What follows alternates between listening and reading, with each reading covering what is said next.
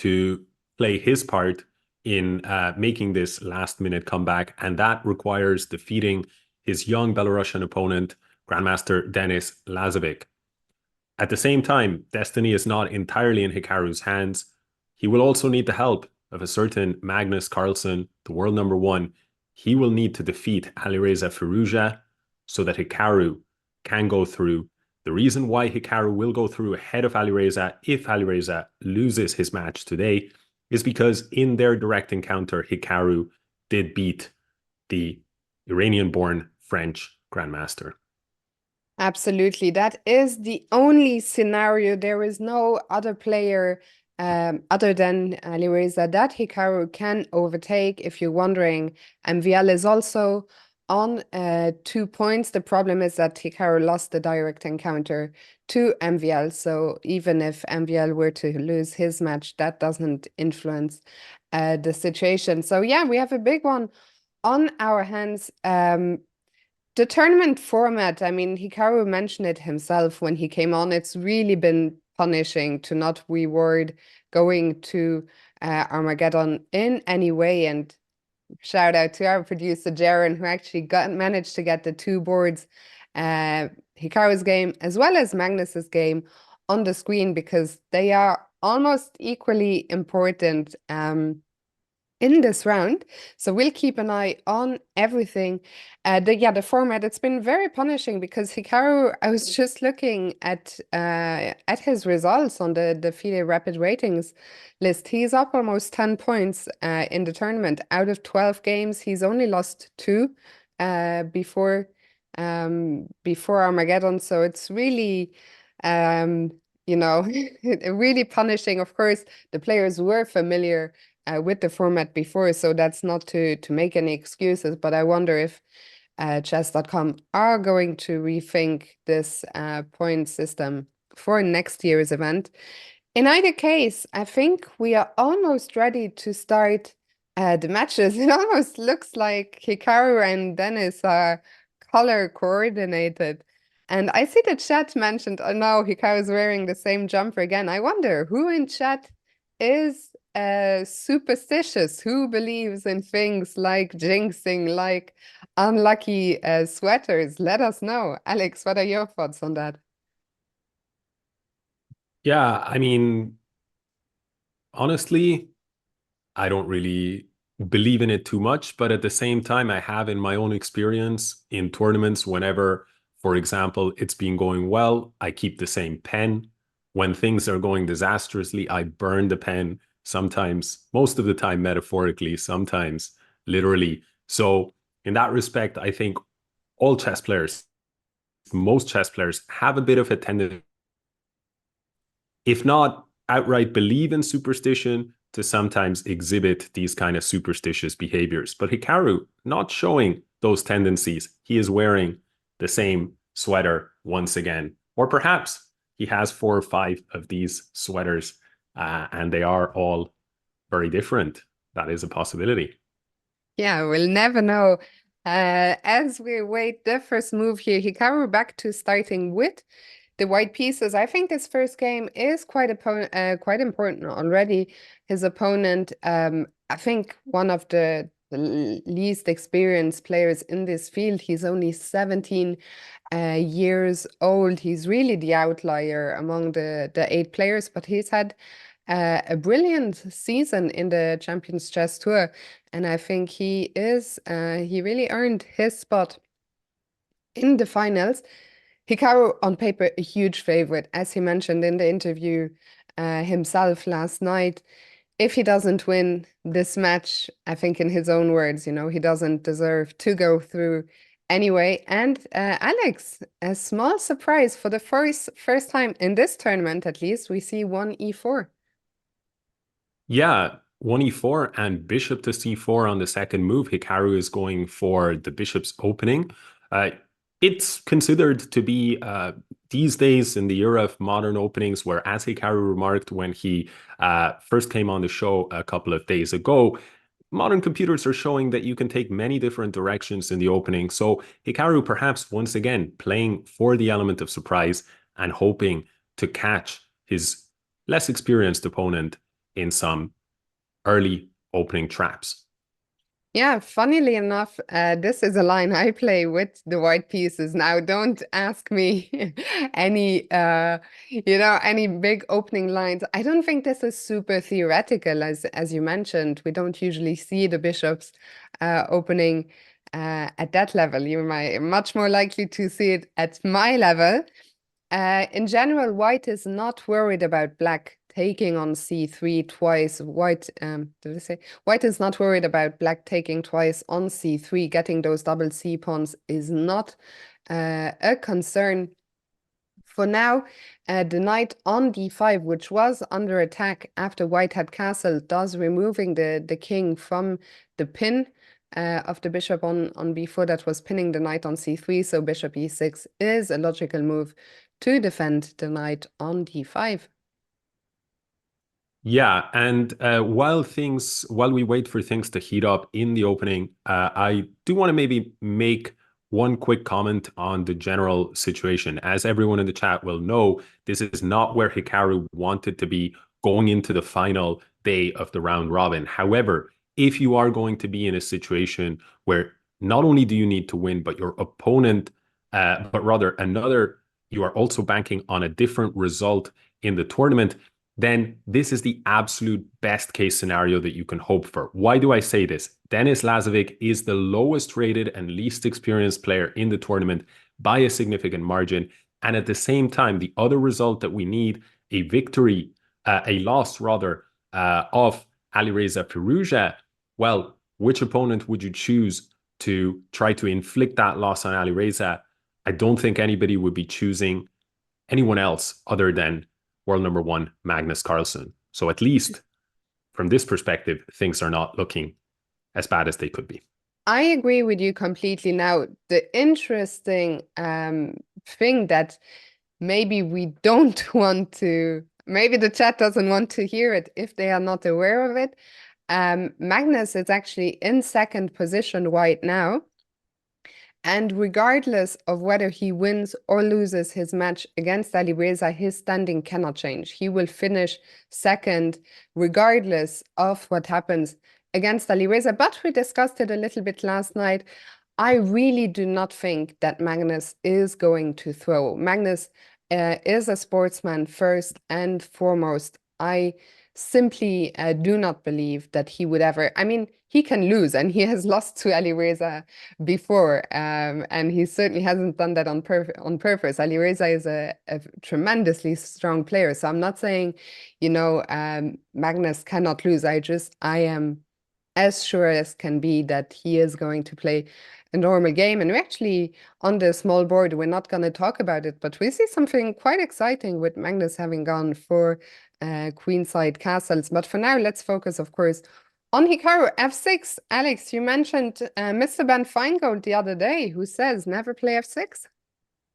Yeah, but I think if there is going to be one exception to playing F6, it's when, the move F6, as you can see, it weakens the light squares around your king. And so that one exception that I want to comment on is when you are the side with the light squared bishop. Here, Denis has the light squared bishop. Hikaru has already traded his own light squared bishop for one of Denis's knights. So the move F6 actually starts to make quite a lot of sense, since after all, the center was under attack and Denis is just looking to keep a stronghold here across all of the central squares.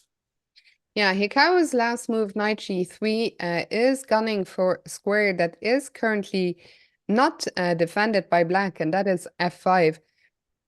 In general, if you're white, if you can plant a knight on f5, that is something you will gladly do. So I don't think that Denis will play g6 to take control over the square, but he might play maybe bishop e6.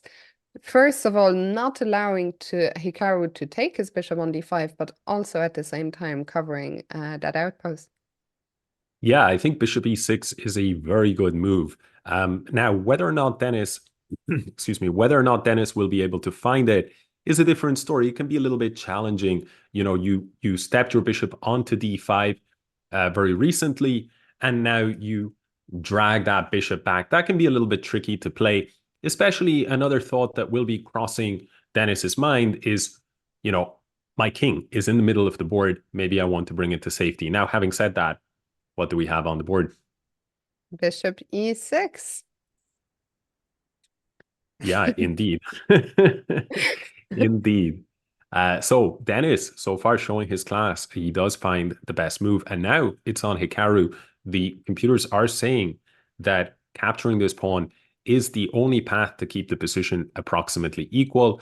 Other directions that make sense, such as king to h1 to step off this exposed diagonal, or a move like queen to e1 to add pressure along the center, none of them seem to be without their problems. And long term, Hikaru definitely has to be a little bit careful because black has the bishop pair, and the bishop pair can prove stronger than the knight in certain positions in the future. But once again, what do we see on the board? The best move, f takes e5. I suspect that Dennis is going to recapture with the knight. Taking with the pawn, with the king still in the center would not be advisable because, first of all, there is this big check which would hurt, and even if it wasn't for the check, you don't want to take with the pawn. Leave yourself with an isolated pawn and open the f file for the right rook. Now, Dennis is thinking, I was just going to say, because he might throw in this check first and then recapture with the knight. And I wonder if black might consider castling queenside. I actually, you know, one thing, we talked about all these different scenarios, but who did Dennis beat? Against who did Dennis get his point from? Because if Dennis got the point against Ali Reza, he too can still harbor chances of qualifying. Yeah, I myself am not sure. Let me see if we can find very quickly Lazovic's games. Perhaps somebody in the chat will know offhand. So Dennis, uh, yeah, it seems like he got it against Ali Reza, if I'm not mistaken, by And no, he drawing. beat. Chat I is think he saying he. drew. Yeah, go ahead. Chat is saying it was against MVL. I see the game you're pointing at, but was he definitely white there? I never know if the top, you know, was he definitely black there? I mean, or is can Uh, somebody confirm? Do you know what I mean, Alex? I know exactly what you mean, but if I click that, then I the know. viewers are going to Okay, I think see. chat are all saying that he beat MVL, but so that adds another layer of complication because it means Hikaru is watching Ali Reza against Magnus, while Dennis is watching who is MVL playing? MVL is playing Nordibek. So a lot of intrigue a lot of intrigue in this round, but it means nobody is definitely eliminated yet. Anyway, we've had a move. I had been wondering, might Dennis think about castling queenside, but no, he also goes kingside, and now we're almost out of the opening stage here. How do you evaluate this position? Yeah, I think Dennis will be quite happy with the outcome of the position. He has um, maybe even a very, very slight advantage, although I think the fairer thing would be to describe this position as equal. The reason I say maybe a slight advantage in the long run is, once again, that bishop pair.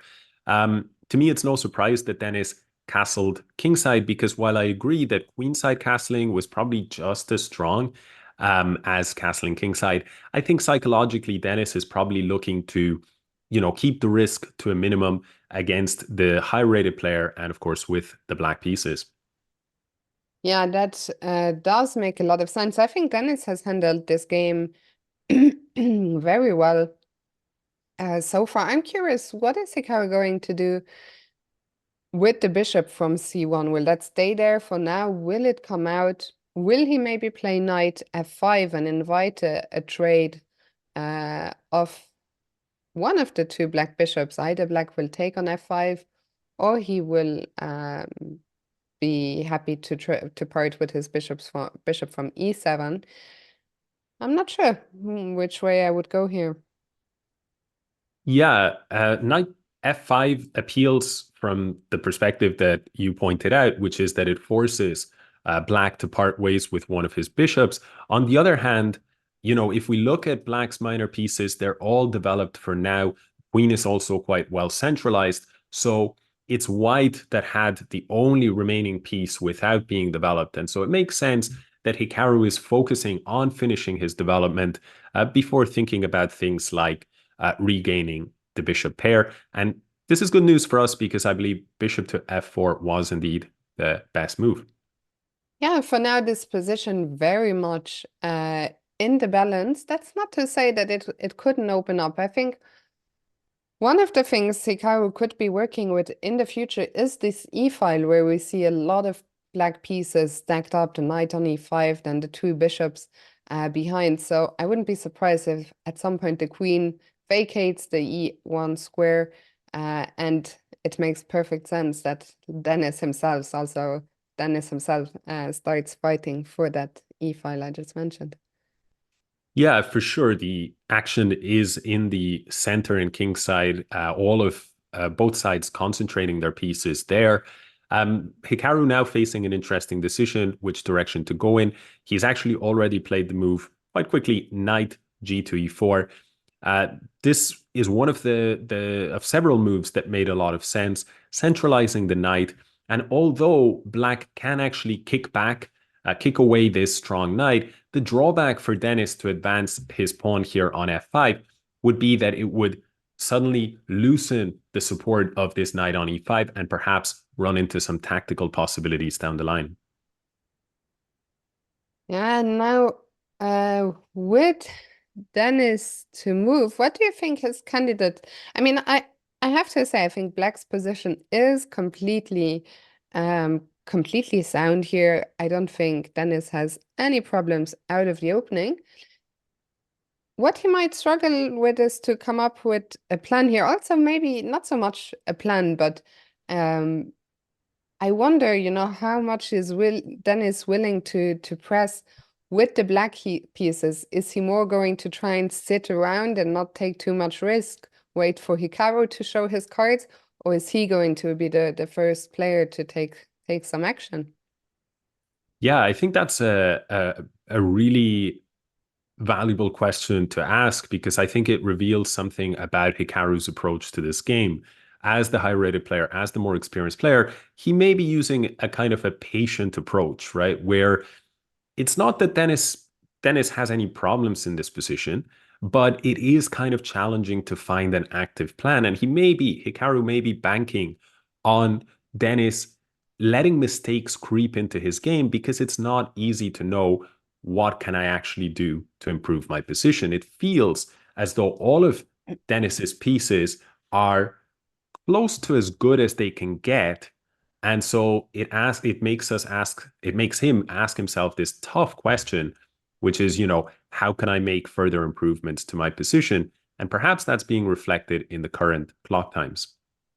I was just gonna talk about the clock times. I think right now I mean, Dennis has just used up half of his allocated time, but I think the clock times could become important here, let's say 10, 20 moves down the line. I think if Hikaru can keep, a 2, 3 minute advantage, there is no way the young Belarus player won't get nervous at some point.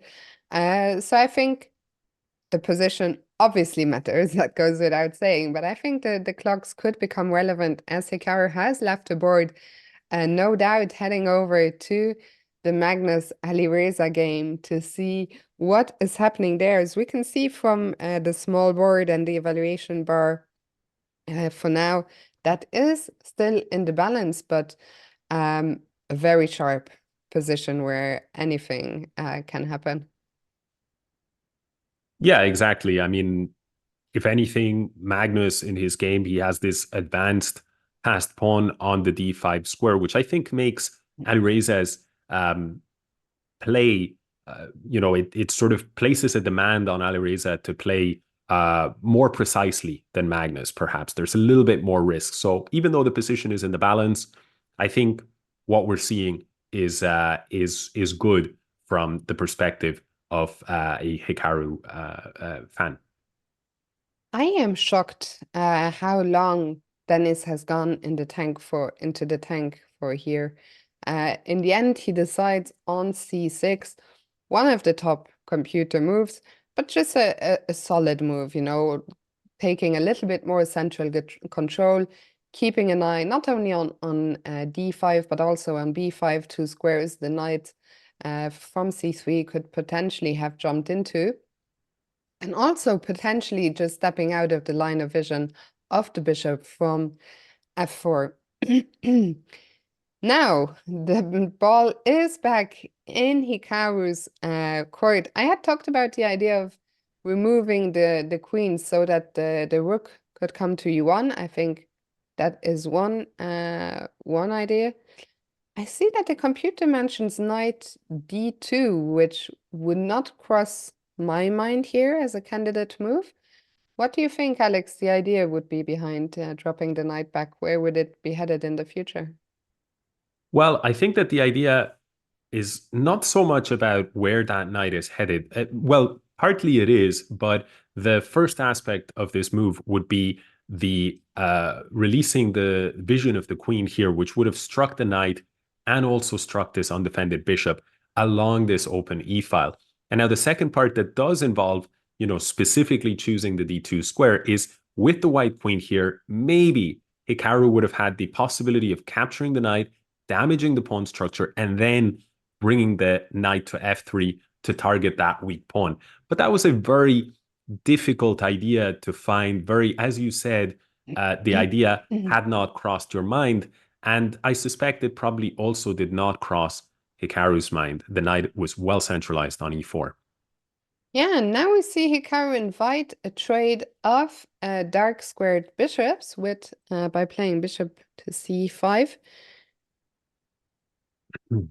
So Hikaru, I guess, would be happy for Dennis to take on c5 himself to get the knight there and then get a rook to e1. Yeah, I think overall he would be maybe a little bit happier with Dennis taking. Well, I'm not sure. It's very close between, for example, taking and a move such as b6. What is Hikaru going to be happier with? Perhaps they're very, very similar. Now, the question is there a different direction that Dennis might take the game in? It seems like f5 is a possible move, but I would be really quite surprised if Dennis takes such an aggressive stance and starts to advance his f pawn, maybe looking to create weaknesses in Hikaru's king side. But just Wow. as I say this, I was completely with you. I did not expect a five, which is quite a committal decision, especially in a moment where Dennis's time is ticking down. There's now almost 4 minutes between the players, and we just talked about the knight going to d2 a second ago. There it is, and the black f-pawn just keeps running up the board. yeah, now there is a concern. We have to accept the fact that right now, the pressure, the initiative is with Denis Lazovic because the advance of the pawn all the way to f4 has allowed Black to secure a very powerful control of this advanced square e3. And Black's knight has a kind of a circuit where it can quickly reach that square, gaining time against White's queen in the process. That means if Denis Lazovic now plays the move knight e5, Hikaru may feel compelled to protect that square with the move h3. The problem that variation, that sequence knight e5 and h3 contains is that would set up a pawn break here, a temporary sacrificial pawn break from Black, again, blasting open the cover around Hikaru's king. Yeah, and unfortunately, knight e5 has been played, which this time I'm not surprised. f5, I was surprised that Dennis went for, but knight e5, I think, is a completely natural move. So a big decision ahead here for Hikaru. Do you go h3, stopping the knight from going to g4, but allowing f3? Or do you let the knight come into g4? I mean, we haven't talked about it, but there is actually a pawn up for grabs on a7 right now. And I would understand if you guys haven't seen that pawn. It took me a while as well because we weren't exactly looking towards that side of the board. Hikaru goes in another direction. He plays knight f3, challenging the knight. If black takes on f3, we are very happy. The concern is what happens if knight g4? I think Hikaru will then take the bait and take the pawn on a7.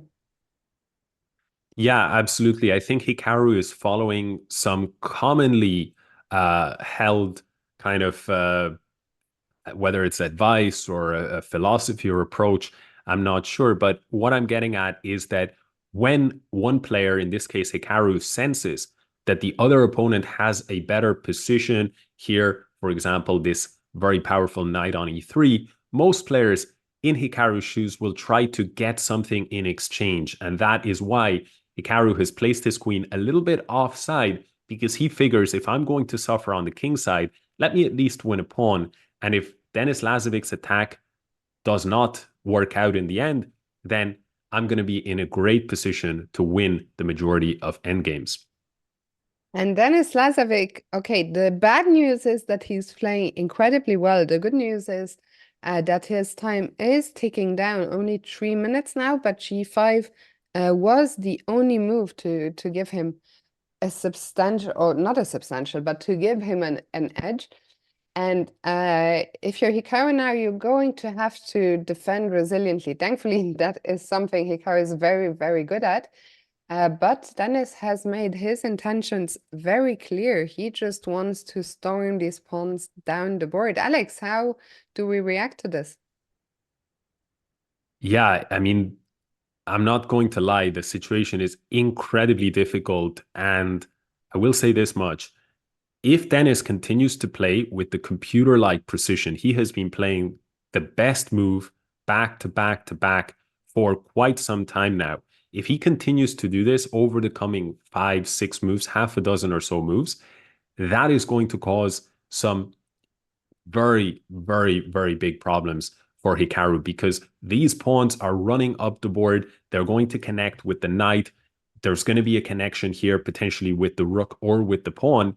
There is already a pawn majority for black. So they are starting off with an advantage in this battle between, let's say, the infantry of the chessboard. So in that respect, I'm not sure that there's anything that can be done that is going to be completely satisfying against perfect play from black. What Hikaru needs to count on is that Dennis, with only 3 minutes on the clock, is going to start introducing some mistakes into his game.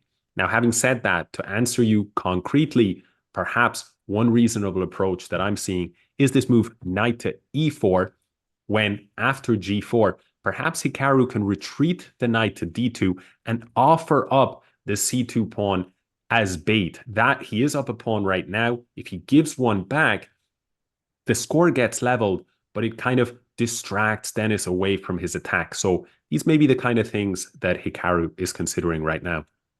Yeah, I think another big consideration on Hikaru's mind is, do I play h3 or not? H3 temporarily stops the black pawns in their track, but h3 is also what we call a hook. So in the future, it might make the white king side more vulnerable. It will also leave a big hole on g3. So I think all of these are things going through Hikaru's mind right now.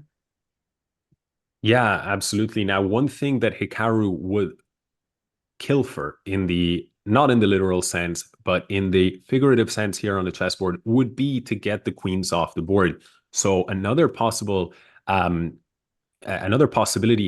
may be spending some time on is this idea of playing the move queen to a5, offering, or rather threatening to win this pawn. And if you imagine a situation where Dennis continued to push the pawn up the board, he may go queen g5 anyway with a check, and that would force the queens off the board. The problem for Hikaru is that a move such as queen a5 may potentially be met by the blocking move b5. Yeah, so Not to mention, plenty to consider here, huh? Not to mention. Sorry, not to mention that rook f5 is also a possibility. Yeah, that is a good point. Times are evening up here, but we see a move by Hikaru. It is knight e4, I think one of the moves you had mentioned, right? With the other knight dropping back to d2. Yeah, correct. So knight d2 now is that idea to sort of give up this pawn, um, a little bit of a guinea pig pawn there, but Hikaru does go in a different direction, and yeah, I guess viewers are not going to be too happy if they have an eye on the health bar. Knight g5, I'm curious what Hikaru's plan is. The best response here for Dennis is bishop d5. Maybe his idea is to play c4, because I was wondering with h6 next, where is that knight from g5 gonna go? Um, I think knight bishop d5, I'm afraid, will be played, but the question is, how will Dennis react to c4? Yeah, indeed, you called it. C4 is Hikaru's idea. And now the good news, and where we have to hold our breath a little bit, is that the best move for Denis Lazovic was bishop takes c4. No more holding of the breath is necessary, because bishop takes c4 was the best path to an advantage for Denis. But what I was going to say is that's a hard move to play, hard move to spot. And indeed, Denis appears not to have given that possibility too much thought. Things are still not looking good, but when you consider the sharpness of the position and that Denis is below 2 minutes on the clock, practical chances are very much alive. Yeah, also remember that Hikaru is still up a pawn, so if Dennis's attack doesn't crash through, then Hikaru will be in great shape. The more time ticks down, Dennis, seems to be getting a little bit more nervous as we see him glance towards the clock there.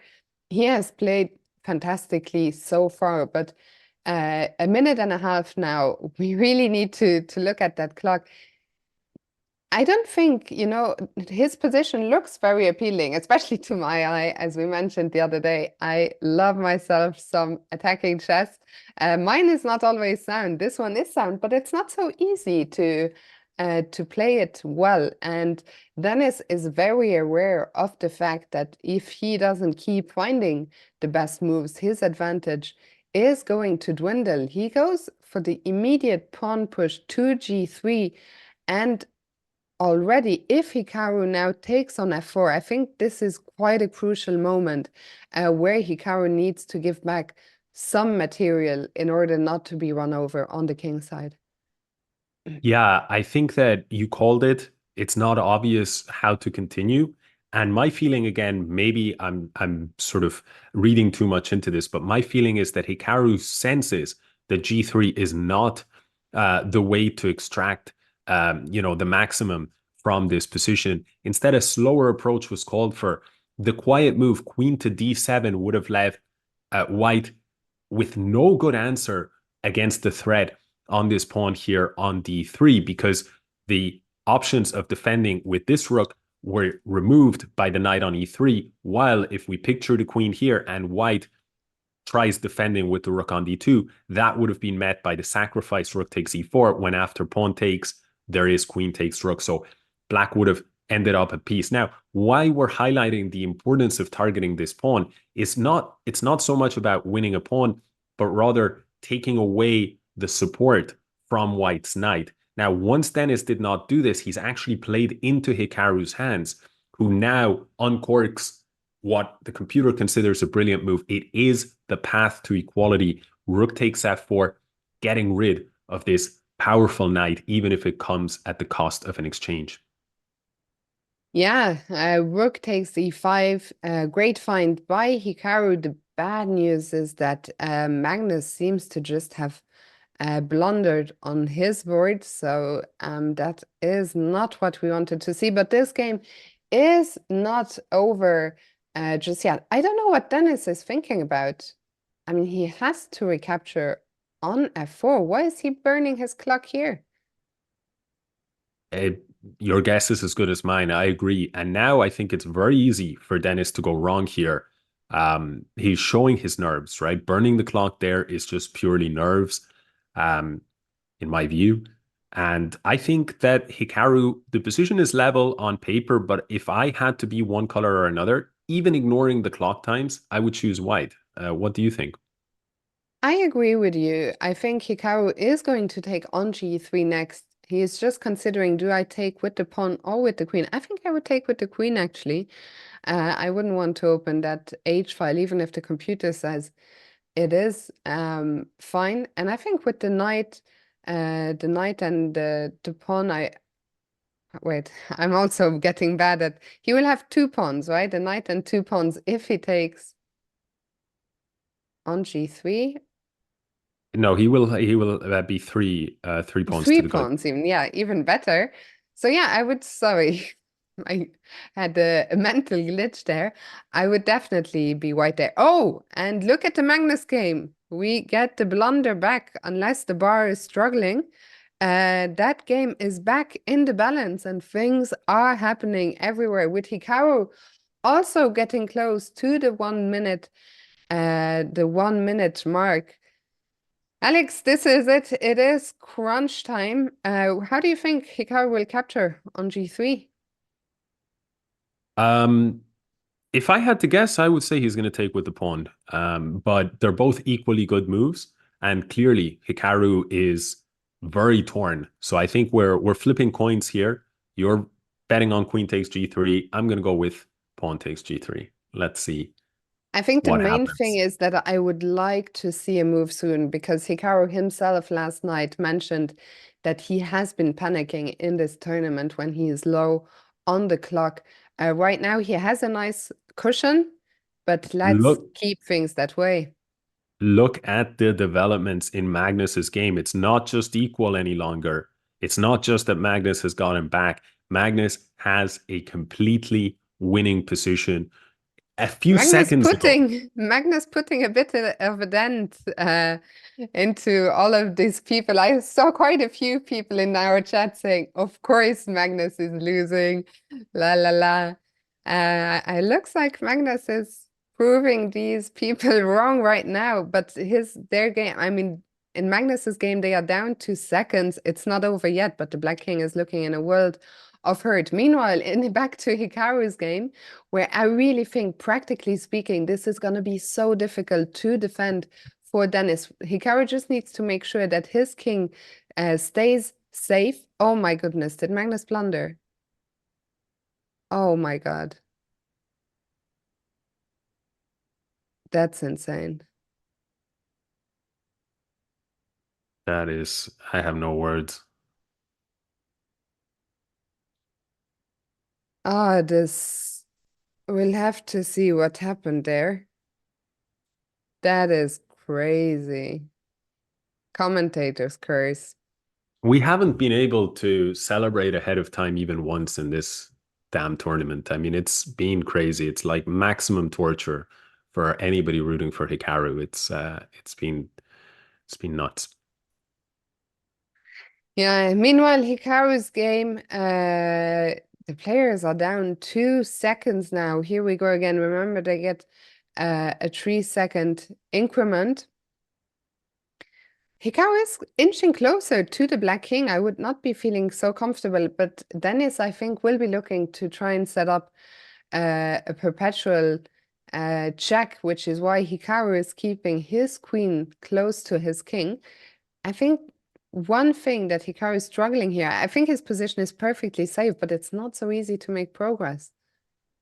Yeah, maybe Hikaru is looking to get in along this diagonal, but to be fair to Dennis, he's just been playing perfectly. Now, Hikaru's taking it in a different direction, and he's going to try his luck with this endgame instead. Now, we're not going to say there's zero risk here for white, but I think that there is a lot more risk for black, especially after this exchange of pawns.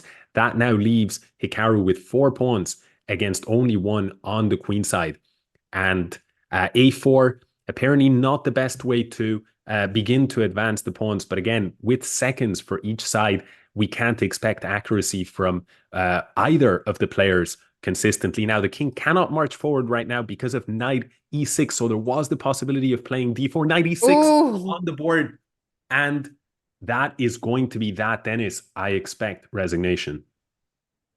What a trap there in the end. So Hikaru gets his job done. He is not happy. I don't know if he's already seen what happened in Magnus's game. Let's see, do we have any live games before we quickly check what happened? We have one live game, so let's go to Nordibik against MVL, and then we'll quickly check out the Magnus game too. Yeah, this position is not looking too exciting, to be honest. It's opposite colored bishops, equal amount of pawns. So I think we're going to see a draw in the next few seconds.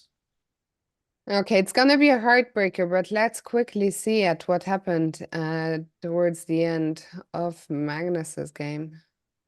Yeah, this is just absolute madness. And I have not seen what exactly happened. I think when things started to heat up, it was approximately in this position where knight takes d5 was played by Alireza, a what looks like a sacrifice, but it's actually just snatching the pawn. Now, Magnus replied with bishop h7. Now, king went to h8, and Magnus played the move bishop e5. Understandable mistake in the sense that he wants to cover this square. Bishop e5, however, did put Magnus in an immediate problematic position. At this point, f takes e5 would have been enough to secure victory, but Alireza returned the favor with bishop a4, and Magnus finds the only move to survival. Not happy with a single mistake, Alireza goes for a second mistake, and Magnus finds the path to an advantage. And from here, this was the moment when we started to believe that Magnus had turned things around and would convert with his usual clinical efficiency here. There is pressure against the pawn on f6 now. What happened? King went to g7. Magnus picked up the pawn on b7. That is the best move. And after rook takes c4, he finds again the best move, a perfect sequence from Magnus here. But after king to g8, this is when things start to take a little bit of a different direction. What did we need to see? Perhaps a move like bishop to e4, which would have been logical, defending the pawn on c2, also looking for bishop h7 check, when after rook takes f6, you see these bishops gunning down against the black king. And that could have actually been a very fast checkmate. Instead, he grabs the second pawn. He still has the advantage, but now it's a narrow path to victory. He needed to find rook d4, and instead he plays bishop d3, which I have to admit is a very difficult blunder to understand. Rook b8 seems pretty straightforward here to spot, but at the same time, we have to consider one thing, which I wasn't realizing until now. Everything is explained when you look at those clock times, 5 seconds for each player. So I don't believe that there's anything here about, meta game or tournament considerations. I have been watching Magnus's games for since he was a kid, and I've never seen any kind of thing that might suggest that. But it is really, really unfortunate from our perspective here that this is the kind of blunder that does happen in what is essentially a bullet game. But it could very well not have happened, and it would have made the world of difference. So unfortunately, rook b3 necessary. But here, when the dust settles, black's rooks are or white's rook and bishop is no match for black's rooks.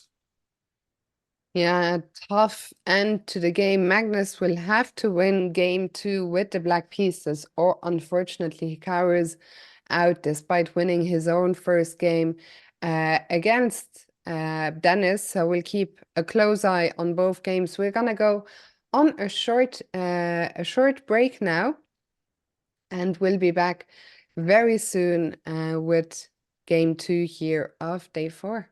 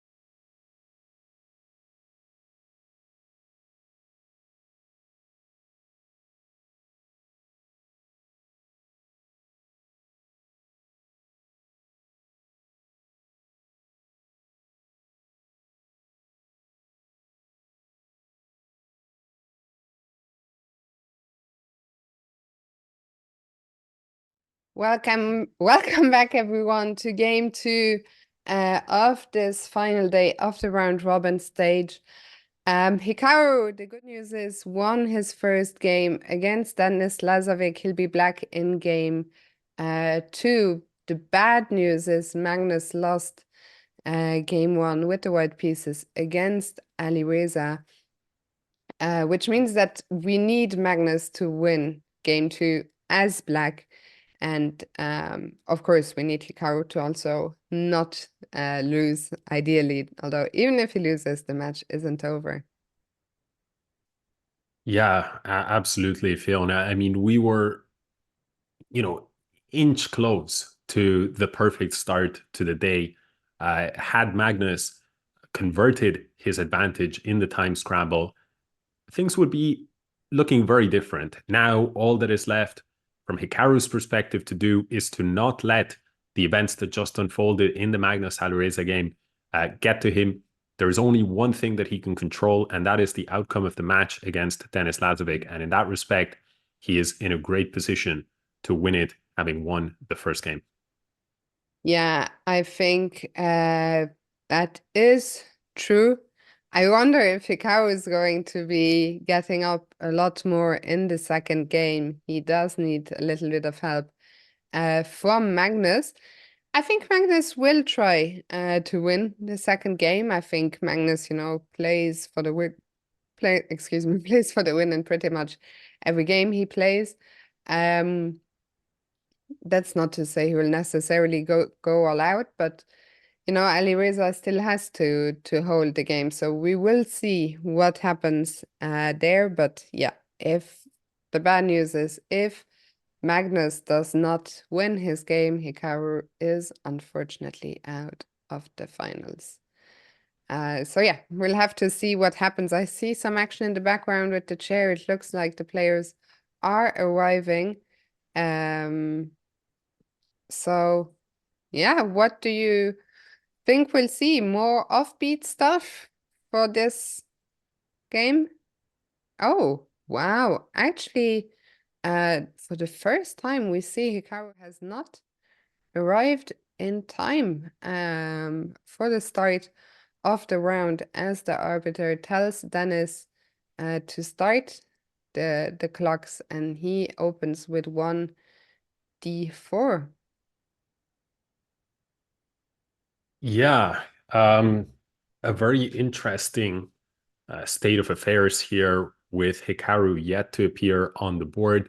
I suspect he'll arrive any second now. Yeah, with respect to the Magnus Alireza dynamic, the biggest concern for me with when it comes to Magnus actually winning with the black pieces is something that a viewer or two have pointed out, which is that if Magnus does manage to win this game, first of all, with the black pieces, that is never an easy task. That will force him into an Armageddon game. That will extend the duration of today's quite long day. So from the perspective of conserving your energy, if you forget your will to win, from that perspective, there is a little bit of an incentive for Magnus to maybe play a quiet game. I'm not saying that he wants to lose or No, even but doesn't want. sorry, what are you saying? What is the incentive? Well, that if he doesn't win this game too, then he avoids Armageddon. So he Ah, has less playtime today overall. So from the perspective of resting and resetting, if you forget everything else, there is a slight incentive there. Now, do I think that that's going to factor in much into Magnus's calculations? No, I tend to agree with you, which is that Magnus loves to win. So that is his default approach to games. But nevertheless, it's not a good situation. But now back to what is unfolding in the board between Dennis and Hikaru. yeah, I'm not sure what's going on. I mean, Hikaru is 2 minutes late at this point. Oh, but he does arrive with a shake of the head. I wonder what happened there. We've got something to wonder about. every single day, but they are off. And Alex, we see a Nimzo on the board. Yeah. Okay. Hikaru, perhaps maybe there was some slight confusion there. I don't buy into the idea that some viewers expressed that maybe it has to do with his discontent at the situation, because ultimately, you know, what I think trumps any frustration is keeping that chance alive as much as you can. And for now, he's still alive in the event. Yeah, I think Shadok was probably right. I read something in the new regulations that the players, once they've been checked, they can go to a certain rest area, but if they do, they then have to be rechecked. So I do think that is the most likely, that Hikaru is maybe not aware that if he goes to a certain place within the venue, he'll have to be checked again. And these checks do take 2 minutes, so that would check out. Anyway, we have Bishop C2 has just been played, and Alex, this is a very solid opening for Black. Yeah, no real problems here. It makes sense that Dennis is choosing this approach. It's characterized by this weak pawn here, which is known as an isolated pawn, or rather specifically an IQP, isolated queen's pawn. Now, the drawback to such a pawn is that it's weak. It has to be defended by its own pieces. The benefit, however, is that it is the only pawn in the center of the board, in the core of the center. And that means that Dennis has a little bit more space, slightly better squares for his pieces, and his hope is going to be that he can leverage that and be able to get attacking chances against Hikaru's king with moves such as queen to d3 already possible and setting up a direct threat of checkmate. Yeah, I think queen d3 is what Dennis is gunning for. Hikaru just played bishop d6, allowing Dennis to take on d5 if he so desires, which would leave Hikaru with an isolated pawn on the d file as well, but I don't think that is something that he is concerned about. No, that would introduce symmetry into the position, right? As both sides would have isolated queen's pawns, and it would also get one pair of pieces off the board. As an added bonus, suddenly Black's bishop would have more scope to get into the game. In general, if you're in Dennis's shoes, you want to keep pieces on the board. Remember, the more pieces that come off, the nearer we are to an endgame. And the majority of endgames are going to be fine for Black from this position. Yeah, and so Dennis still in the tank. Hikaru, despite arriving slightly late to the game, the times have evened up. Hikaru probably currently checking out Magnus's game. Maybe we're not gonna change the board, but we can see that game on the bottom right corner. What do you make of that one, Alex? Yeah, I mean, I've been keeping an eye on it, as I suspect the majority of Hikaru's fans have been doing similarly. I'm quite glad with what I see. It's not like Magnus has an advantage here, but he went for, I believe, a Sicilian defense. The position has plenty of life in it. And so that's what we want to see. The last thing we wanted to see was The Magnus Berlin perhaps draw. Berlin defense playing the Petrov. So I think that with his choice of opening, Magnus is signaling that he's here to play. Yeah, and I take the point that you made earlier that Magnus, he's gonna finish second in the round robin regardless of what happens in his match. So I'm sure the sooner he can be done, the happier. But I don't think he'd just accept a match loss to get an extra 20 minutes rest. He's not going to be involved in the survival stage, which will follow. So knowing Magnus, a little bit, he's not gonna take a match loss in order to gain 20 more minutes of, or 25 more minutes of rest. Meanwhile, we have seen some developments here as some pieces are coming off. Are you a little bit surprised by how Dennis is playing this? Yeah, I'm extremely surprised. It may just be that Dennis is lacking confidence here. He just doesn't feel like he he's got what it takes to win on demand against a player of Hikaru's caliber. Remember, Dennis is the other player who is at risk of elimination, or is another one of the players at risk of elimination alongside Alireza Firouzja. So for him, even if he was the underdog going into the event, his mood cannot be so great, right? Of course, a player like him, fast improving, very young, I'm sure he came into this event with plenty of ambition. So to be in his position right now cannot be easy, and it's hard to play your best chess in that scenario. Yeah, for sure. And I see in the chat, actually, do you remember, Alex, way back when on day one, I was wondering what is that next to the player's board? And I do think, who was it who said coffee, coffee, coffee, coffee? Where are you, crazy coffee man? I think it was the player's badge all along, but probably with the sort of the tag on. So I don't know. No, I retract it. I don't think what we mistook for this. I don't think what we saw on day one. Anyway, I digress. I don't know where I'm going with this.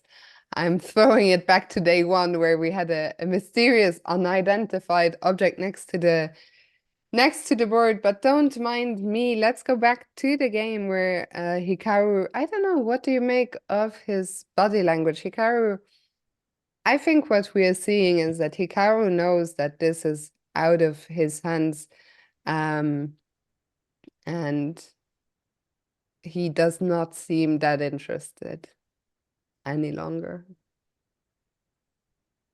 Yeah, well, on some level, that may actually play into, or sorry, in his favor, in the sense that at least he can play a little bit more relaxed here.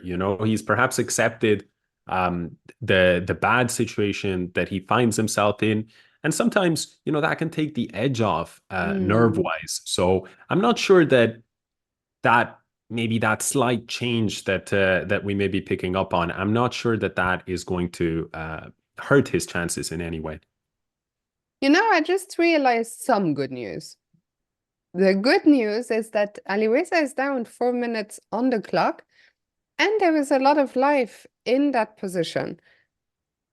So I think that is as much as we could have hoped from this game two of Magnus, where he needs a win to keep Hikaru's chances alive. Meanwhile, Hikaru's game still, completely in the balance. I think Hikaru has played so many of these kind of positions before, as you mentioned, the pawn structure completely symmetrical, um, the same pieces on the board. I, of course, white, I think the one with the slight pull with the bishop from b3 hitting the pawn on d5 and the rook now coming to the c file, but I think Hikaru will be very happy with the kind of position he got. Yeah, for sure. Having said this, you can never relax in these positions. Dennis will keep trying to win, but I mean, on paper, it's as good of an outcome as you can really hope for in a situation where a draw is enough, right? You have these similar pawns, a couple of minor pieces have been exchanged for both sides. It's what more could you wish for? Absolutely. Hikaru, after, losing 2 minutes at the start of the game, he has well and truly regained the edge on the clock as he's now 2 minutes up. Bishop a4, a slightly mysterious move. I thought the bishop was well placed on b3, exerting pressure on black's pawn on d5. What do you think bishop a4 is about? Well, I think from a positional standpoint, what Dennis would be hoping for is to exchange bishop for knight. That would actually give him a powerful knight. One concern in the long run, if you allow this, is that your bishop is hemmed in by the same color pawns, right? So that's why Hikaru didn't want to allow any of this, and he immediately retreats the knight. And it's actually very useful for the knight to go to e7. It's not a passive square because from there it has two interesting roles to play. The first is to support a rook arriving on c8 that would lead to further exchange of pieces. And the second is perhaps at some point to pivot to the f5 square from where it can put pressure on some of the weaknesses of the white position. Yeah, so knight e7, nice multi-purpose move, met by knight c3 from Dennis. So I just talked about how the bishop wasn't exerting pressure on the pawn on d5 anymore, but here comes the knight. But the knight might also be looking to go further forward towards b5, and from b5 the knight would be targeting c7. The rook would also potentially come in, so I think we might see Hikaru play a6 here just to prevent the knight from landing on b5. Yeah, absolutely. A6 is, I think, a move that Hikaru will be considering. One other possibility, if it worked, would be the move bishop to e8, immediately threatening to exchange more bishops. But that's a little bit risky because if white does agree to that exchange, then he may be following up with knight b5, that invasion. So in that respect, your suggested move, I think, is the safest approach. A6, shut down the activity of this knight, and notice the way in which Hikaru's pawns would be working well together to just keep that knight at bay. Yeah, so Hikaru's still thinking. We are waiting for his move. Meanwhile, I am once again looking at the Magnus game where we have just seen a central pawn push and a few pieces coming off the board. But what do I see? I see that Magnus has his beloved bishop pair. He's also up 4 minutes on the clock. This is gonna be a grind. I think Magnus will try to grind it out. I don't know how big the chances are, objectively speaking. But with the edge on the clock, I think there is some suffering on the horizon here for Alireza. Yeah, certainly. I mean, the position, I think it's a little bit too early to call. And Alireza, one of the sharpest, and fastest players on the planet. So for now, the slight edge in the position that Magnus has with the bishop pair and the clear edge on the clock are not quite yet cause for panic. But I agree with you fully that if things continue to go in Magnus's direction, Alireza could find himself in a pressure cooker situation 5 or 6 moves from now. I also think that in general, winning with black, of course, is great. But let's not forget that Alireza, of course, after the win, he'll be feeling great, but he is also under that pressure of potentially going home today. And you feel going into the second game with white that you feel like, oh, I should have this under control quite easily. But I think it adds to the pressure that can build up. Meanwhile, we saw Hikaru make the move that we talked about. A6 is on the board, and then is bringing the other rook to e1. And now Hikaru looking for some rerouting. I think he is eyeing up b6 and c4 next. Yeah, the knight on e7 maybe started to feel a little bit uncomfortable given Denis Lazovic's strategy of trying to kind of put a bit of a squeeze on that e-file. So Hikaru taking the opportunity to rotate the knight, looking maybe for the b6 square directly. Another slightly riskier strategy would be to advance the pawn here on b5, kick the bishop back, and then play knight b6 with the benefit of that being that you would have gained a little bit of space. Now, having said that, the second the bishop moves, that idea becomes less attractive and it was already perhaps a bit dubious. So Hikaru gives it no consideration and steps the knight out to b6. Yeah, and we saw a few moments ago Hikaru play a6 to stop the white knight coming to b5. We now see the same strategy on the other side of the board. Dennis pushing his b pawn forward 1 square to stop the black knight from landing on c4. I think there's a few moves that make sense here for Hikaru, but I think the most likely is that one of the two rooks will go to E8 to start looking for some exchanges. Yeah, sorry, absolutely. And it seems as though Hikaru has chosen to step his F rook onto the E8 square. I'm not sure that there was an enormous difference between which rook to select. Perhaps the A8 rook had a kind of a funky little advantage to it. If this rook had gone, then it was easier for black to maneuver this knight back. Now, that may seem a little bit strange. Why would black want to play a sequence like knight c8, e7? Did he not, after all, just come via e7, c8 to b6? Why would you return to where you came from? And the answer to that has to do with the developments on the queen side.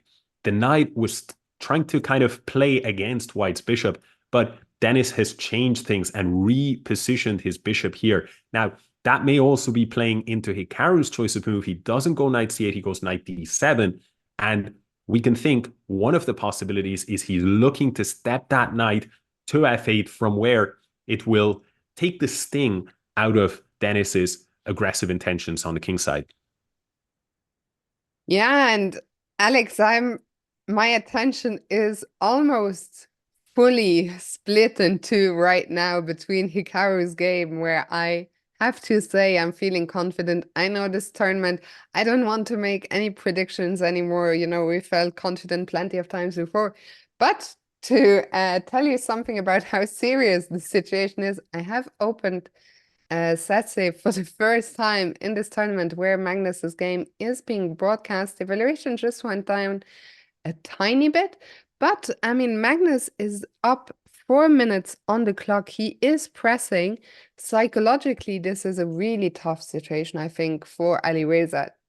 Magnus's position is far from being won. Of course, Sase says minus 0.4, but a second ago it was minus 0.8. I think it's the kind of position where, you know, things might change quite quickly. I think Magnus will press for a long time with the bishop pair. Meanwhile, all rooks have come off the board in Hikaru's game, and I'm struggling to see anything happening. Of course, Dennis will try to keep the game going. I'm almost starting to wonder if we should Okay, there's no need to swap the two boards, but I think Hikaru has got this under control, and I really do think that everything will come down to the Magnus game. Yeah, I mean, look at Hikaru. He is as relaxed as you can be in this position. And that has to do with the fact that he feels, I suspect, that his part, while not completely, not fully done, his side of today's events is as under control as you can expect with the game still going on, right? As you could hope for. He's won the first game. Even if he were to somehow lose this one, we would still be going to an Armageddon. So it's not like this would be an elimination. And I agree with you. It's dangerous to say anything and to kind of remain optimistic because this tournament has sort of been punishing for the optimists in the crowd. But having said all of this, I mean, objectively, things are looking excellent on that front. I agree As with you. Hikaru gets up to check out what's going on in Magnus's game, and I think he will be overall quite happy with what he's seeing. Magnus has an edge. It's not a winning advantage, but it is an edge on the board and on the clock. Um, you know, he might not win, but this was really pretty much the most we could ask for. Meanwhile, Dennis trying to maneuver his queen around queen c3, taking control of the c file. And I wonder, you know, if you're black, you can play pretty much anything. So I'm struggling to come up with the best plan here. Is there anything not to do in this position, Alex? Get checkmated. That's the main one. So yeah, I mean, the only possible chink in the armor for black is this h6 square, which for now, doesn't seem like a concern. But, queen d2, knight g4, queen h6, these kind of coffee house attacking ideas, maybe throw in the h pawn. Those are the kind of ideas that Dennis may have to resort to if Hikaru continues to be, to defend as solidly as he has. But to be honest, I just don't think that Dennis is going to have the time to engineer that kind of an attack because he has his own problems. His king is not perfectly safe. The pawn on d4 is vulnerable. And now knight b8 is a brilliant move here with a clever idea behind it. That he wants to play knight c6. I wasn't sure if it was knight c6 or queen c6. I hyped it up too much. I'm Yeah. sorry about that.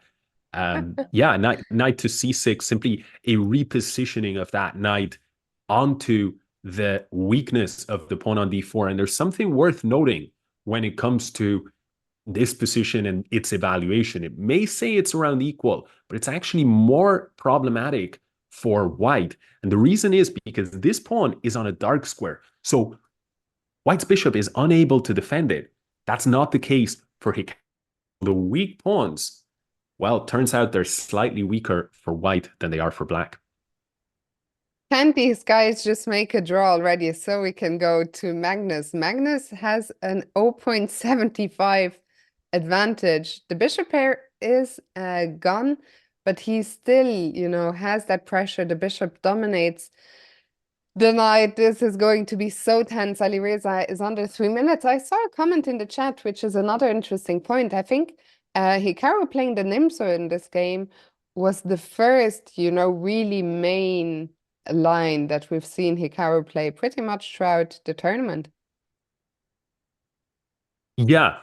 But the Nimzo, a very solid choice. Hikaru was in a pretty luxurious position having won that first game. So a little bit more of an incentive to play, to go for such a solid opening line.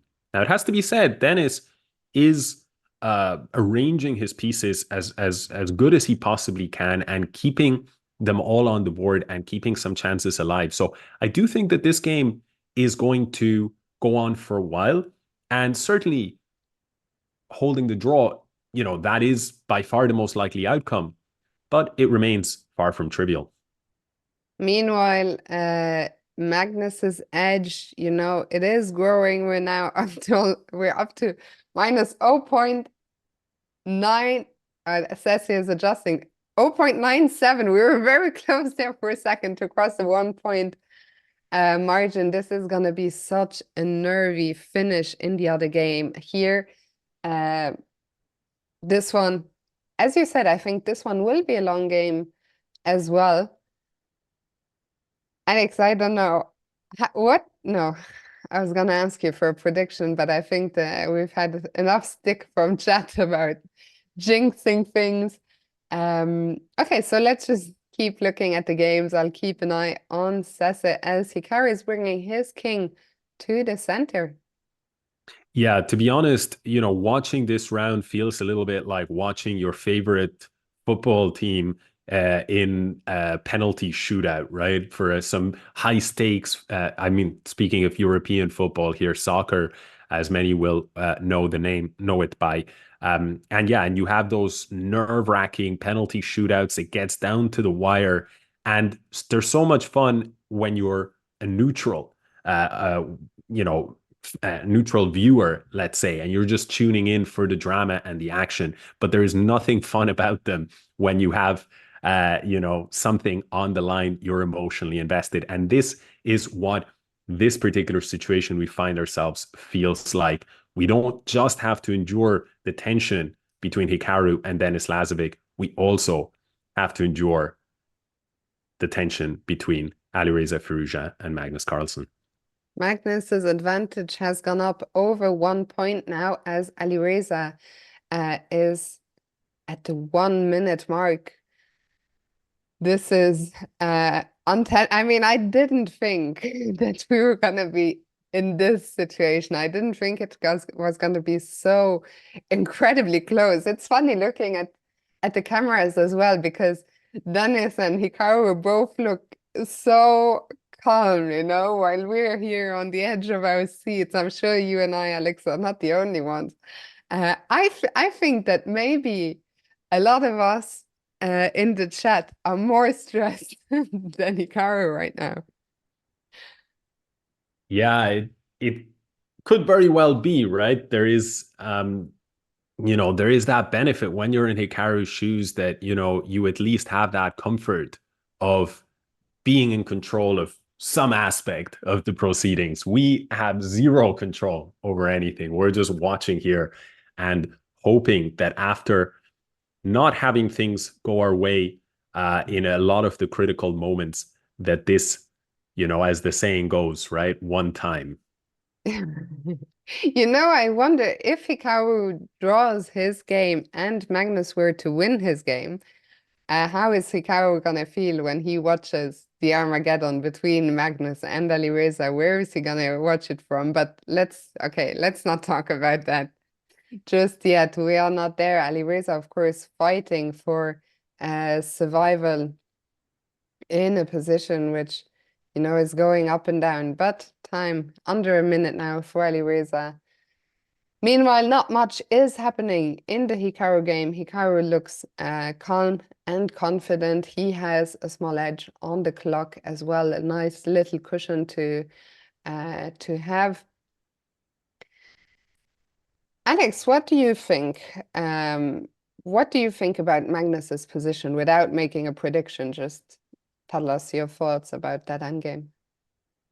Yeah, what I think is that, of course, he has an advantage everywhere on the board. All of his pieces are better coordinated. You see that passive defensive configuration from Firuzha, but it's not a straightforward conversion. It's a delicate position. One mistake can give up a lot of the advantage. So certainly no room for assumptions for now. And as I'm looking at the board, it does seem as though uh, Magnus has veered astray. Yeah, the computer did not like the queen trade, but this looks, I mean, with the king coming to b4, I'm not sure why this is not good anymore. Let's see. It may be possible that after f4, rook c3, checking b4, there may be some ideas of hunting down the pawns with knight g1, knight takes h3, and knight takes g5. If that is a line, then the situation becomes, a pawn race, incredibly difficult type of position to calculate. It may be that the problem is elsewhere. We'll have to keep a close eye on that. Meanwhile, Hikaru is suddenly better. I don't even know how that happened. Bishop c2 is offering a trade of bishops, but Hikaru plays the best move in the position bishop b5, and he is suddenly in charge as we see Dennis for the first time showing a visible sign of frustration, because what has happened, I think the pawn on b4 is going to drop. Yeah, absolutely. And once that pawn drops, with it drop, 90% of Dennis's winning possibilities. In fact, with his last move, things are really going wrong here for Dennis. Why is that? Because now Hikaru can capture with the queen with a double attack on White's queen and bishop, and on top, as if that was not enough, an attack on the pawn on d4. I will, have to disappear from the internet if I get I was going to say if I get this prediction wrong, and I was going to go down that line. I am not going to go down that line. Still no predictions, but I will say that Hikaru's position is now objectively winning. It is okay. I think the main thing is that wow, we talked earlier about how one mistake is often followed by another. Knight c2 is not a good move, because if Hikaru drops back to c6, I think the a5 pawn is also going to drop. Hikaru will have two extra pawns. Sorry, yeah, it's a double attack on the two pawns. And that's what Hikaru does. So all eyes on Magnus now, where the advantage has unfortunately gone but a lot of life still remains in this position as Alireza is down to 40 seconds. Yeah, I mean, and 11 seconds for Denis Lazovic. This position is resignable. I think it's just pure desperation, pure inertia from Denis. I mean, Hikaru is up 2 pawns, healthy pawn structure, better placed pieces. Perhaps he'll just bring his king in and scoop up the remaining pawn sooner or And we later. just saw, sorry to cut across, King E3 by Alireza was a mistake with the evaluation bar shooting up again, but the players are getting low on time. Magnus did not respond in the best possible way. This is going to be such an intense finish. I hope Dennis resigns soon so that we can go there. The pawns are just running up the board now. Hikaru is about to wrap up his match 2-0. Someone is asking, will Hikaru draw or will he win? I don't think Hikaru is interested in a draw, even if it wins him the match. He knows this endgame is winning, and I think we'll see a resignation very soon. Yeah, Oh my goodness, absolutely. Magnus is winning all of a sudden. Yeah. We're ready. If you wish, we can go to that position. Hikaru Okay, Nakamura Hikaru has has just won. officially won. Let's go to Magnus's board. All of it is down. Hikaru has done the most he can do. Let's flip it so we watch it from Magnus's point of view, maybe. Yeah. Magnus What we is need. completely winning. He is completely winning here. Sorry to cut across, but it is bishop c6 as one example was maybe the cleanest path to victory here, but everything is winning. Why? Because he is up a pawn. He's got the better piece. The bishop dominates the knight in these open positions. The pawn is 2 squares away from promotion. Alireza has 3 seconds on the clock. We cannot ask for more advantages. And now, if rook takes h3, there was rook b3 check. There is no need for that. Bishops outshine rooks in these situations where pawns run. Why is this? The knight takes a million moves to cover the a1 square. The bishop only takes one move to cover the g8 square. So there's all of these different factors in Magnus's favor. Somehow he's gone to the wrong square. King has gone to b4, and that is apparently the wrong square to move to. Now, suddenly, there is a threat of knight d3 check, and after king a4 to step onto d4. How is this possible? Still, it looks okay for Magnus. Still, it looks extremely difficult to play in practice for Alireza. But somehow, inexplicably, Alireza is back in the game. I mean, this is just insanity. Like I am struggling to believe what I'm seeing. Like it's just, and again, like I don't think there is any element of throwing going on here. I don't even know how easy this is to hold for Alireza. I just Yeah. think that, yeah. No, absolutely. I mean, it's almost as if the normal rules of chess are not applying in this end game. I mean, how is it possible? And now, unfortunately, the pawn on b6 is falling by force. b5 was not possible because of knight c5. There was a pin Okay, there. but can we still hope for rook and bishop against rook? Yes, absolutely, we can hope for that, and that is what we are left hoping for. Unfortunately, right now, Black's king is actually tied here. How do you make progress? If you move the king, you are going to lose this pawn. If you step it here, you're still going to lose the pawn because you disconnect the bishop from influencing. And that is the major problem, that Black seems to be struggling to make progress. Now, Magnus has found a solution to that. He's blocked with the bishop in order to now be able to move the king and push. And here we are. We are in this famous rook and bishop Move versus rook 72, endgame. guys. We have up until move 122.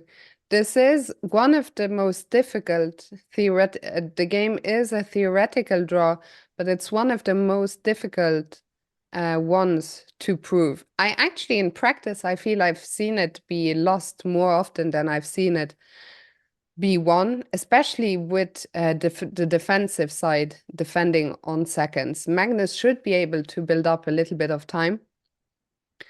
Yeah, This one is gonna be intense. absolutely. And Magnus, he's such a tricky customer. He's accustomed to grinding out the very slightest of edges. And you know that he is looking to torture Alireza. The question is, has Alireza done his homework? And does he know the exact defensive technique here? I think even when you know it, I've seen so many people, even when they know it, when you have seconds on the clock, it's so tough. Uh, I actually still think that there is a great chance for Magnus to win this game, but I'm just, I mean, it's this tournament has been too much. Okay, the good news, let's look at things on the bright side. The White King is where we want it to be against the, on the side of the board. I've forgotten how to speak about chess. So Magnus is making progress. We're still what? When did we start? Move 72? Yeah. So we are at move 16, and still Alireza has seconds on the clock. It's a And win oh my already. God. Oh my God. Oh Come my on. goodness. And Made, it's forced easy. made on the It's board. made. There's forced made on the board. He's got it. He's got it. He's got it. We can't. But where is the mate actually? Oh, It's there here. it It's is. here. It's rook h7. It's rook h7. It's over. He can resign because rook c6, bishop takes c6. Oh Oh my my God. God. Oh my God. Oh my God. We're Oh, this aging is fast, too Fiona. We much. are aging. Oh, this is too much. Oh And we my see the God. disgust on Alireza's face. Oh my goodness. Oh, this is too much. Oh my God. Oh, this is one of the most insane moments in terms of, you know, sporting, like with the two games at the same time. I clapped back the people in the chat who said Magnus was throwing. I mean, he had plenty, plenty of room to throw the second game, and he came very close. But I mean, also we talked about it. Magnus could have just made a draw, say, I'm second no matter what. I'm just gonna go home. But Magnus came out to win the second game. What do Magnus the does not like youngsters losing. what do the youngsters say, Fiona? Something like Magnus chilling or El Magneto chilling or something. He's chilling on the camera now. Oh my God. This was really wild. And I mean, okay, it's not over. We still have an Armageddon game incoming, but psychologically, the second loss is going to be so tough on Alireza. Magnus, anything can happen from here on out. We're not going to get any Hikaru interview now because Hikaru, as of now, is still in the tournament. If Magnus wins the Armageddon, Hikaru will have at least one more match today, possibly two. So no interview for now, guys. You'll have to stick around. But I was saying, I think from a psychological point of view, Magnus with a huge edge right now, guys. We're gonna go on a short break to recalibrate, to gather our thoughts. You do the same. Gather your thoughts, bring all the energy. This is the most energy we've ever needed for a game that does not involve Hikaru. Uh, this time, after the break, it will be all behind Team El Magneto. We'll see you then.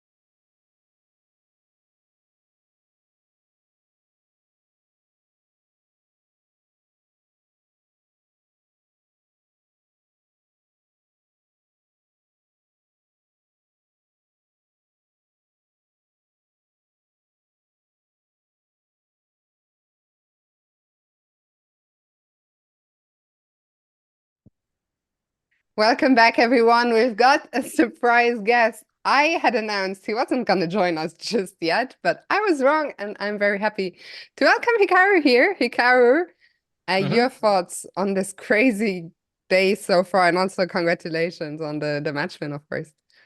Yeah, I mean, obviously it's been a great tournament for me. I gained like 14 rapid points, so I should be very happy, I think. Yeah, like jokes aside, obviously the first game was not particularly great today. But I did find a way to keep it together a little bit better than my opponent at the end of the day. So yeah, I mean, it was nice to win the match today. Obviously, I don't know what I'm hoping for here because on the one hand, I kind of want to play more chess. On the other hand, like aside from the financial end of it. Like I don't really want to be in another situation where there might be an Armageddon game or like seconds on the clock. So I'm just kind of over the whole thing. So I don't really know what I'm hoping for here in the Magnus game. I assume I'm hoping that he wins, or if he is black, he doesn't lose. But we'll see what happens. So it's just kind of funny that we're in the situation with the Armageddon and Magnus has a choice.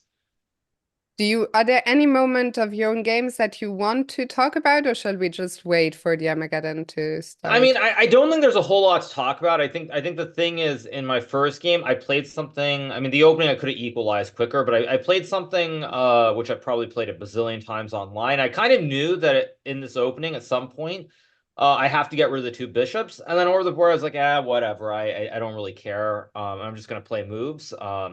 So I kind of just kept playing moves instead of ever going like here instead of bishop f4, I could have gone knight f5, and I'm marginally worse probably but it's not a big deal. But I literally told myself like I'm gonna just play moves. I'm not gonna trade pieces, get into some time scramble, and hopefully I'm the one who has more time and it'll work out. So yeah, I mean the way I played was not very good, obviously. I actually did to give credit to Lazovic though, I did underestimate this whole f5 f4. Like I thought after bishop c5 it was just coasting along. And he found this f5 f4 which was very very good and. I suspect he was probably much better. I don't know if he was ever winning by force, but this whole F4 95 was very, very inspired. Yeah, it seems like Lazovic basically chained about five or six of, computer best moves in a row around this, beginning with F5. And I think that he was playing basically near perfect, like just top move after one after another, hmm until this sort of critical juncture when we get this position here, C4. There was kind of an unhuman line with bishop takes and H6, bishop takes C4 and H6, but yeah, nobody really expected that the game would go in this direction. What we were most worried about was hmm when he played G3, if he had gone Queen D7, that seemed, um, Yeah, I mean, probably. I think my general takeaway was that I was worse, but I figure with the knight and two pawns, I always would have decent drawing chances with rook f4 and queen e3. Anything except g3, of course, was pretty good. But I thought to begin with bishop d5. I know the computer says bishop d5 is the best move, but I thought it was a horrible move because bishop c8, and I don't even know what I'm supposed to do. You're just gonna go h6. I mean, like Yeah. I actually don't know what I'm supposed to do here. Maybe I played g3 or something, but like again, I just thought after bishop c8 it was horrible, and then he played bishop d5 quickly, and I was like, I was kind of happy because at least then it goes on. And yeah, I know the computer says that position after rook f4 and queen e3, rook f8, king g1 is good for black, I think, but I felt like I would always have a practical chance to try and save. But once he let me get to this point, then I knew that I should be fine because there's really no risk with the great knight on e4, and I guess I have three pawns here. Black's king is somewhat open. Um, but Sorry anyway, to yeah, cut let's across, but I think the game just started, yeah, so we let's should get to it, of course. probably go Absolutely. there. Yeah. So Um, so Magus is white and what Alirez is 9 minutes or something. Yeah, Yeah. I So I mean, think that's what I yeah, saw in it's the chat. yeah, I mean it's a tough spot to be in here for I would say for Alirez. I would say in the Armageddon games that I've had here, I had great chances in every game except the Magnus game. And I really do have to say that's a testament to sort of Magnus's, I don't even want to call it like the spider sense or whatever it is, but he has a way of slowing down at the right moments and using a lot of time. Like in the game against me, I know I could have gone at the end game, but he spent like 3 minutes before playing this whole H3 knight before sequence. Um, and he was ahead 3 minutes. I think Magnus is the only player in the world who would possibly stop and think for 3 minutes there and not panic. Um, and so like Magnus is very very good in these situations of just somehow knowing when he needs to slow down in a way that nobody else is. Not myself, not Fabian or anybody. So I think it's going to be very interesting. I think a lot's going to depend on the opening in terms of whether Alireza has chances to save this or not. I think if Magnus gets a position where it's slow and he can use his time and methodically keep the game going, I think there's a very good chance that he's going to win. But, we'll see. How big do you think the psychological element is of Alireza having cracked just at the last hurdle in the second game? I mean, I think for Alireza, that's the biggest weakness he has in his game. And I mean, to be fair, of course, this isn't just Alireza. This is everybody who plays against Magnus. But I think certainly winning the first game and then losing in that heartbreaking fashion the second game makes it very, very difficult. And I mean, as I said, everybody has this problem against Magnus. So it's not like this is something specific to Alireza, but I think certainly it's going to be very difficult for him to recover. But we'll see what happens. Obviously, the game should be starting pretty soon. Yeah, I got baited by chat for sure there to take you guys away from the game. Maybe a final question, just how do you feel about Alireza's 9-minute bid? I mean, I think it's too low. I mean, but it's hard to judge because again, like I might still be playing more games, but I guess like who really cares? I would say that if I'm thinking about it from a really fair value perspective of over the board versus online, in this situation, I really think that bidding below 10 minutes is probably a mistake. I think below 10, I mean, maybe you can go 9:59. I think going around 9 is a mistake. It is my general view of the whole thing, that it's probably too difficult. Whereas online at the Champions Tour, when we're playing, I mean, like I think I went down to 8. I think Magnus did too. I think online you can go a lot lower, but I think over the board, because you just physically have to make the moves, it's much harder. And so I would say somewhere around 10 minutes is right. I think 9 minutes is too low, especially against Magnus. But I mean, we'll see. Here's a question on that kind of decision, because with quite a lot of money at stake, I'm curious, do you suspect that the majority of elite players are consulting people who sort of, have a deep understanding of, maths and game theory and things like this that can actually sort of build the best, most sophisticated strategies around this? Or do you think people are kind of playing a guessing game? Well, I mean, one thing is that I've noticed is there have been some bids that have been the same. Like I think my bid and Maxim's bid, I think the first time we bid the same amount of time. I think with Fabiano, I think we both bid 9:59. I mean, I think it's more like sort of just playing around and figuring it out. But it seems to me it's pretty clear that like between myself, Fabiano, and MVL, we're right around 10 minutes. I think all three of us pretty much have the same thought process on it. So I don't think anybody's consulting specifically, but I think the more Armageddons you have, the better feel you get for it.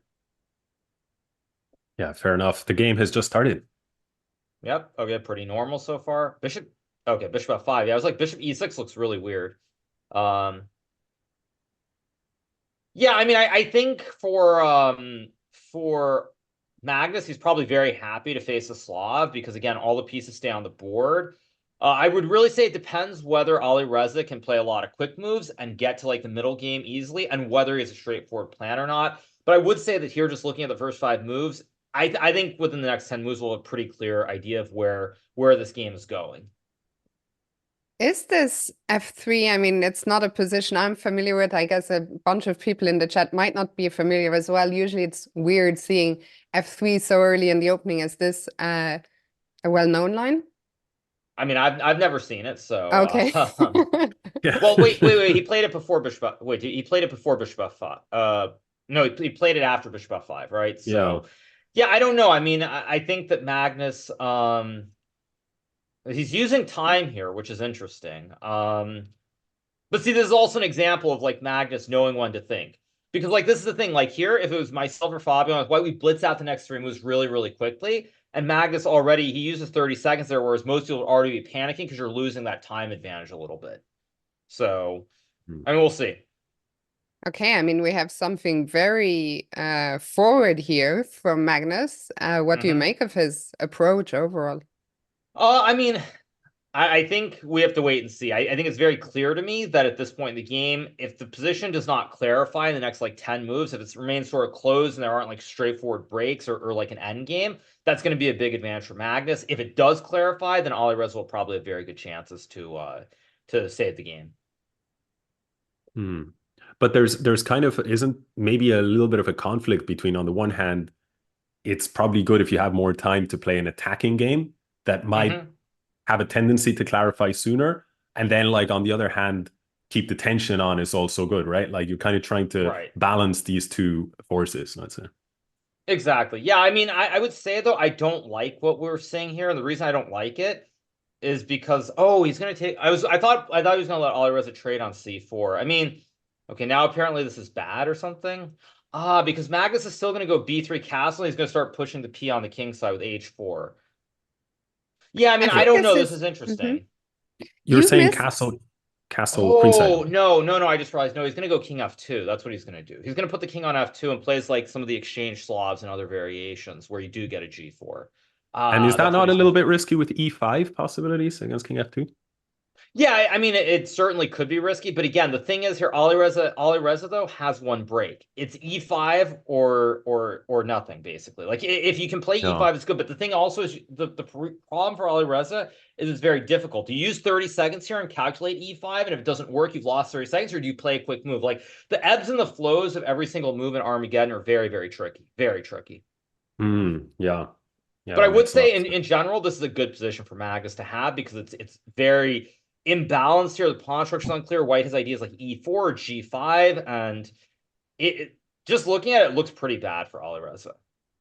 Yeah, time was a Optically. big problem for Alireza in game two as well. And just one very quick question. It's a bit of an aside, but you guys, the players, voted at the technical meeting to reduce the increment from move 61 from 2 seconds to 1 second. How do you feel about that in hindsight? I mean, I think that has to be correct. I mean, otherwise it's not really Armageddon. If you get 2 seconds, you're never going to flag if you make it to move 60. So I think 1 second is absolutely correct. Um, so okay, so that's a mistake. Apparently E5 is equal or something, I guess. I don't know.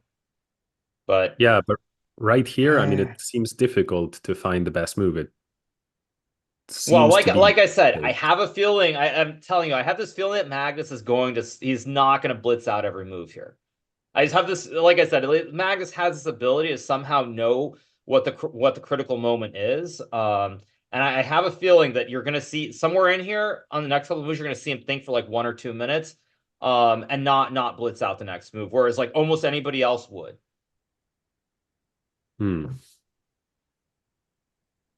I mean, it's such an unusual position. Can you talk a little bit about what the plan is? I mean, Magnus' position, you said you kind of like it, but how is Magnus going to play this? Yeah, so he's basically going to try and play on both sides of the board. And if Alireza can't castle the king out of the center, I think he's going to be in a lot of trouble here. So yeah, we'll see. Yeah, it Meanwhile, feels like, sorry, no, I go was ahead, just going to Alex. say the computer seems to suggest it's not disastrous yet, but I mean, if I were in Alireza's shoes, I'd be saying, where's my plan? I mean, I can you identify some kind of a reasonable plan for Blank?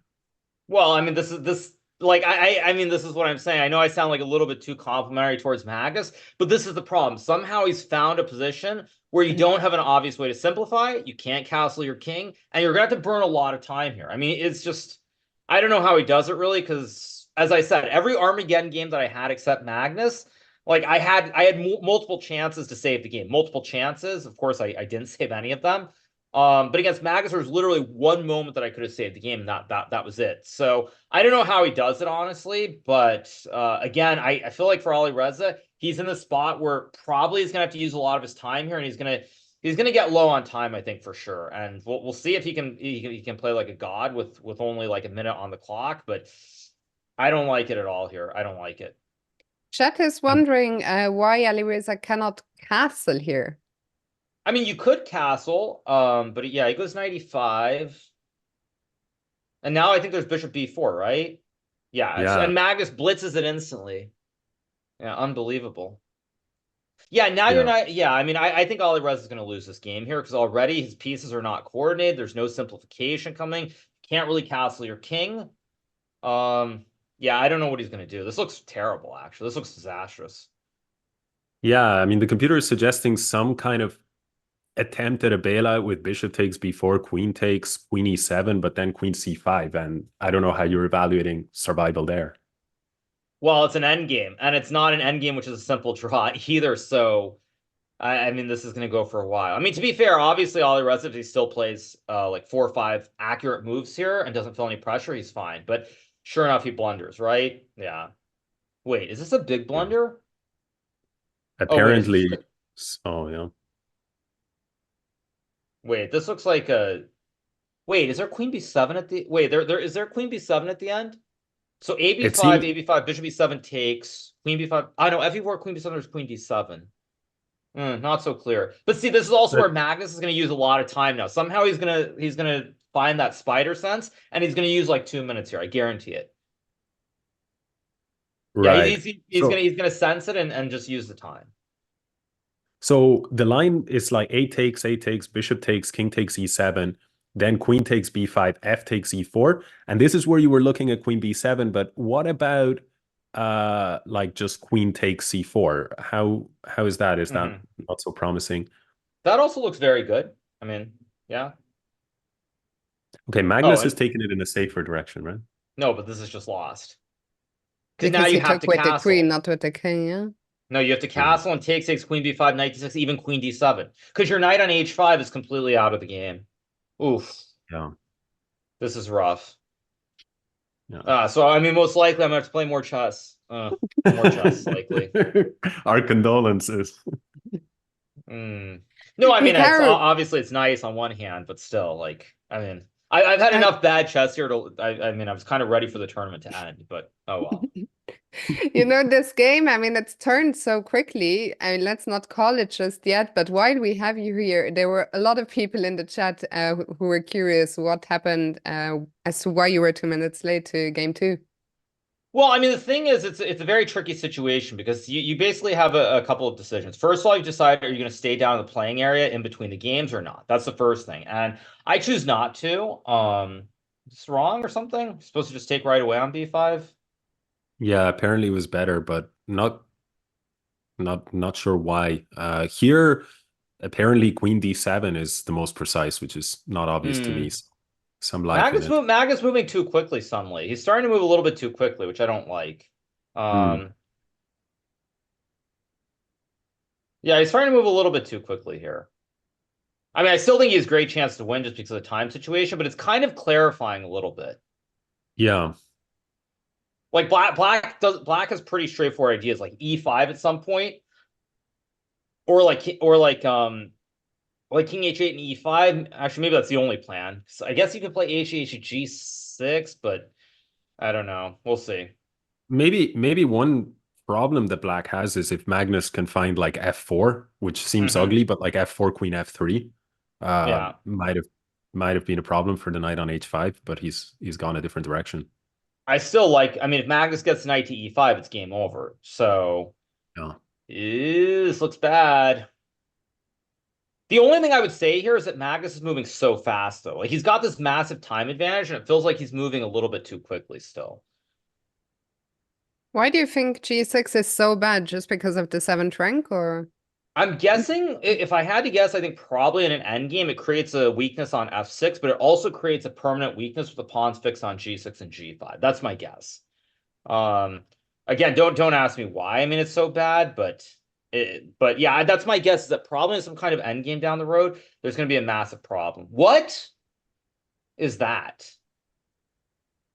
Wait. Oh, no, e5, you have knight d5. I thought he could take and go e5, but... No, but I mean, what is Magnus doing here, actually? What is he doing? Yeah, that seems weird because knight e5 was the top move, right? And well, but also because you're forcing trades, and Alireza has enough time here where he can blitz out a lot of moves quickly. I mean, he has enough time still. Like, he's still got 3 minutes. There's a lot of time. yeah. I mean, do I think he's going to find it? I mean, I think it's still very, very difficult considering the nerves, the time, and everything else, and obviously not knowing what the valuation is. But I don't like knight f4 because I feel like pieces are coming off the board here. But 2.5 minutes for Alireza, Yeah. don't you think, considering we're only on move 28, that's incredibly low? I mean, it depends whether, I mean, like every situation, it depends whether you can find like 5 or 6 quick moves to simplify or not simplify the situation. But yeah, it's hard. For me, the kind of the concerning path here would be like what the computer says is the only path for survival. It's knight takes f4, knight takes f4, hg5, hg5, and then knight f7. And at that point, if that sequence is found by Alireza, his position seems quite compact. Yeah, I agree. Yeah, I mean, will he find it? I'm not. I mean, I think that's very hard to play, opening up the H file here. But he could No. find it. Of course he could find it. It still feels unpleasant somehow. It still feels, well, he finds it. Wow. Okay. Yeah, so takes, of course. I mean, oh, is Magnus looking at Rook G5, Knight F7? Surely can't be good. Maybe, maybe Yeah, not. it's a Yeah, complete mess. I mean, I feel like Magnus somehow has used his time incorrectly in this game, and it's funny because I was singing his praises, saying that he's playing all these moves correctly. Okay, Knight F7. Ah, because Queen E3, Knight G5, is there Knight G6 maybe? Ah, maybe there's Knight G6 or something. Yeah, seems to be. Yeah, again, seems to be a difficult path. Like Queen E3 seems to be Rook B8, B3, E5. But that again strikes That's me as a hard. difficult path. Wait, but Queen E3, Knight takes G5. What is the line? It's D5, E5. Is it? I'm not seeing a line against that. Is it D5, E5, D6 or something? I'm just trying to work it out E5, E5, logically. D6. Something like that, maybe. And why would it not be knight takes G6? Like what you There might be suggested. Knight H3. And then King F1. And then Queen A7, maybe. Hmm. I mean, apparently D5 is good, but I don't understand why D5 is so good. Oh, maybe it's because you can just hide the king on G3 in an endgame or something. I was thinking D5, E5, Knight E6 or something, but I actually don't understand it. E5. Yeah, I Yeah. think it's D5, E5, D6. That has to be the line. I'm just that nothing else really makes sense. Hmm. And there's no good square for the queen, right? Something like Queen D8 and Then I assume Queen D8, you have something like Queen A7 or could you or maybe Rook even have H1. D7? D7 as well, like just keep Yeah. pushing Well, the eventually. thing is, Magnus is going to use his time here for sure. Um, yeah, he's going to use his time here. Like D5 looks like the right move. I mean, he's looking at D5 and Knight G6. Those are the two moves that he's considering for sure. I don't think there are any other Yeah. options here. Maybe only Rook H1, but doesn't seems like black has maybe King G7, Queen F6. Yeah, I mean, I think D5, E5, D6, Queen D8, Queen A7. Optically, it just looks winning. So I assume what Magnus will do here is he's probably going to calculate Knight G6, and if it doesn't work, he's unhappy, then he'll just play D5. I mean, or he'll do the other sequence with D5 first.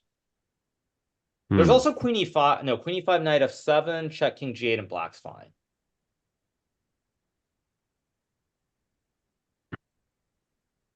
Well, maybe there's knight takes G6, but But then 95. Oh, does it really? Huh.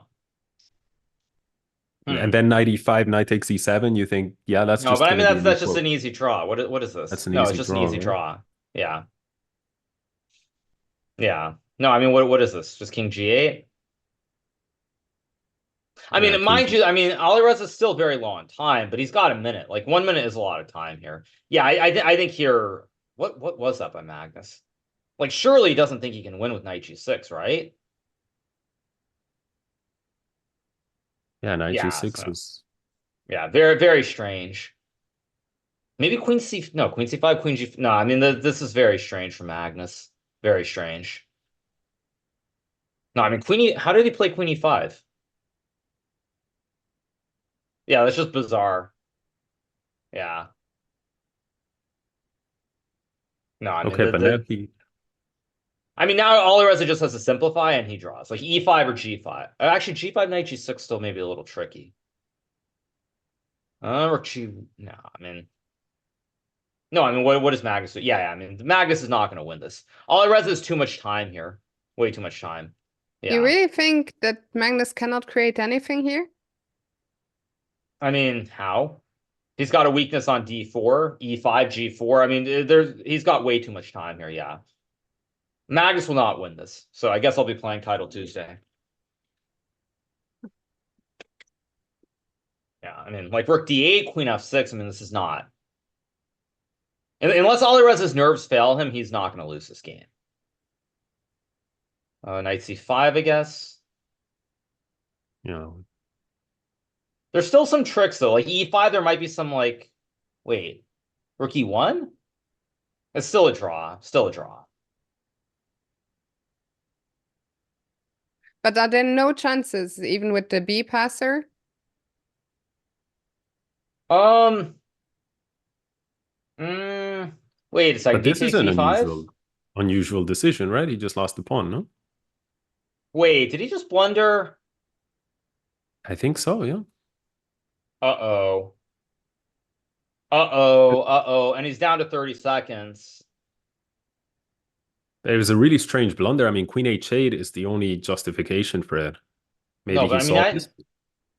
No, I mean, he blundered this. But he's got no time. He has to, like, play every move instantly. No, 20 seconds, Magnus is going to probably win this. King d4, king d5.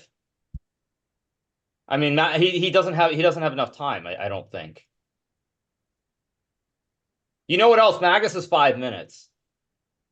Like, Magnus can just sit here and chill, almost. Alirez has to make, what, 18 moves in 19 seconds? I mean, that's close to even just physically impossible, no? Ugh. I mean, it's still a draw. I get that, obviously, with correct play, but oof. Blunder. Okay, King d5 now. Do you see why this is a blunder? Like, I mean, what, e6, I guess? yeah, that is the move. E6, the only path to an edge, according. And now it's Yeah, now it's as you just were winning. saying. King d6. Yeah, and somehow Magnus is. How's he gonna win this? Like, yeah, how's he gonna win this? I mean, King d6.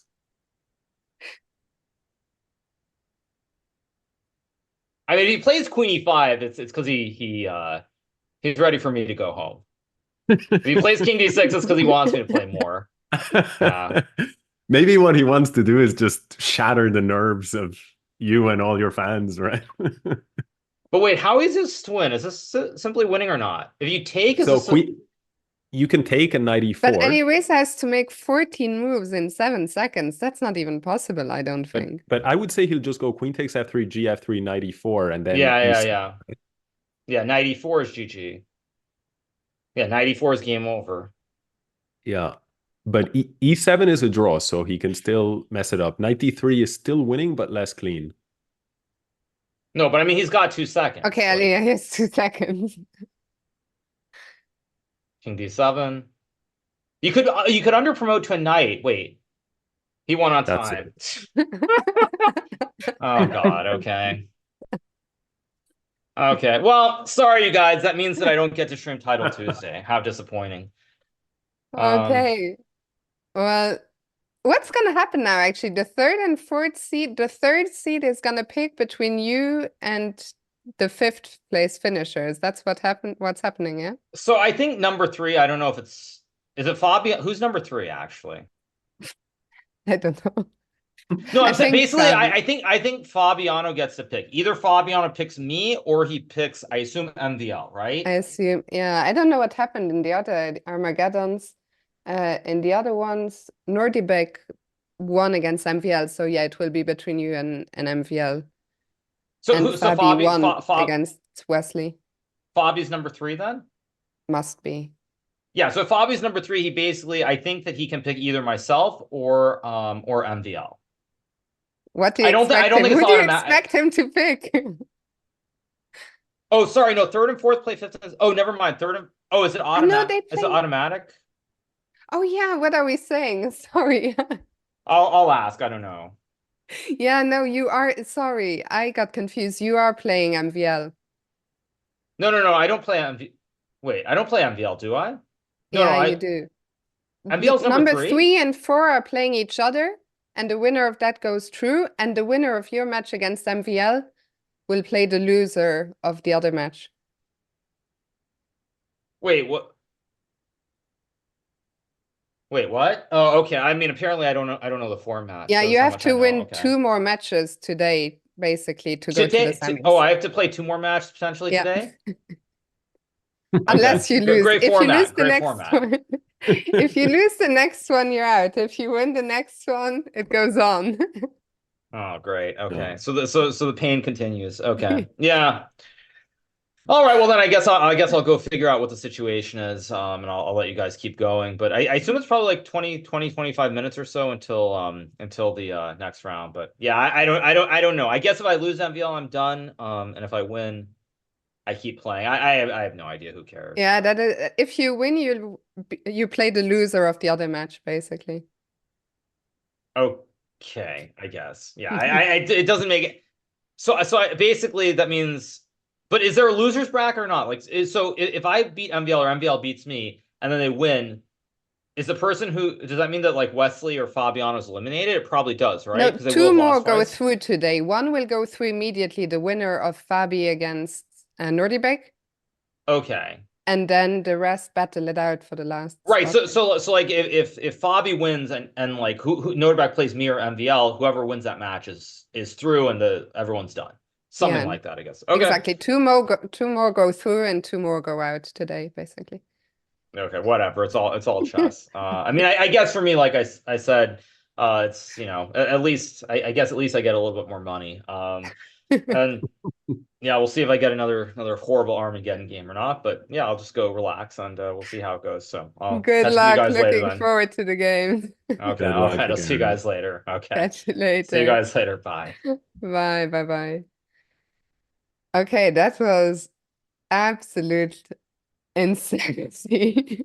That's one of the most insane.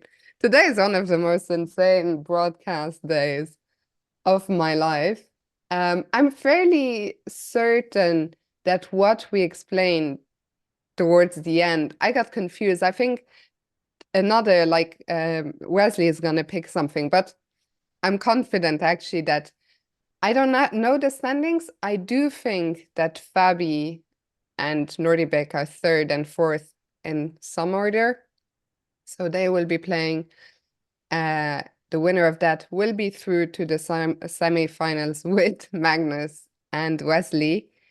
And the loser of Fabi against Nordibek will play against the winner of Hikaru versus MVL. The loser of MVL versus Hikaru is out. And then that final match will decide the last semi-finalist.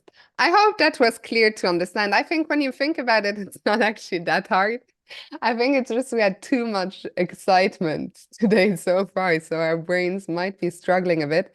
But yeah, guys, we're gonna go on a slightly longer break. The games will resume 22 minutes from now. So 20 minutes to the hour, we continue. Super clear. Well done, Fifi. I give myself a pat on the shoulder. Okay, I need to lie down, guys. I'll go lie down for 20 minutes. We'll see you on the other side of this. See you soon, guys.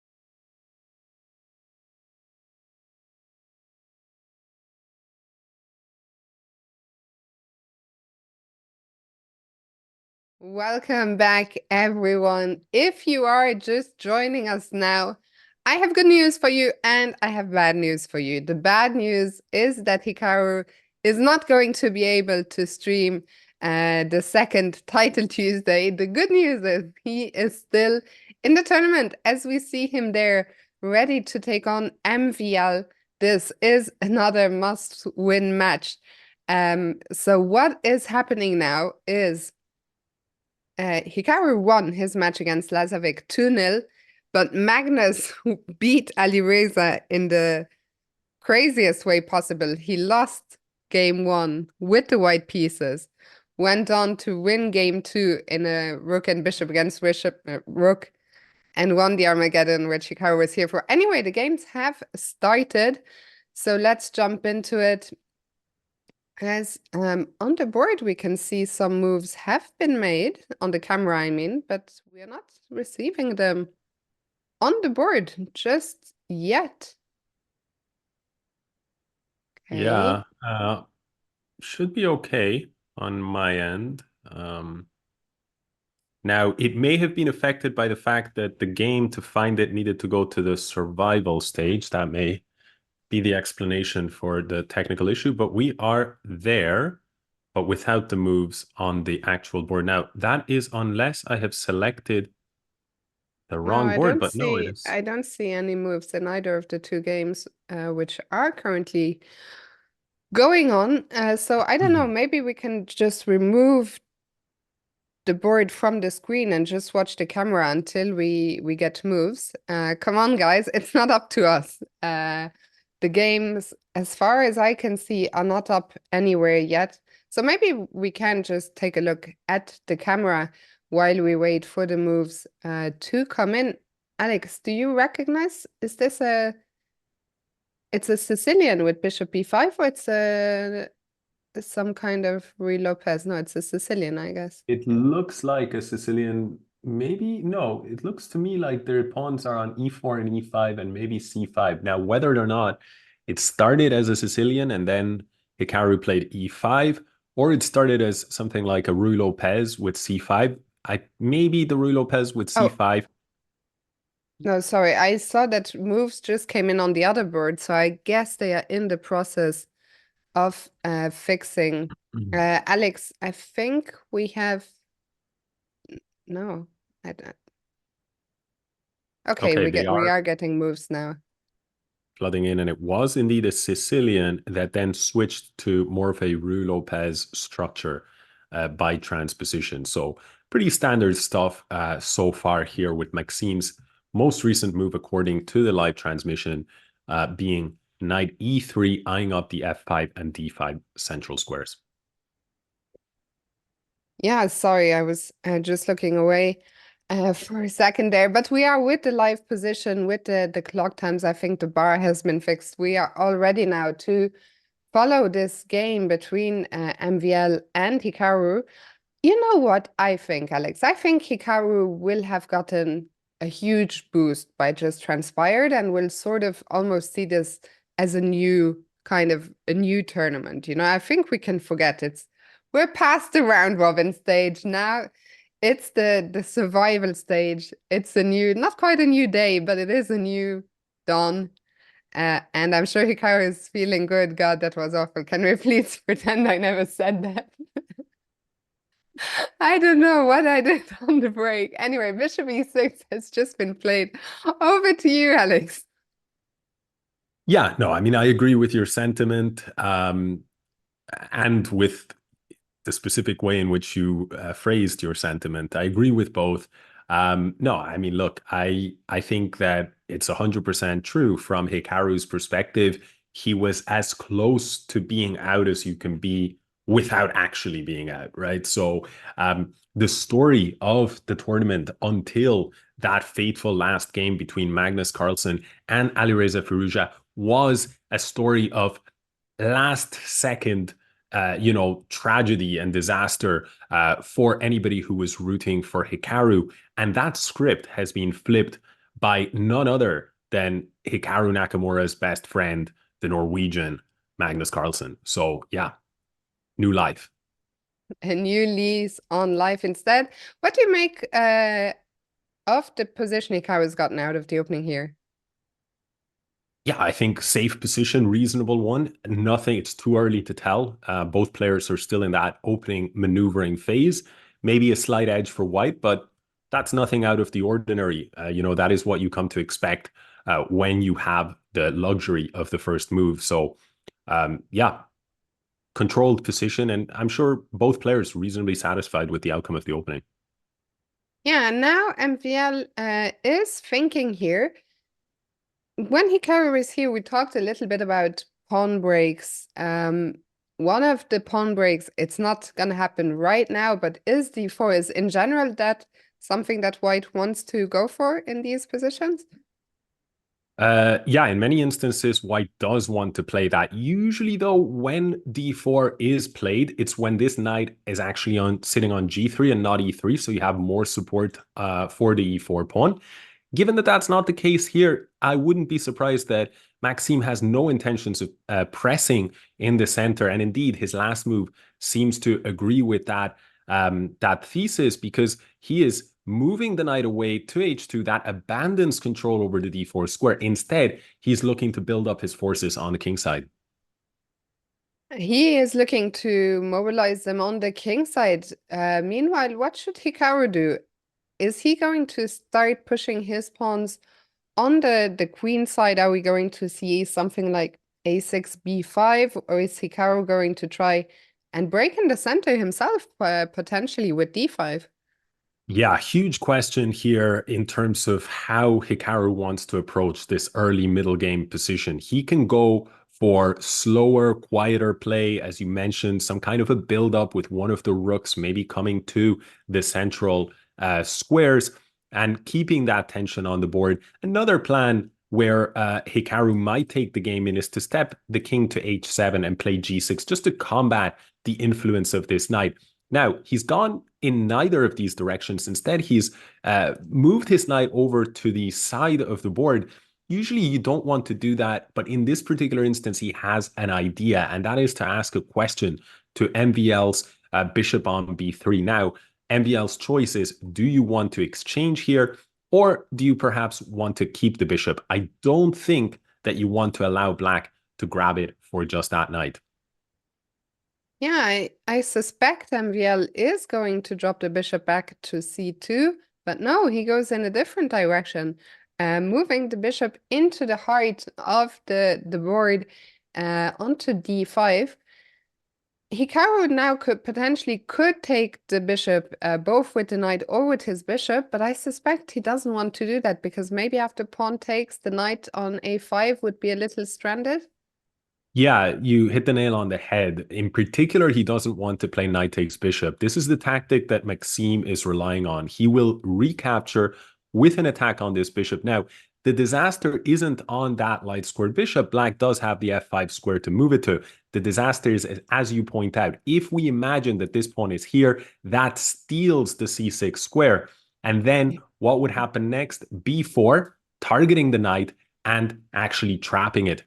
So Hikaru ignoring the bishop completely and instead mirroring Maxime's rather strange-looking choice of knight move. And this game so far has been characterized by, unconventional-looking knight moves, but both players knowing very well what they're doing. Yeah, I'm very curious to see the next few moves here. If you guys have been here every day, you might have heard me say that f4 from the white side, f5 from the black side are my favorite moves in chess. Alex, tell me, could Hikaru... I think Hikaru is more likely to be planning f5, seeing as his rook is still on f8, or am I suggesting nonsense here with the knight still on e3, as I realized I was maybe getting a little carried away? Yeah, I think that the immediate move f5 probably meets a tactical refutation white would be able to take. And then when black takes here, banking on pawn takes, losing a piece for white. Well, after this, knight takes, bishop takes. White could actually recapture here with the bishop on e7. In general, I think this f5 idea is very dangerous for black for one reason. And that is that if you lose both your pawn and your bishop in that transaction, what are you left with in the center of the board? You're left with everything on dark squares. That would make Hikaru's light squares very vulnerable. So I think Hikaru is going to be looking for an alternative plan. But what exactly that is a harder choice. Make no mistake about it, Hikaru right now does face, some difficult questions to solve in the coming moves. But of course, the same can be said for his opponent. I see an interesting question in the chat from Tatian Knight asking, is bishop sacking on h3 a threat? That's another move that I personally would consider at every turn if I was playing a bullet or a blitz game online. But I think here white has a few too many defenders and black has too few attackers. Yeah, again, I would agree with that, Fiona. I think that, with the knights both surrounding the white king, in addition to the white queen ready to move into the king side in the event of this sacrifice, I think that Maxime would be very happy to see that kind of aggressive play from Hikaru. So Hikaru instead goes for bishop g5. I don't know if he's necessarily intending to take on e3 or just saying if that knight moves, I'm happy to get the dark squared bishops off the board. As we saw a quick pair of moves before hitting the knight on a5, which dropped back to its only square on c6. Yeah, I would say that for now, Hikaru's just leaving that bishop there. He would be happy to trade bishops, as you point out. It may be possible that he's considering bishop takes, but I guess he'd be a little bit more reluctant about that. One possibility, however, that is an attractive plan if you're going to play bishop takes would be if you could follow it up with another recapture of the bishop. The advantage of eliminating that knight on e3 is that it is the piece supporting white's centralized bishop. So that is a sequence that Hikaru may consider. But for now, what we do see is we begin to understand the logic of Hikaru with his choice knight to h7. The intended idea was to clear the root of the bishop to be able to find a diagonal that is active here, whereas before it was being covered by its own pawns. You know, Alex, I have a comment that's not about the position we see on the board as MVL is just dropping under 10 minutes there. And we see an exchange on c5. I think Hikaru today has looked somewhat a little bit re-energized. I think we have seen, and maybe I'm reading too much into this, I'm not a Hikaru body language reading expert, but I do feel that we've seen a slightly different, slightly more confident, re-energized Hikaru compared to previous days. But back to the game, c4 is an interesting pawn push, right? Cementing the bishop in the center on d5. But that bishop also is not gonna be retreating into its camp anytime soon again. Yeah, by the way, just to address your comments, before stepping back into the game, I agree with you, but also when you admitted that you are not a Hikaru body language reading expert, it made me think about those YouTube videos, that a lot of these YouTube creators who make a living out of interpreting body language. I would be fascinated if such a video is made on Hikaru's play by one of these so-called body language reading experts, but who at the same time had no idea of what the rules of chess or anything like that. It would be an interesting little experiment. Yeah, for sure. I'm with you. I'm with you there. I like Shadok's comment. We call them scammers, BS artists. Anyway, Hikaru has decided to capture on e3 and just defends his pawn on c5 by playing b6. Okay, so Maxime now has the bishop here, but I'm still perplexed by this bishop on d5. It's so unusual to see a bishop sitting in the other half of the board. It cannot be kicked away, but it also cannot retreat. Do you think Hikaru is also gonna, if he can, plop his knight onto d4? Yeah, I suspect so. I mean, Maxime does have a pleasant position here. All of his pieces somehow have found pretty good squares, with the exception of this knight here on h2. But it's Maxime's move. He may actually just bring it back into the game straight away. I think Hikaru's strategy is revolving around, as you say, this d4 square. He figures, you know, there's no way back. I can't get this d5 square for myself. I can't challenge it. So I can try to sort of let my opponent have his cake, but I'll have mine here and jump the knight to d4 sooner or later. Yeah, and MVL deep in the tank here. I'm curious how he is going to continue that knight on h2. I think when it jumped there, it made a lot of sense. Right now, it's more, it's looking more mysterious. It's not clear what that knight is doing there on the edge of the board. And I wonder if MVL might just go back to f3. Yeah, I think that there's a very good chance he'll do that. It's a theme that we've seen time and time again in this tournament, which is, you know, intermediate level players or even many master level players will struggle to play a move like, say, knight h2 and then just plop it back on its starting square a few moves later. But these guys have very flexible minds in that respect. And if MVL thinks that's now the best square, given the changes that have happened on the board, then yeah, he'll play that. Having said that, he has gone for the most aggressive continuation, maybe a tribute to yourself, Fiona. F4 on the board. So my favorite move, f4.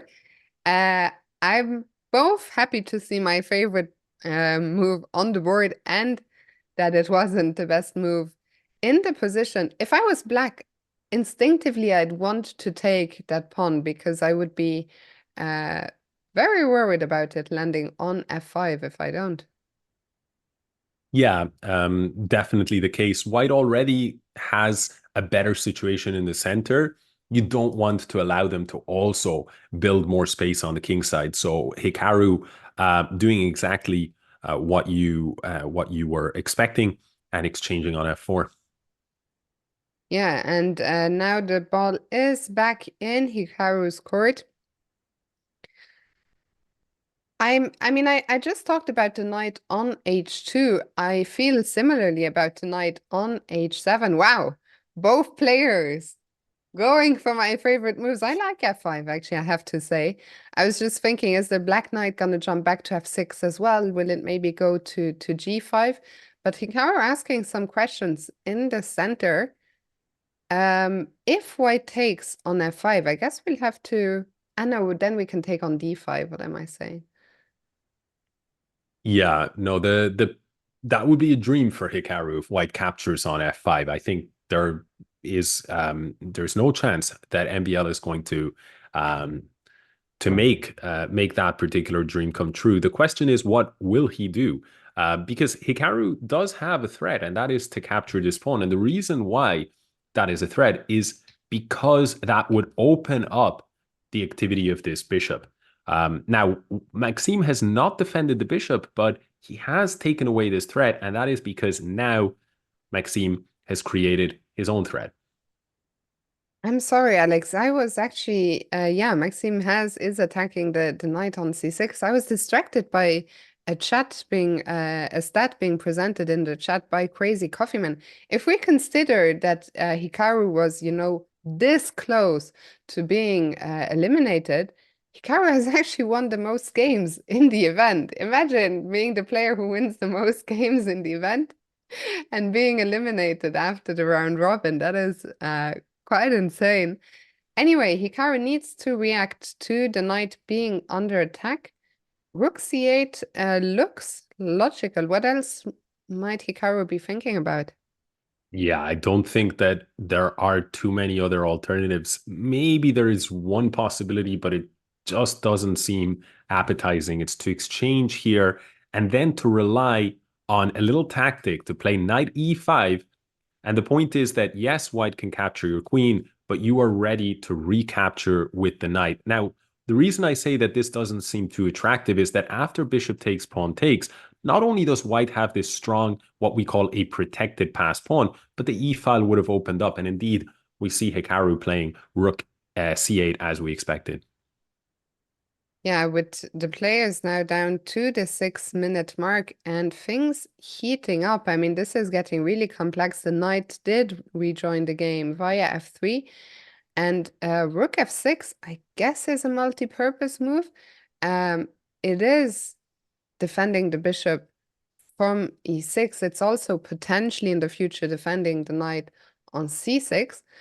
But do you think Hikaru might also be thinking about potentially launching his pawns with g5? To me, g5 would seem a little bit dangerous. I'm not saying it's not possible, but the reason I think it's a bit dangerous is because, you know, when you play a move like g5, for instance, you weaken this entire diagonal, and that diagonal is on the dark squares. And who has the dark squared bishop? Only white. So from that perspective, I think Hikaru is going to be a bit mindful of keeping these pawns where they are to ensure he doesn't get too many weaknesses around his king. I do think rook f6, though, is a multi-purpose move. One of the possible moves that opens up, or ideas that open up, is to now use that recently freed f8 square for the knight, which at the moment we see that Maxime brought his knight back into the game, but that is still a question that Hikaru has yet to answer. Yeah, for now, Hikaru was just giving Maxime a look there as Maxime is ticking down to the 5-minute mark. Also, once again, Theo is asking, can someone explain the current stakes? The current stakes is 2 players are through to the semis, and there are 2 matches currently on the way to determine the final 2 players who will join the semis. So 4 players are playing right now: MVL, Hikaru, Nordibik, and Fabi. 2 will go to the semis, 2 will go home. So what Hikaru needs to do is he needs to win this match against Maxime, and then if he does, he will play another match against the loser of Nordibek against Fabiano. And so basically, to go through to the semis, Hikaru needs to win 2 more matches today, if that makes sense. We see a trade on c6, and Alex, I think this is good news, no? Yeah, I mean, well, I would say it's uncertain news, right? Which I guess is not too surprising, right? These tournaments are always played with fairly fine margins, right? With opponent like Maxime Bouchier-Lagrave, he is of a very similar caliber to Hikaru. So the position now is it's good news, not in the sense that black stands better, but in the sense that white has lost a little bit of his advantage. But it makes sense that MVL is trying this approach because it is the greedy approach. MVL has grabbed the pawn, and we can look at the health bar and we can see that suddenly white's advantage has dropped, but there are no health bars when you're playing the games themselves.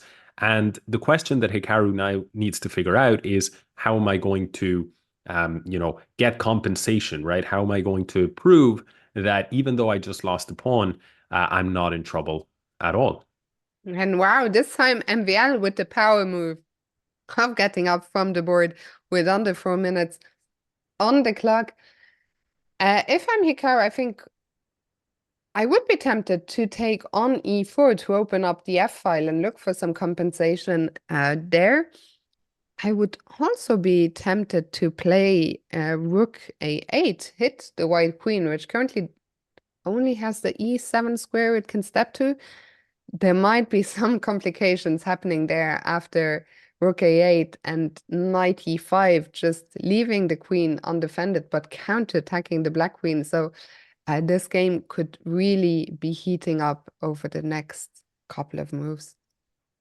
Yeah, I think that Hikaru has a good reason to suspect that MVL's intention after rook a8 is indeed the best move in the position, the one you pointed out, knight e5. The reason why I say this is because if you don't play knight e5, as you said, the only square left for the queen to hide would be on e7. But then Hikaru could actually even consider going back to e8. And it becomes quite challenging to find good squares for the queen. If you go back, that could be a draw. Otherwise, you have to go to c7 or to d6. It perhaps actually, sorry, I made a mistake. After here, white could actually go to c7 straight away. But nevertheless, I feel like if the queen has to take up a square like this, where the queens wind up getting exchanged, it should work out slightly in Hikaru's favor. Now, having said that, I'm not entirely convinced of that. Maybe there is still a small edge for white after queen to c7. Nevertheless, the move knight e5 seems to be even stronger in the sense that now, if you get the queens off the board in this particular way, that knight has activated itself, right? So whether or not MVL has a slight edge after queen c7 is one thing. It feels as though he will have a bigger edge if he forces the queen exchange in such a way that he brings his knight that was on h2 not so long ago, suddenly from f3 to e5 to the heart of the black position on c6. I think what we need is we need a move, and Hikaru knows it himself. We just saw him look at the clock and shake his head. He has expressed himself, his inability in this tournament so far to handle those time pressure situations well. I wonder if Hikaru thinks that he is worse, or if he thinks I have compensation, but I'm not sure which way to go. I suspect it might be a mixture of the two. I suspect he thinks he's a little bit worse, but I think the bigger problem from his perspective is that he maybe understands that being precise over the coming 2 to 3 4 moves is going to be more important for him than for MVL. That's a concept that's a little bit difficult to to explain if you're maybe newer to the game, but there is this idea of the playability of a position. What does the health bar tell you? It just gives you the evaluation with perfect play. But human beings are also concerned in how easy is my position to play. And maybe that is Hikaru's biggest problem, that being precise here is a challenge, and I think that reflects the current clock time with Hikaru putting in a lot of time to try to find the best path out of this maze. The good news is that f takes e4 was the best path. I'm curious what MVL is thinking about. Rook takes e4 looks like the natural move, recapturing the pawn and defending the bishop on f4, which is currently under attack. So the only other move that MVL can be considering is knight to e5 Yeah, with a maybe. counterattack. Yeah, apologies to cut across. Oh, I was thinking that maybe we would get a chance to analyze that position, but now MVL has already played his move, so there is no need. I wanted to show that if MVL captures, there is this crazy line with rook a8, rook takes e6. Looks like MVL is winning a piece. Why is that? Because if you take the queen, I take your queen. If after rook a8, rook takes e6, you take this rook, then what happens is I take your rook. So it looks as though if Hikaru plays rook a8, he loses a piece. But no, after rook takes e6, there is the insane looking queen takes f3, where Hikaru sacrifices his piece. This is known as a desperado. He sacrifices his queen.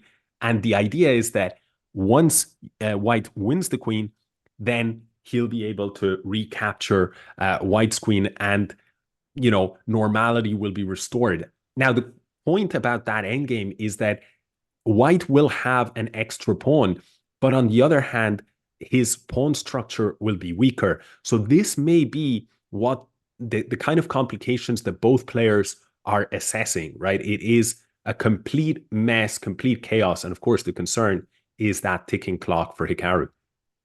Yeah, but he does find rook a8 and queen f3, this line you were just talking about. I mean, I'm super impressed that Hikaru found this as time was ticking down. Yes, it's still down a pawn, but it was the line that gave Hikaru the best chances. I wonder if MVL saw this from a distance or not.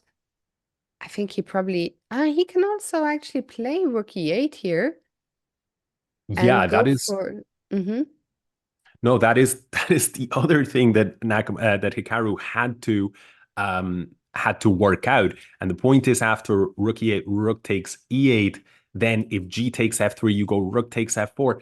And the crazy thing is that the two remaining rooks and knight actually coordinate incredibly well against white's weakened king. Suddenly, that silly-looking knight on h7 is ready to jump into g5, and it's all working out for black somehow to hold the balance. Still a lot of life in the game, but that position would be a game that could see all three results. So now that is why Maxime is going into the tank. He is trying to assess what is the best endgame to go for, and he chooses the correct path.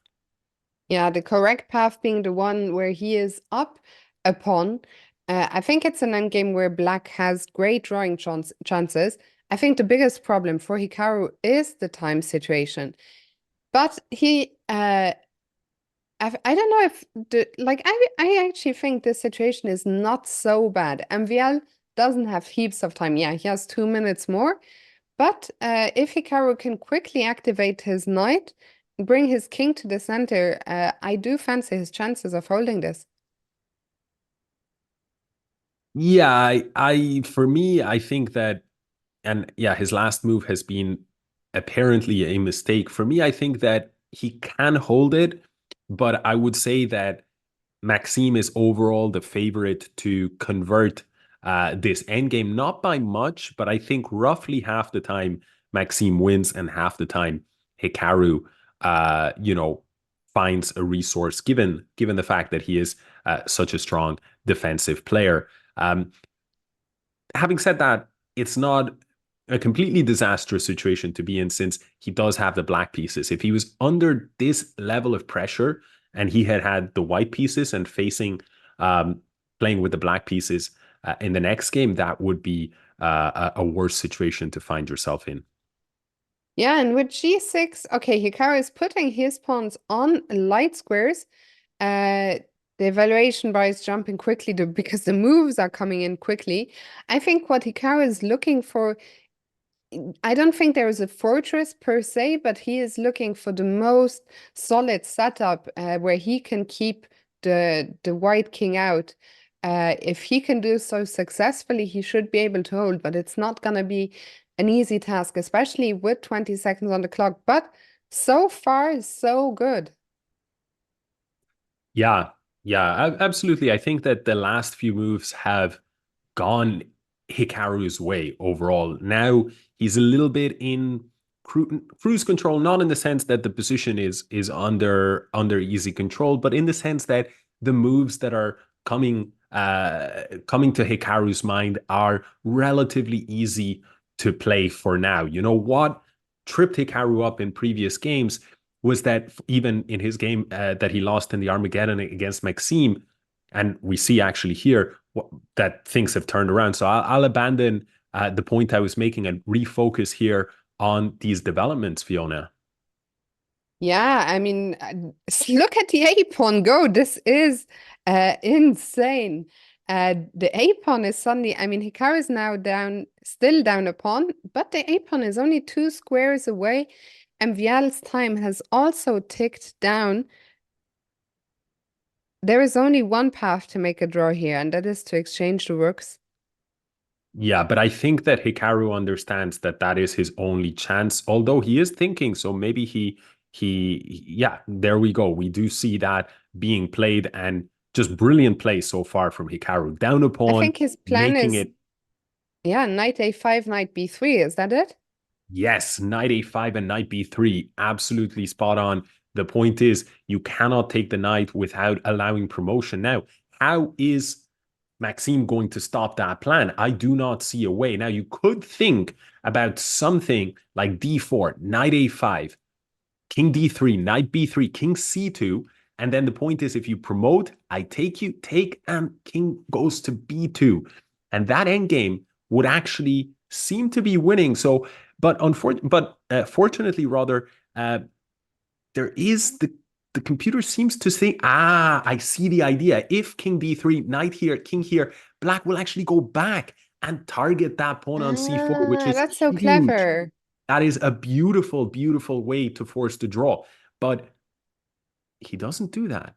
He may not have seen this knight a5 resource. Instead, he is taking a different approach, unfortunately, because as you can see from the health bar, things have taken a nasty turn in this time scramble. Yeah, is MVL now managing to activate his bishop? I don't know. Yeah, I think h4 was the only chance, and Hikaru will now have to try and find a way to go for the h3 pawn. The problem is that these two connected passed pawns look very threatening. Yeah, and it's a little bit of deja vu here against the Frenchman. Hikaru did have that draw in his Armageddon game earlier in the tournament against MVL, but also had the more uncomfortable endgame. And yeah, unfortunately, it looks like we're not going to get the start that we want to this survival stage match. I wonder if there's any chances at all, but no, MVL. I mean, MVL has also been finding all the moves. It was quite a narrow path for the Frenchman, but he did navigate it well. Is there still Yeah. anything here? It's hard to imagine MVL right is okay. now. The only good news, but he finds the 7. As okay, Hikaru is trying to create chances here. Yeah, I think MVL is just going to get there in the nick of time. Maybe MVL could play F5 and go wrong that way, potentially. I don't But know if if he we're not. finds, oof, no, it's game over now, right? He's looking just to meet H2 with F5. That is a clinical move from MVL. King E7, the only way to keep things alive. But now the pawn is stopped forever. And I think we may see the game come to its conclusion in the next couple of moves. This was uh, another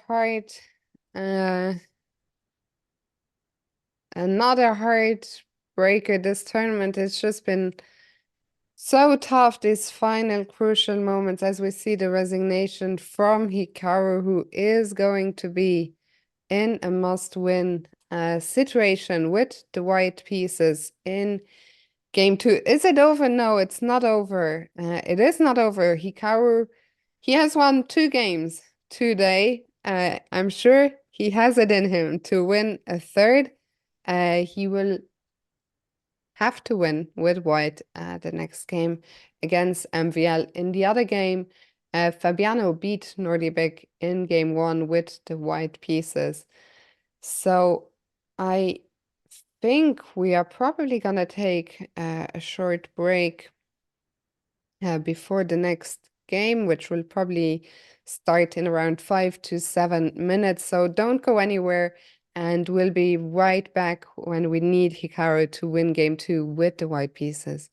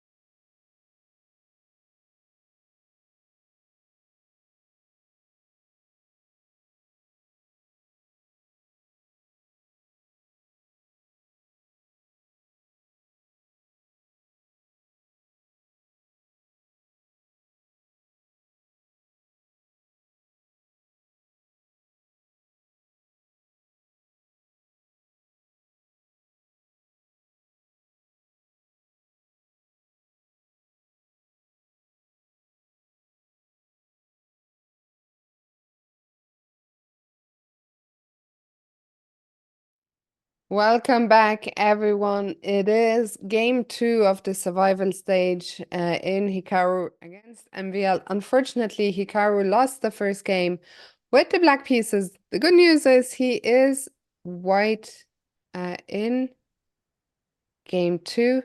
I saw the arbiter there talking to MVL. I don't think she said start the clock. We never got to hear, actually, Alex, the end of the story. But I think where Hikaru was going before something happened in that Magnus Alireza game was, I think he was going to talk about the checks, because he was talking about, you know, the resting area. But Hikaru has arrived at the board. We need a win with the white pieces here, or we're out. That's the situation. Alex, is it gonna be e4 like against Lazovic, or back to d4? I think Maxime is more beatable with, I was going to say 1d4, but it is The d4. Mara Gambit! Wow. Wow. And Maxime rejects it. He Yeah. wants to take it to a Sicilian Alpin instead. I mean, this is actually a line I play, I believe. Well, I don't believe. I have played this before. I mean, Hikaru playing the Mara Gambit.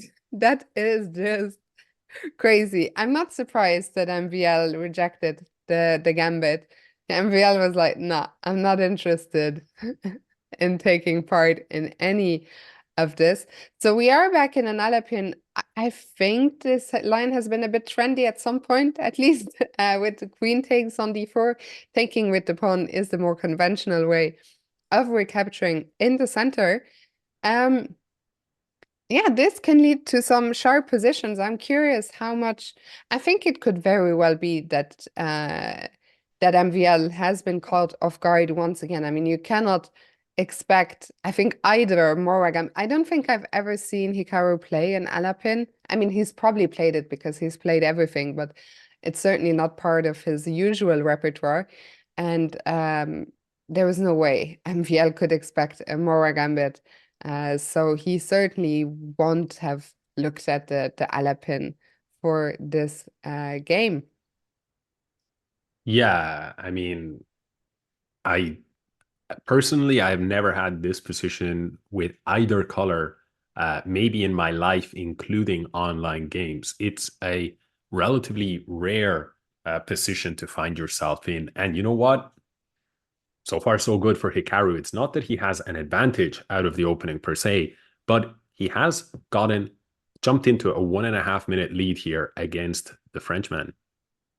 Someone in chat is saying he does play the Alapin a lot. If that is so, I have to eat my words and just, you know, admit to my lack of Hikaru's opening. But I don't, maybe plays it, I don't know. Anyway, we have a move, Queen C7, a natural developing move, keeping an eye on the central pawn on E5. And I have forgotten what I ever looked at in these lines here. F5, I don't think MVL missed F5. F5 is one of the possible moves. I think F5, I think D6 is another possible move, but Queen C7 is also a move. I think that MVL knows this position, just probably hasn't looked at it in a while and was deciding which line to go for.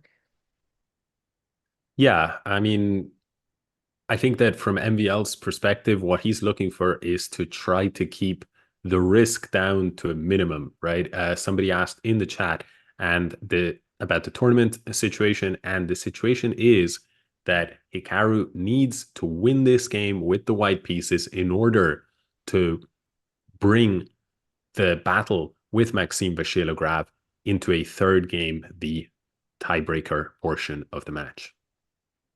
Yeah, and MVL has just dropped back his knight to b6, hitting the bishop on c4. I think that bishop is going to drop back either to b3 or to d3. I think there is something to be said for both retreats. On b3, you know, the bishop stays on that diagonal where in the future, it might point at the point on e6, maybe f7. But from d3, the bishop is eyeing up the pawn on h5, making it a little bit more challenging maybe for Maxime to castle kingside in the future. Yeah, and so indeed, Hikaru making the choice and dropping the bishop back to d3.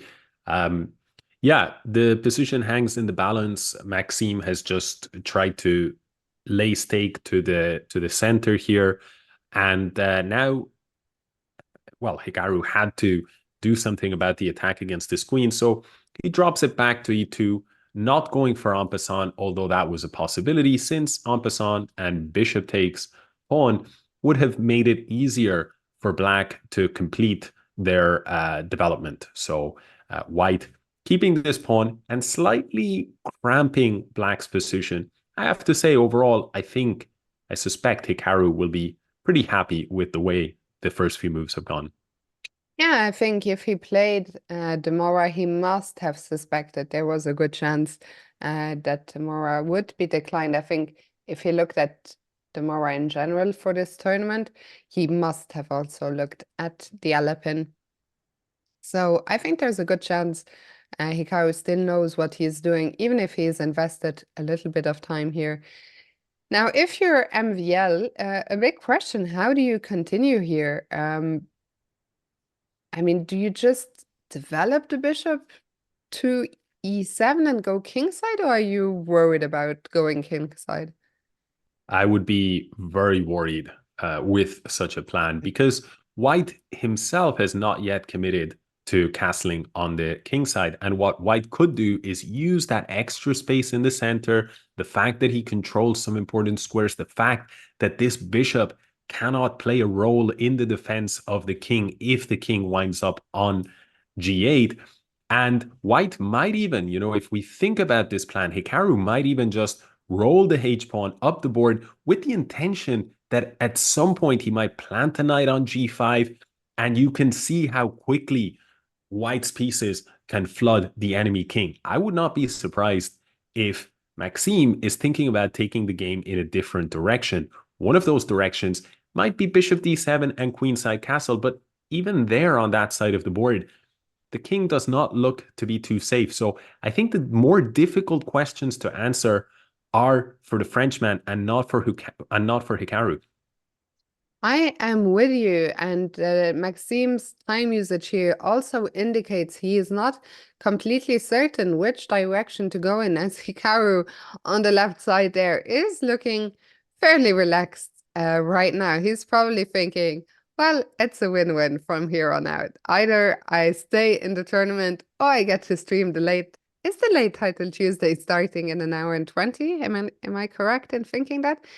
G6. Okay, I'm slightly surprised to see G6, and we see the computer does not approve. I mean, it kind of looks natural to want to develop the bishop to G7 to increase the pressure on the pawn on E5. And I have to say, I'm also surprised that the computer reacts so strongly. Alex, why do you think that is? Well, I think that it's not so much about a specific move over the next 2 to 3 moves. It's more about the fact that now that pawn, that thorn in the side of black's position that is cramping all of black's pieces, is going to be very easy to defend for white. And so, white ends up winning the battle in the center of the board. White has the possibility of continuing to build up the pressure against black's king. And at the same time, white can, if they wish, expand on the queen side. So the question is, if white is better across, the queen side, the center, and the king side, what's black's plan going to be over the coming 10, 15 moves? And I think that is what why the computer does not like this approach from Maxime. Yeah, for now, Hikaru is thinking most likely MVL will try to break down this center, maybe play f6 in the future, but that comes with it. I wonder if we can play a move like even actually bishop g3 to preempt f6,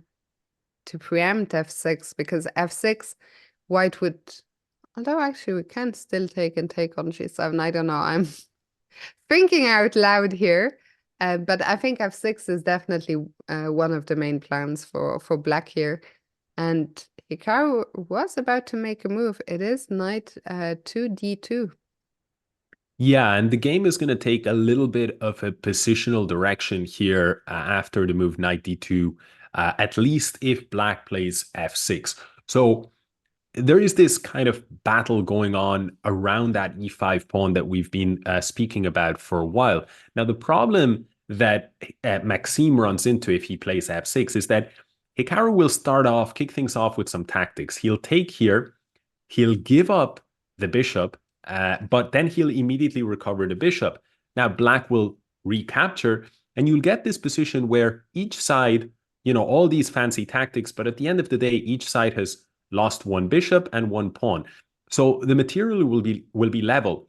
However, at that moment in time, white will be able to bring a rook to the e1 square and again beef up their control over this particular square, the e5 square. And I think that is the variation that we may be about to see. And what Hikaru is banking on in this sequence is that he actually has the better position. Now, he goes bishop b5. He doesn't go rook e1, but the idea is the same. When I said rook e1, the purpose behind it was to prevent Maxime from playing e5 that would increase his central control and allow him to bring out his pieces. Hikaru goes in a different direction, but it's a different means, but it's the same end.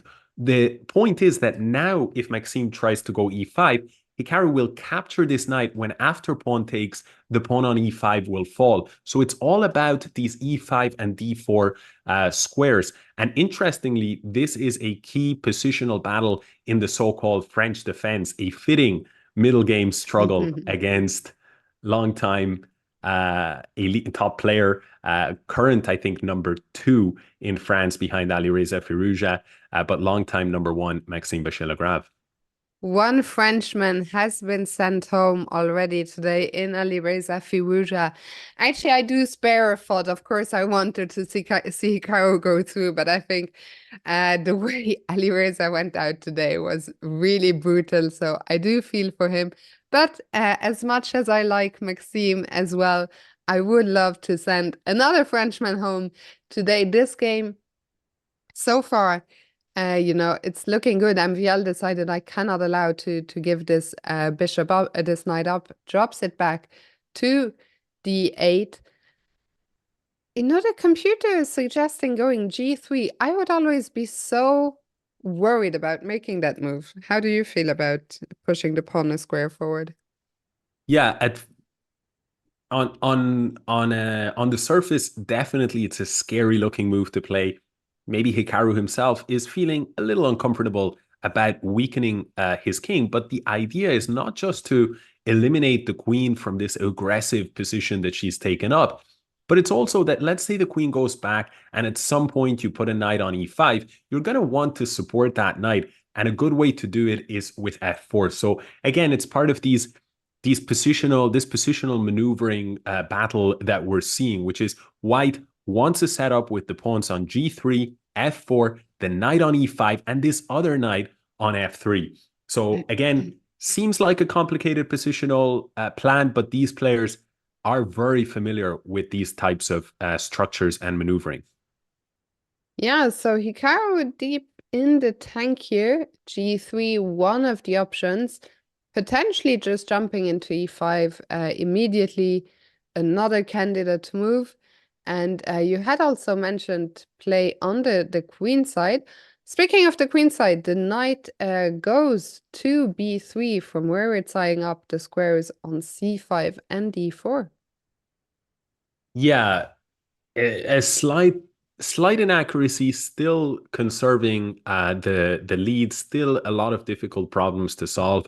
And honestly, still not too much has changed versus the previous move, in the sense that the battle is still around the e5 square. The reason why the computer marks this with a question mark has to do with the fact that it now sees the possibility of playing knight f7 and maybe e5 as slightly more realistic than if white had taken that clamping approach on the e5 square. So for now, the same dynamic remains. Yeah, I don't think things are as dramatic as the engine bar wants us to believe. I'm also very happy that we are the ones with a time edge in this game. And we see MVL play a6, kick the bishop back and find its best response, knight f7, taking control over this crucial e5 square. But the battle continues. Hikaru now brings his rook to the center. Yeah, absolutely. And as we were saying, e5 starts to feel slightly more realistic in the future, but not that much more realistic. For now, I think what Hikaru was sort of banking on is he's saying, you know what, you can be as close as possible to playing e5 without actually being able to play it. Because if MBL now plays e5 after this sequence of exchanges here on e5, Hikaru will have grabbed a pawn, and that is not a pawn that MBL can afford to lose. A question from the chat, why not put the other rook on e1? I'm not completely certain, but I think it has to do with wanting to keep the other rook on f1, seeing as the f4 pawn might advance in the future while the rook on a1 wasn't doing much. Yeah, I suspect that that's exactly the thinking behind Hikaru's choice of rook. Although perhaps in practice it doesn't make an enormous difference. Here we may actually see Hikaru being the first one to take action here on this e5 square, because as we can see, Maxime has a one-track mind. He wants to play this move e5. Why do we keep talking about this? It's because without that move, this bishop on c8 doesn't have a good square to go to. Note how Hikaru's idea of knight b3 may have been motivated by the possibility of black placing their bishop on d7. And Hikaru would say, well, if you go there, I'm going to jump to c5. I'm going to hit your bishop. I'm going to hit your now undefended pawn on b7 on top of hitting e6. So Maxime is looking for e5. And I think soon we will probably see Hikaru planting his own knight on e5 to prevent it. Yeah, he does play g3 now, a move we talked about a minute ago. I'm curious why. I mean, the computer was advocating to play knight e5. I wonder why knight e5 now is less good with the inclusion of g3. Yeah, it's a difficult question to understand. Perhaps long term, the reason why G3 isn't particularly liked by the computers, it does weaken those light squares, and you never know when that might become a factor for this bishop. But I don't think it's a major issue. What I do think is, and I also suspect there may be another point. If black is able to drive this pawn forward to e4, then it makes it harder to make this pawn break when you don't have this pawn on g2 to support. But honestly, all of these different elements, they're very, very subtle elements. And, these guys are two of the world's best. So for sure, they are registering all of these subtleties in the position. But at the same time, those subtleties are probably not going to be what decides the outcome of this game. It's all kind of heating up right now. And the truth of it is that MVL has improved his situation versus before, because he has finally been able to play e5, but the game is very much alive with all results possible. The game is alive. Hikaru has to find a way to put some pressure, I think, on those black central pawns. If we look at the pawn islands, Hikaru with two pawn islands, one on the queen side, one of the king side, he does not look too happy right now. I think it's because he senses his position was better than it is right now. He is still the one with an edge, so he will just need to adapt to the new situation of this just being a small edge, but there's still lots to fight for here. This is very far from being a dead draw, which I was reading in the chat. What do you think the best way forward is here? Again, a difficult question to answer. I think it explains why Hikaru has been spending a bit of time in this position. I suspect that now some kind of a reorganizing of the pieces is in order, because everything, all the way that both sides were placing their pieces was all about achieving this move e5. Now that it's happened, both sides need to kind of shuffle around a little bit and find new targets. Now, one possible new target is this pawn on d5. You could maybe imagine a situation where white slots the bishop back to g2. That would make sense since you've played g3. And from there, not only would you be targeting d5, but you would also be targeting the pawn on b7. Maybe something like this is one possible direction the game could take. Another is just a kind of a patient suffocation game. And what I mean by this is that black still is struggling to find a home, find a home for this bishop that sits on its starting square. Now, the problem is the pawn is no longer blocking it, but the knight is blocking it. And the knight can't move because this pawn would no longer be defended. So there is this kind of waiting game, and Hikaru might try to sort of exhaust Maxim's patience and hope that a blunder sets in. Yeah, I think one thing we can hope for here is, of course, first of all, Maxim's time to tick down a bit more. Hikaru still has a 2-minute edge on the clock, but also for Maxim to maybe lose his patience and do something a little too rash. I'm sure, Maxim, I mean, you talked about that bishop on c8. I was gonna say, I'm sure Maxim is thinking about how to bring that bishop into the game. In the end, he decides that the bishop will be fianchettoed to b7. Yeah, and now a really interesting moment arises, because now that black has built this very strong center, there is a desire for white to break it down. And there's two ways in which you might try to break it down. One is with c4, and the other is with the move f4.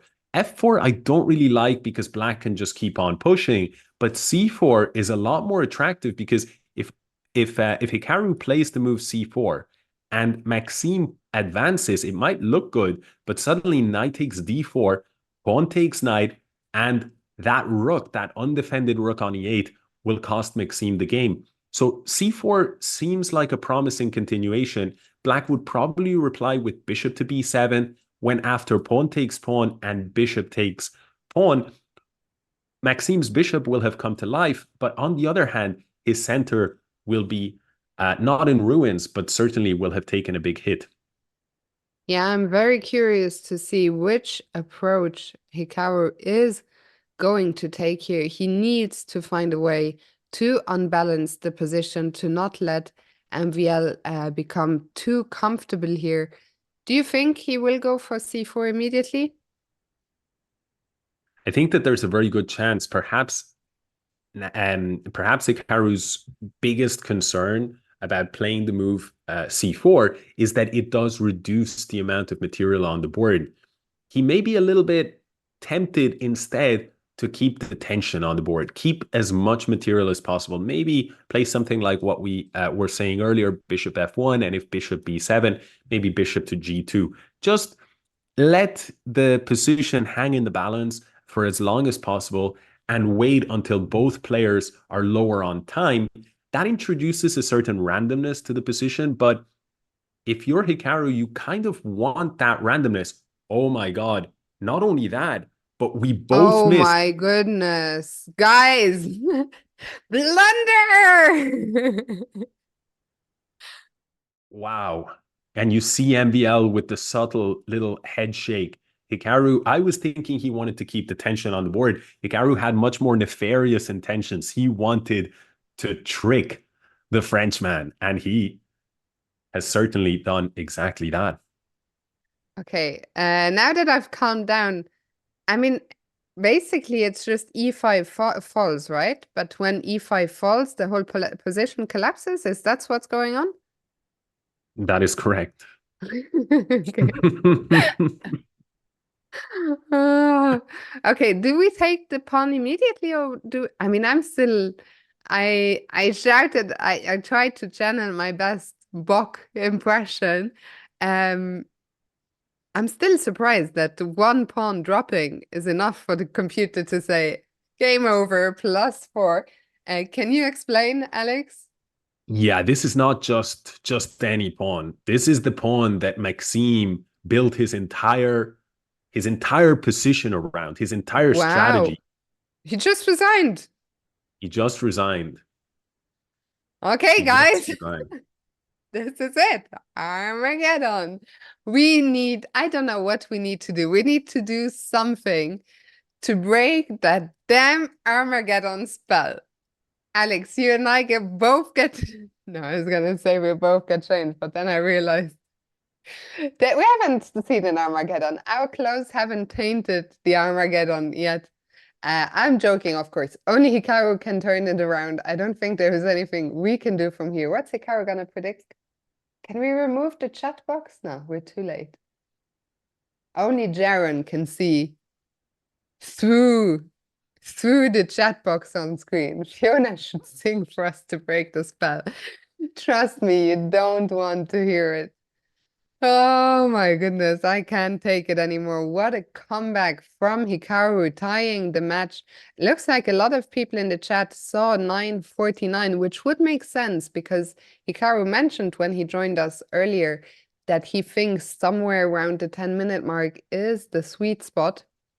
So I think, by the way, Alex, there is still one game going. We can go there. Nordibek Abdusattorov lost the first game with black against Fabiano Caruana, but he is fighting to get back into the game, into the match.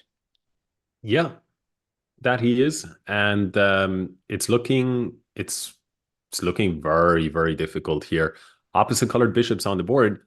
Sometimes that means very, very drawish position, but not when you've got the queens on the board, and certainly not when so many of white's pieces, in fact, even all of white's pieces, are ready to to go on the noble hunt of the Black King.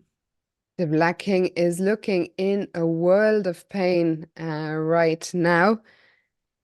And also, I mean, on the Fabi is down on the clock. It looks like we're going to get not only one, but two Armageddons. Remember, in this match, there is something else at stake. One of these two players, whoever wins this match, is through to the semifinals, joins Magnus and Wesley.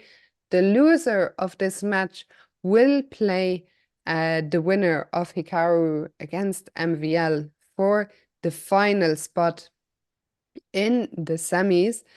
If you're Fabi, how do you fight here? I mean, the pawns are so scary. Yeah, on the other hand, at least there isn't, at least to my eyes, there isn't an immediate blow here, the kind of killer blow that you want to see, that you want to have work if you're Nodierbeck is, can I take here? And let's say if queen takes, I move the rook over and I win the queen, or if rook takes, pawn takes, I push and somehow a tactic works. But I'm not seeing any of those tactics winning straight away. In fact, what is considered best in this position is pawn takes b6. That's a tough move to play if you're Nodibek, because that's a passed pawn right here. If you can keep on pushing that pawn, that's actually the reason why, or rather, sorry, rook fe8 was played, so the rook wasn't there. I thought the rook was already there. I thought the rook wasn't there, and rook c8 had been played to keep it under control. That was 2 moves ago that happened. And so the pawn cannot advance, but ideally you would like to be able to drive this pawn all the way to c7. You can't do that.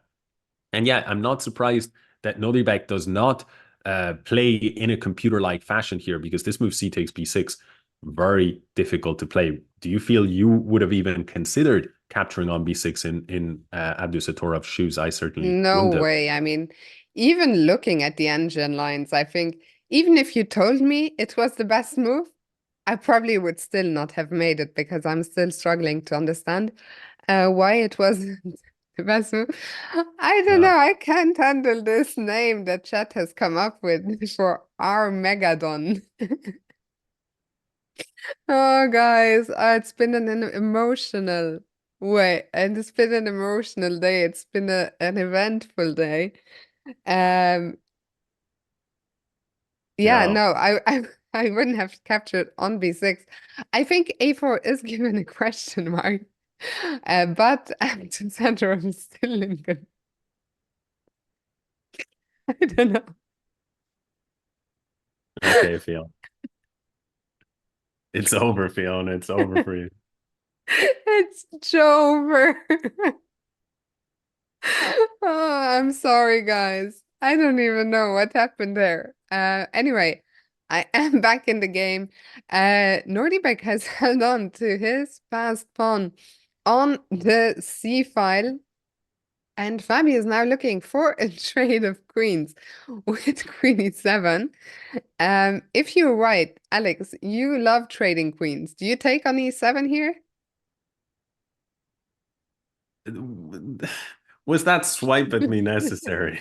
Fiona, was it necessary to preface it by saying that I love to trade queens, you know, and not meant as a compliment? No, I would not trade queens when I'm close to checkmating my opponent, is the answer, Fiona. No, I would not trade queens. No, I mean, Nordibek probably wants something like rook g5, rook h3, sack, and checkmate. Yeah, and I mean, if you're Fabi here, remember, Fabi only needs a draw to move into the semis. He is fighting for his life. His king is actually making a run for it. Uh, and if you're Nordibek, I mean, he senses, of course, that he's so close. But these games, I mean, the players must be tired as well. This is game 4, and all the matches have been so intense. I mean, you can see it. I mean, I am losing the plot if I'm, in this way. Imagine the state the players are in. So, Nordibek needs to keep a cool head here because these games don't win themselves. I think he's looking for the right moment where he can drop the bishop away from f6 to replace it with a queen, but Fabi is, of course, not going to allow that so easily. Yeah, yeah. I Oh, mean, and sorry to interrupt you, Alex, but I missed it completely. But we have the bid times. Hikaru bid 9:49 and Maxime bid 9:54. So Hikaru will get black with 9 minutes 49. I have a feeling he will be quite happy with that. Is she high? No, she's high on Armageddon. Oh my goodness. So yeah, I do think if we're serious, if I'm being serious for a second, I think that Hikaru will actually be quite happy to be black with 9 minutes 49. Would you agree with that? um, yeah. I mean, Fiona, you're not making things easy for me. Amongst all the jargon and the hilarity and all these different things, I'm reading a comment like, Fiona, what was it? Fiona played the Bong Cloud on the break or something like this, right? With the Bong Cloud Gambit on the break. And then, this fast switching from that to, totally serious analysis of Fabiano's position. It's a challenge. I'll be honest. I'm not too sure what's going on here other than the fact that Nodibek is making some progress on the queen side here, has kind of shifted his focus to the queen side, but there is no immediate breakthrough yet because Fabiano is kind of making a just fantastic defense using every last bit of resources that he can find to make sure that Nordibek cannot make further progress.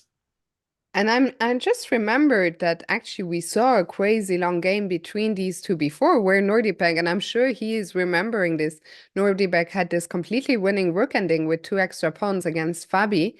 And he almost let it slip. I mean, he won the game with 1 or 2 moves to go until the 50 move rule came in. So these two have certainly been giving us a lot of drama. For everyone wondering, do we have Wow. to wait for this game to end before Hikaru plays? Yes, the two. Um, well, I think if this match doesn't go to Armageddon, the break might be shorter since this match will be over.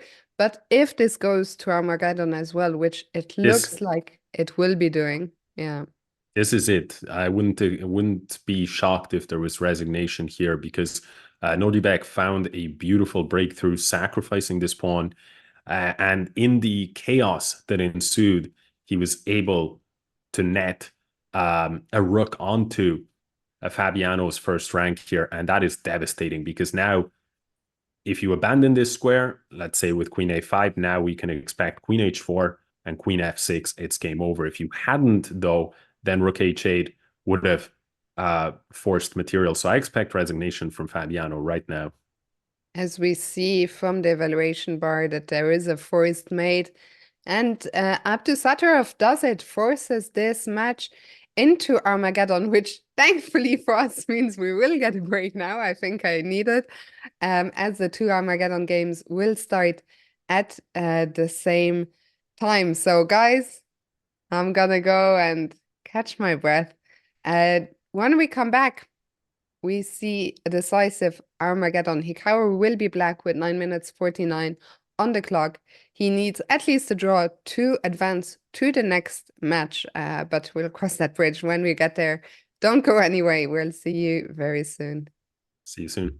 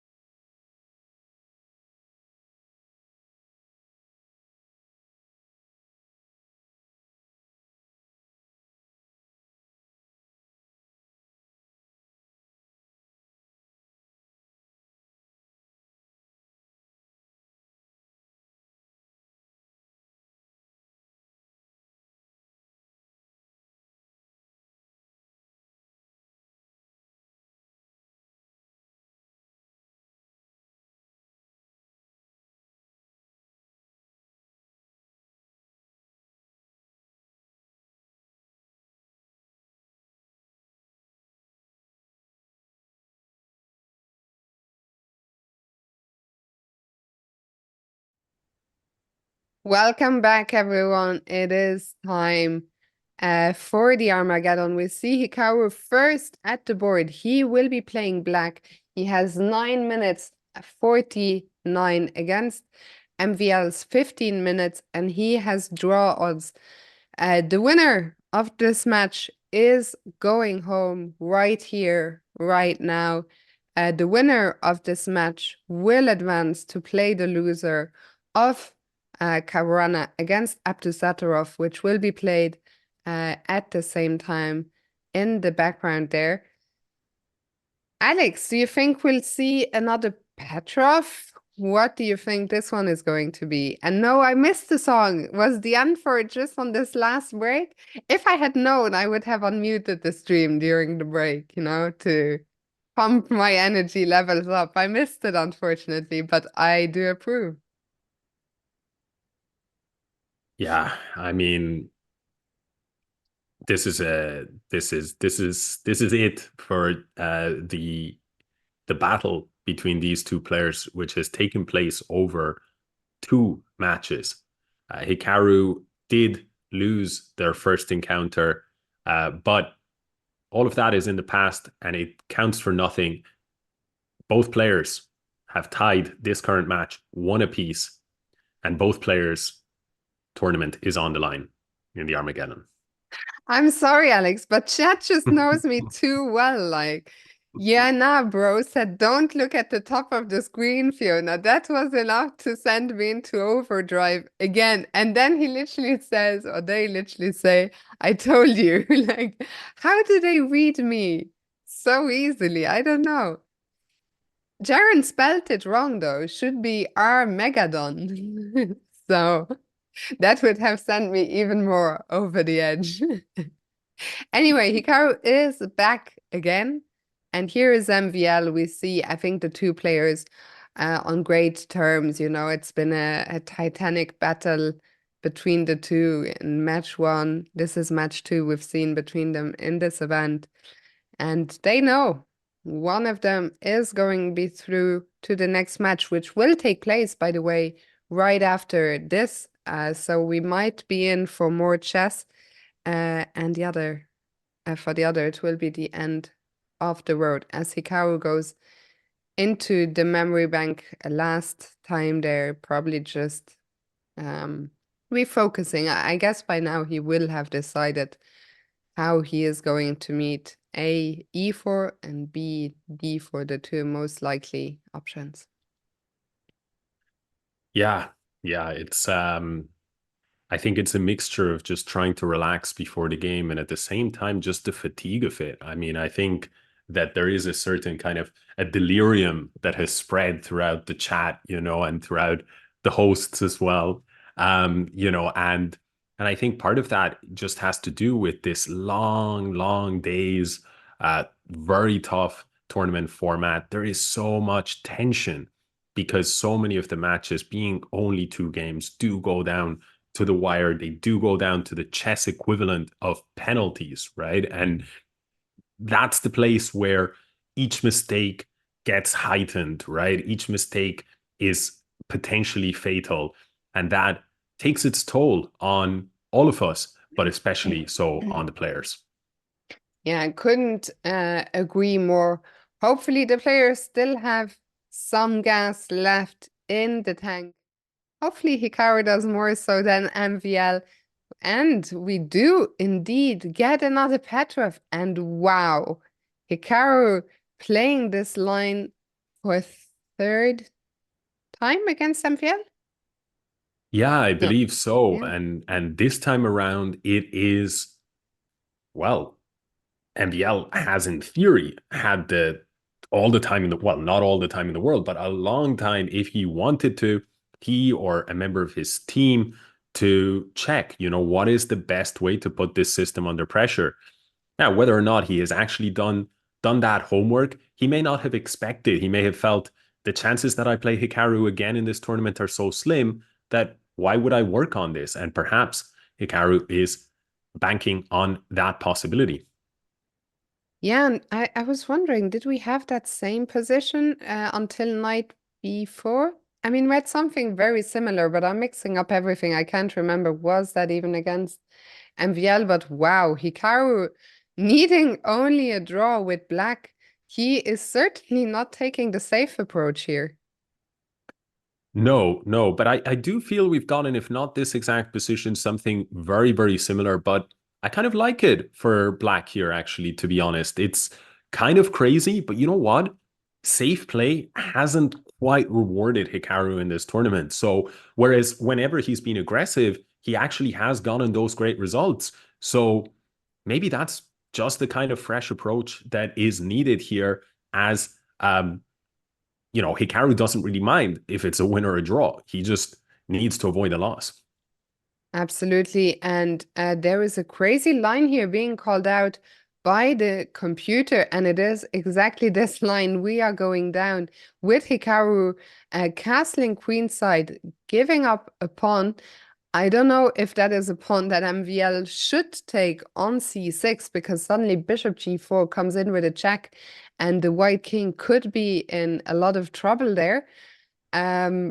So very, very sharp stuff. That the black king is not safe, the white king is not safe. I don't even know, Alex. How do I begin to evaluate what we are seeing here? Yeah, for me, I think the most critical thing to evaluate is that Maxime did not play the best move in the position, which was bishop to d2 instead of grabbing that pawn. And that tells you that Maxime is out of his preparation. What the last thing we wanted to see was Maxime just very quickly blitzing out the best moves. That would have suggested he might have done his homework. Instead, he's thinking on his own. And what happens when you think on your own and you have very little time on the clock in a sharp position? Mistakes creep in. And it seems that if black just plays the natural move, which is to capture this pawn on e5, And even he's though reaching for it. yeah, even though he may be down a pawn, look at white's king on d2. That is not a great king. And look at black's bishop pair and extra pawns. This is, I think, a really, so far, ideal situation straight out of the opening.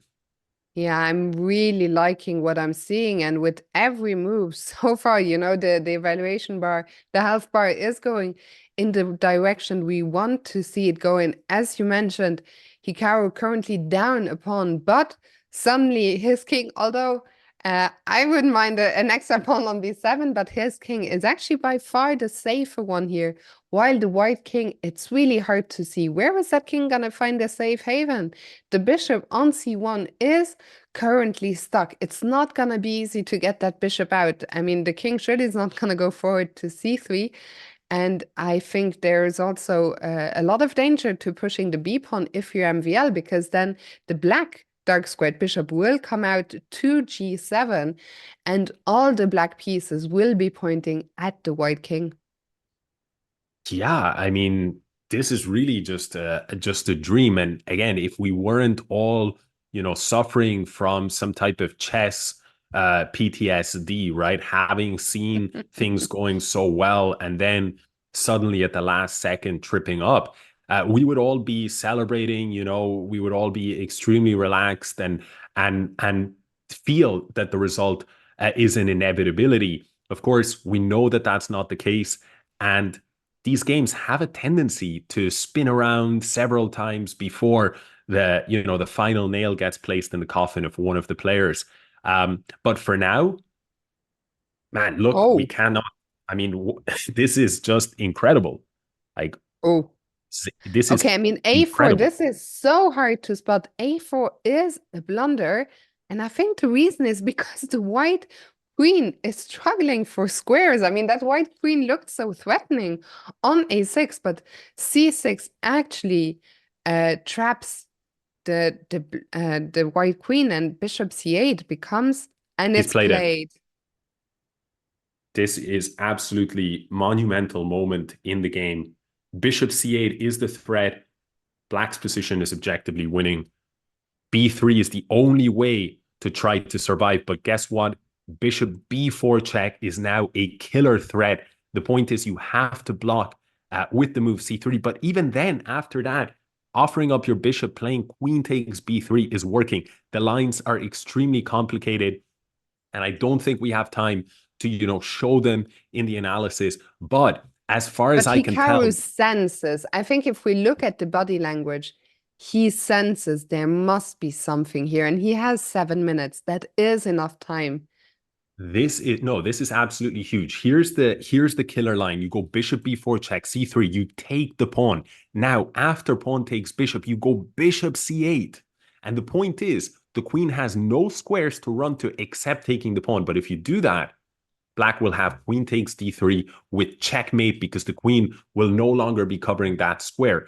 If you didn't understand any of this sequence, it's okay. Nobody, including myself, understood that sequence. But that is what the computer is showing. Unfortunately, Hikaru did not play that particular sequence. But good news, Maxime. Good news, rook seems b1 wasn't the best either.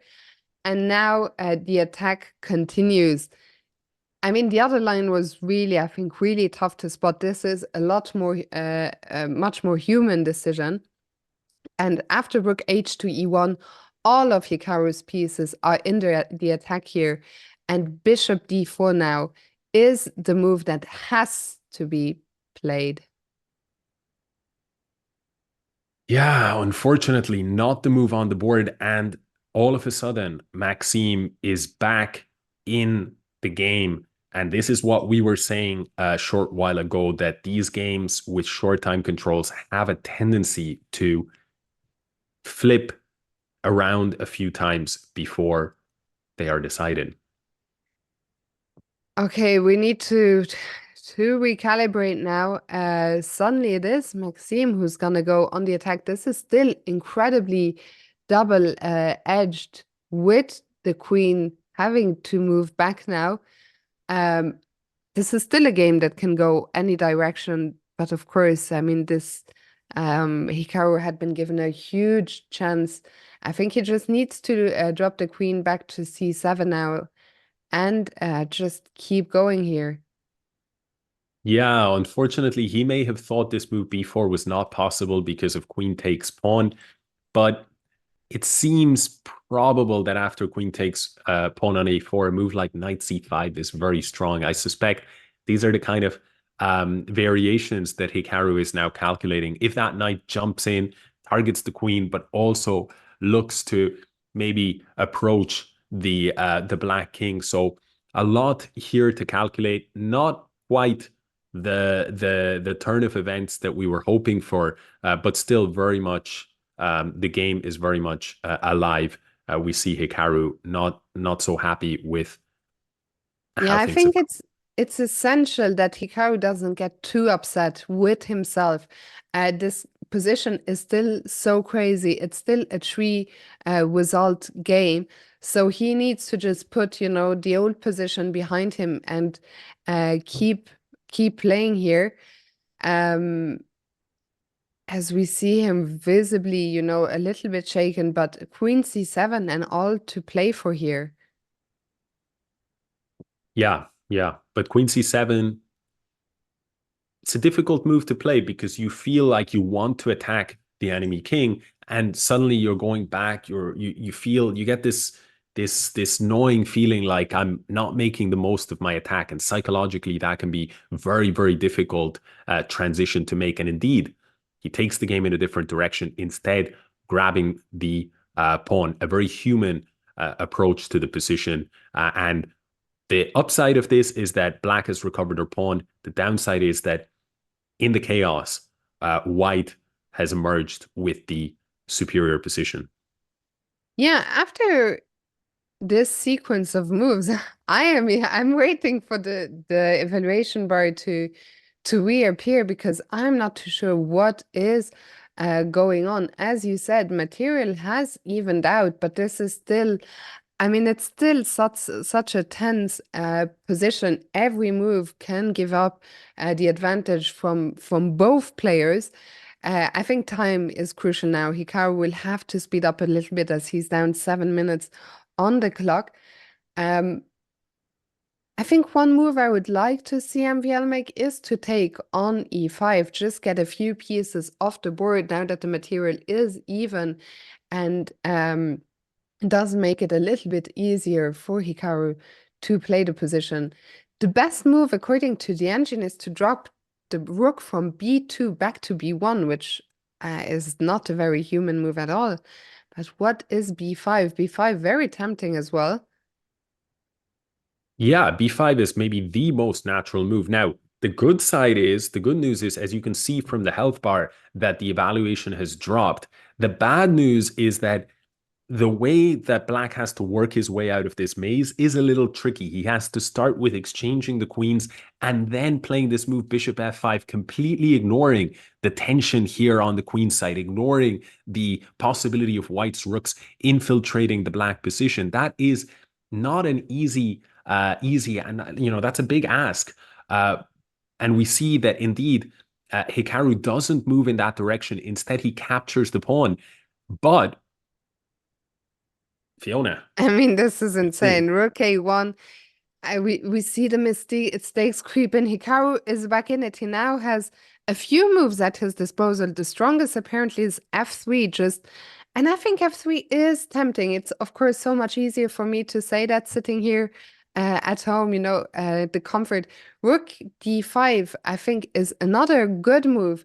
Hikaru is completely back in this game. What he needs to do now is to speed up. Yes, absolutely. Time is,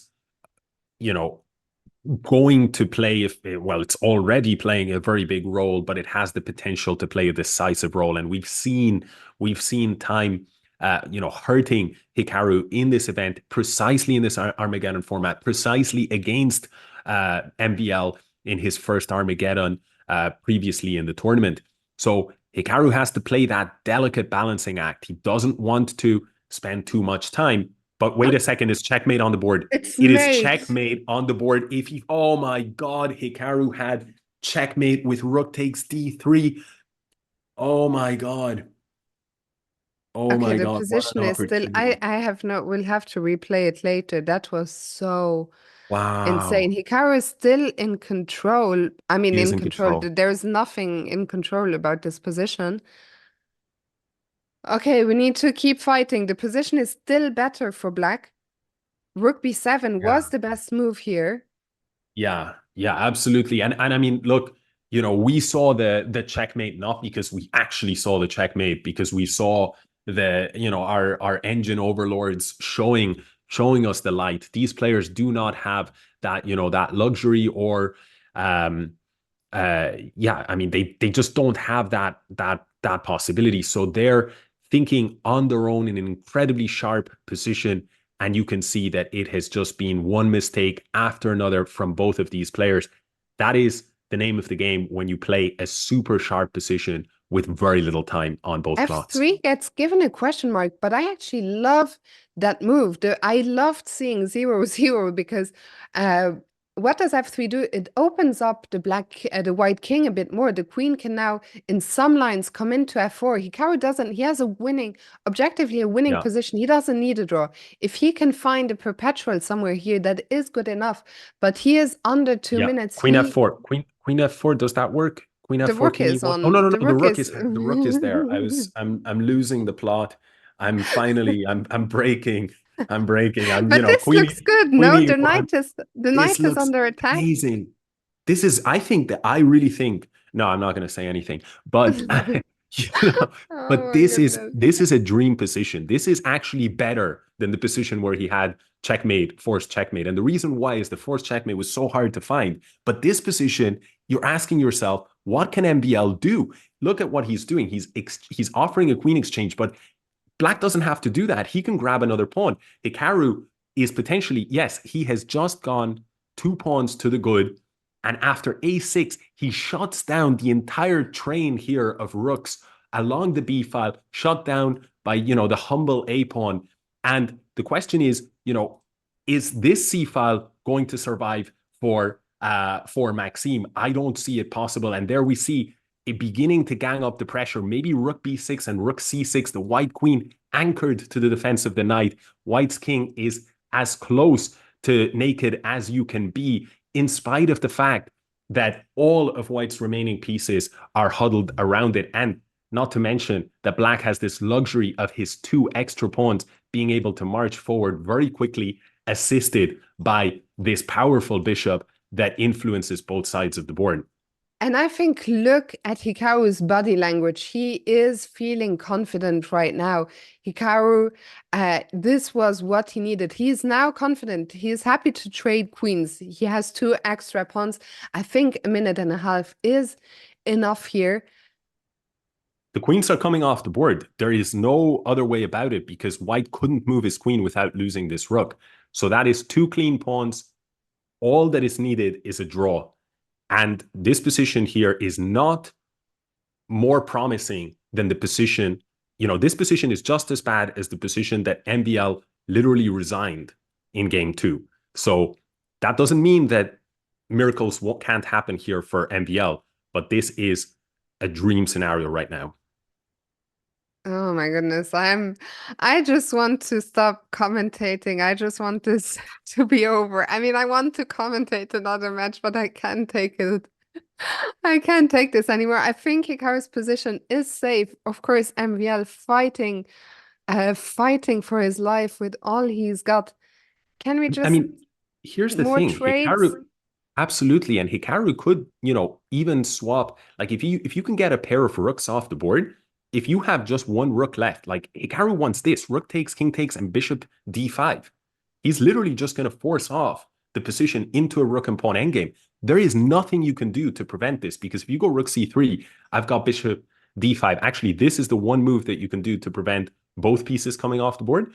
But at the very least, black can get 1 pair of rooks off the board. And there we have it. 1 pair has left the board. That is a big success for a black's strategy here. Rook g6. Just looking run to the damn pawn. pawns. Run the damn pawns. Maybe even slow and steady bishop g2 and this. No, he takes it in this direction. The position is a complete draw. There we go. There is no way Hikaru is going to lose this position. I'm gonna say it. And there. Oh my God. Draw is official. Oh my God. I can't take it anymore. Okay, we win another match. We win the first Armageddon game. Armageddon, let's go. Oh my goodness. Oh my God. I like this comment in the chat. Please, Fiona, what's the matter? If you don't understand what the matter is, then where have you been for the last 3 days? I can't do this anymore. Hikaru is through. MVL is out of the tournament. And Alex, let's open up the game between Nordibek and Fabiano, where the Hikaru's next opponent is currently being decided. Nordibek with white needs a win. Yeah, and it's great news for us to see that these 2 players are doing a fine job of torturing each other in this match, right? So they'll be arriving exhausted, whichever opponent comes next. This position is very, very close, very tense. Apparently it's equal, but still with the queens and rooks on the board, a lot of life. Yeah, I still can't believe what we've just seen. That game was so insane. I'm glad some of the chat, we feel you. I'm sure most people can relate to how I'm feeling. I mean, this has been, I feel like I've lost at least a little bit of life expectancy.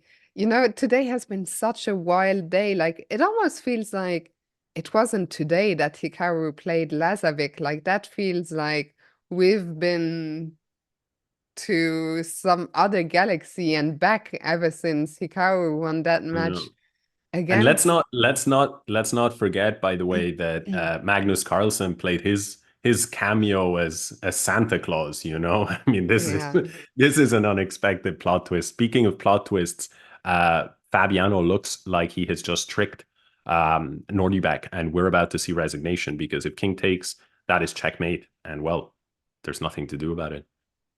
Yeah, which means that Fabiano is through to the semi-final together with Magnus and Wesley, and it also means that Hikaru will play Nordibek.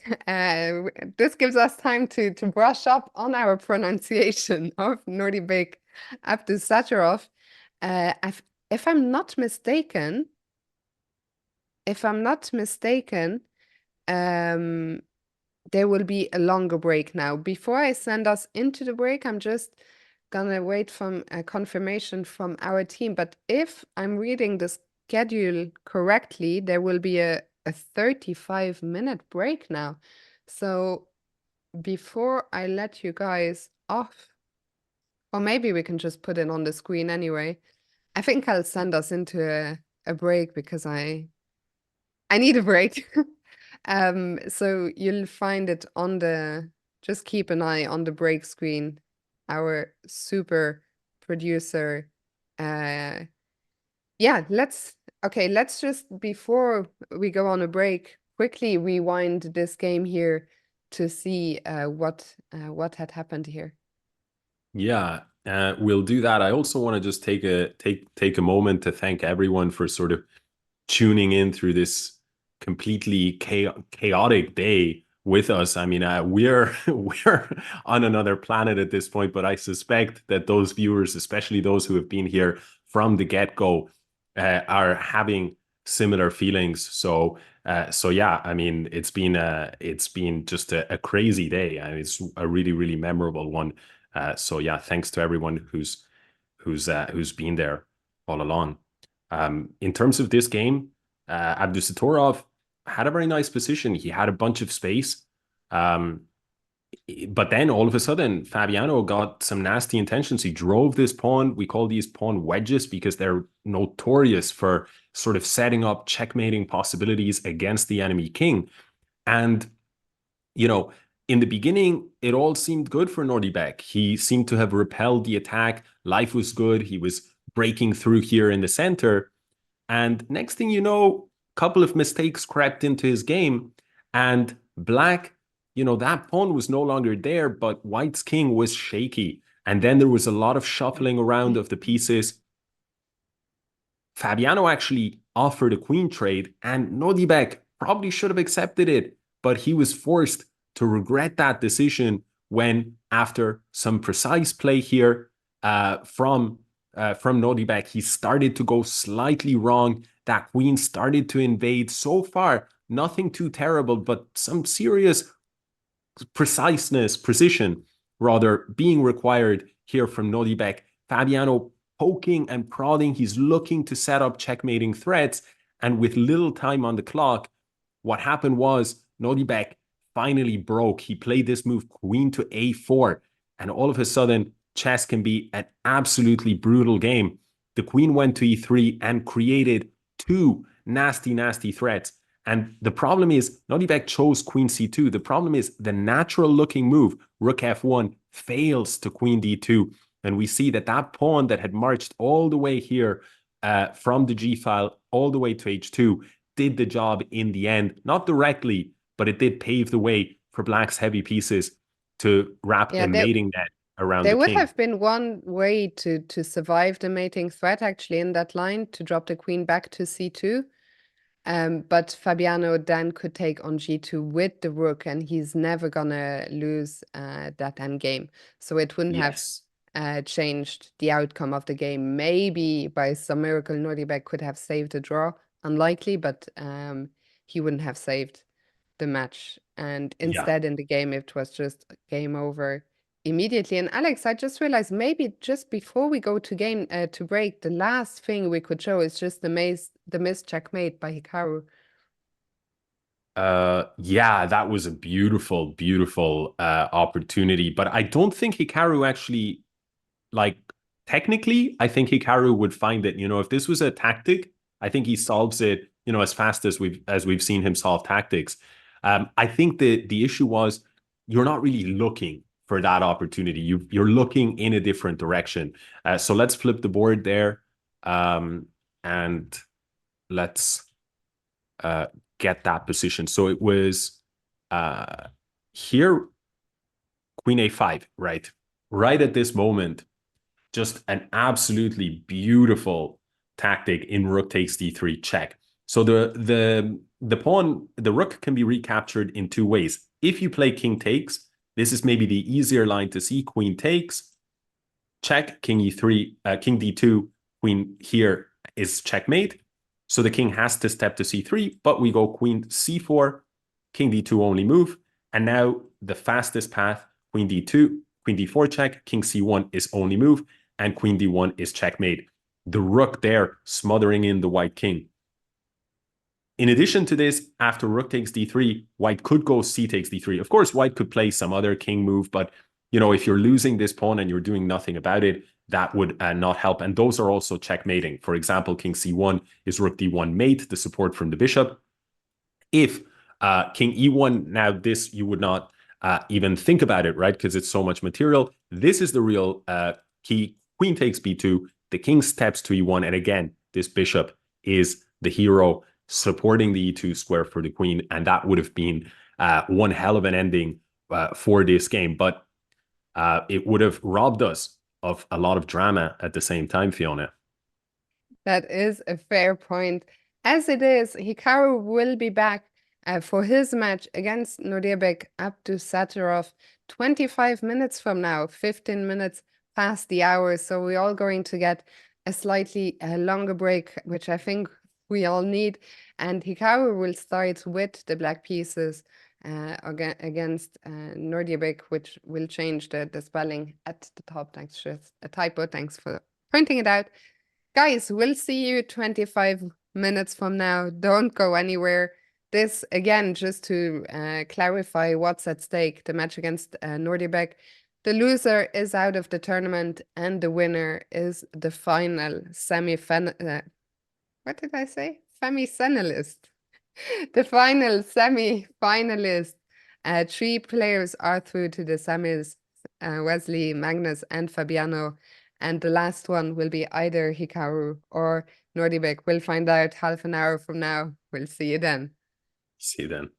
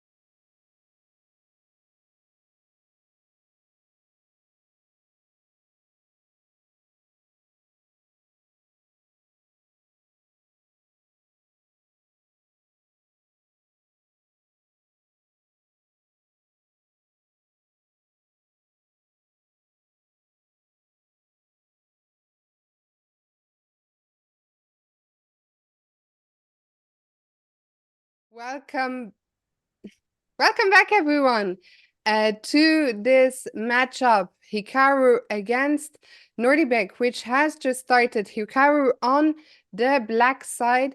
And Alex, this is the last match of the day. The loser goes home. The winner is through to the semis. Yeah, it's crunch time. I mean, this is indeed the final match of what has been an absolutely exhilarating day. And Hikaru in his last match just dispatched MVL, one of the players who had won their match in the round robin phase of the tournament. And now he has an opportunity to exact revenge on the young Uzbeki grandmaster Nodirbek Abdusatorov. Hikaru starting game one with the black pieces. Yeah, what did we actually see? The opening was what? Was it E4? Yeah, it Okay, was we another saw Petrov. Petrov. Okay. And the position, I mean, both players have the bishop here. Material is not even, actually. I'm just counting the pawns now. Hikaru is up a pawn. What do you make of this? Yeah, up a pawn. However, it's not really too significant because Hikaru needs to solve the problem of his king. And the move to do that is castle. But if castle occurs, then there will be bishop takes h7 check, king takes h7, and queen d3. The players, I think, familiar with this position, they are blitzing out the moves. And so what basically the net effect of this opening play is that Abdusatorov has recovered his pawn. And on the other hand, that's not really a disaster because in the meantime, Hikaru has brought his king to safety. He's not too concerned about the absence of the h-pawn since there aren't that many pieces remaining on the board. Only one pair of minor pieces remain. That means the game has a higher chance of going into an endgame. And that's good news from Hikaru's perspective to have a position that is solid and equal 14 moves into the game. Yeah, I think Hikaru will be quite happy here. We see the two players. I mean, they must be exhausted after what has been not only a long day, but such an emotional roller coaster. I think for Hikaru more so than for Nordibek, but Nordibek also, I mean, we didn't follow his last match against Fabiano too closely. Remember, if he had won that one, he would have been through to the finals already. So the players really need to leave it all on the table here. Last two, potentially three games. And Nordibek is thinking here, after Hikaru's last move, a5. The bishop still on its starting square on c1. Is it time to start thinking about that bishop? Do you want to develop a rook first? Do you maybe want to play my favorite move, f4? What are your thoughts? Yeah, I mean, we see here that Nordibek has made a decision and he has planted the rook on d1, aiming at Black's central pawn. I think the position, you know, you highlighted that there's a bunch of moves that Nordibek could have gone for. And I think that speaks to the flexible position. When we say this in chess, we just mean that there are many different possible plans. Instead of focusing too much on which plan, you know, time will tell what the players go for. I think the biggest point to keep in mind is that so far, the opening has been a success for Hikaru. He has what is an equal position. The health bar may suggest plus 0.26, may suggest a very slight advantage for white, but that is insignificant in the grand scheme of things. Black, Hikaru in this case, is feeling comfortable. Our good friend Truth is in the chat. Hello, Truth. I like his suggestion of rook a6 and swinging the rook across to the king side, going on a bit of an attack there. Potentially, you are highlighting the more positional route. The rook could go to c6, putting pressure on the isolated pawn on c2. I think rook a6 with both those ideas in mind is a very tempting option here. Yeah, absolutely. I mean, and I think the one big difference in the way that White has arranged his pieces and pawns compared to how black has arranged them is that white has 4 pawns, and we do see that move on the board. White has 4 pawns on the king side. Black only has 2. What does that mean? It means that if Abdusatorov is given the time, he may love to push the F and the G pawns up the board with very nasty ideas, attacking ideas against black's king. On the other hand, Hikaru has that pawn advantage on the queen side and center. And so it makes sense to try to press on that side of the board. Maybe that's going to begin with this idea of rook to c6, although we can't rule out the possibility of rook g6, which would fortify the slightly fragile king side for Hikaru. Yeah, and we see Nordic also make an active rook move with the rook swinging into b5, where the rook is attacking both the pawn on d5 and the pawn on a5. So I think there's a couple of options here. There's one move that defends both pawns, and that is c6. c6 opens up the queen's vision towards the pawn on a5, also hits the rook, but it then shuts out the rook that just came to a6. So that's the downside of playing c6. So I guess the other option highlighted by the computer, which I'm still struggling to understand all the ramifications of, is this one, rook c6. Yeah, well, I suspect that Hikaru's intention, and I think this is a great move, is simply to abandon the defense of this pawn. It was a little bit awkward to play c6 because, as you say, it would have left that black rook struggling for a mission, for a job over the coming moves. And so what Hikaru has decided to do is let white capture this pawn on a5 and perhaps just capture in return on c2. Now, the danger of this approach is that it is true that if white goes queen takes a5, rook takes c2, and then plays rook takes d5, it does look as though white may go up a pawn. But at this point, black might try a move like queen to h4.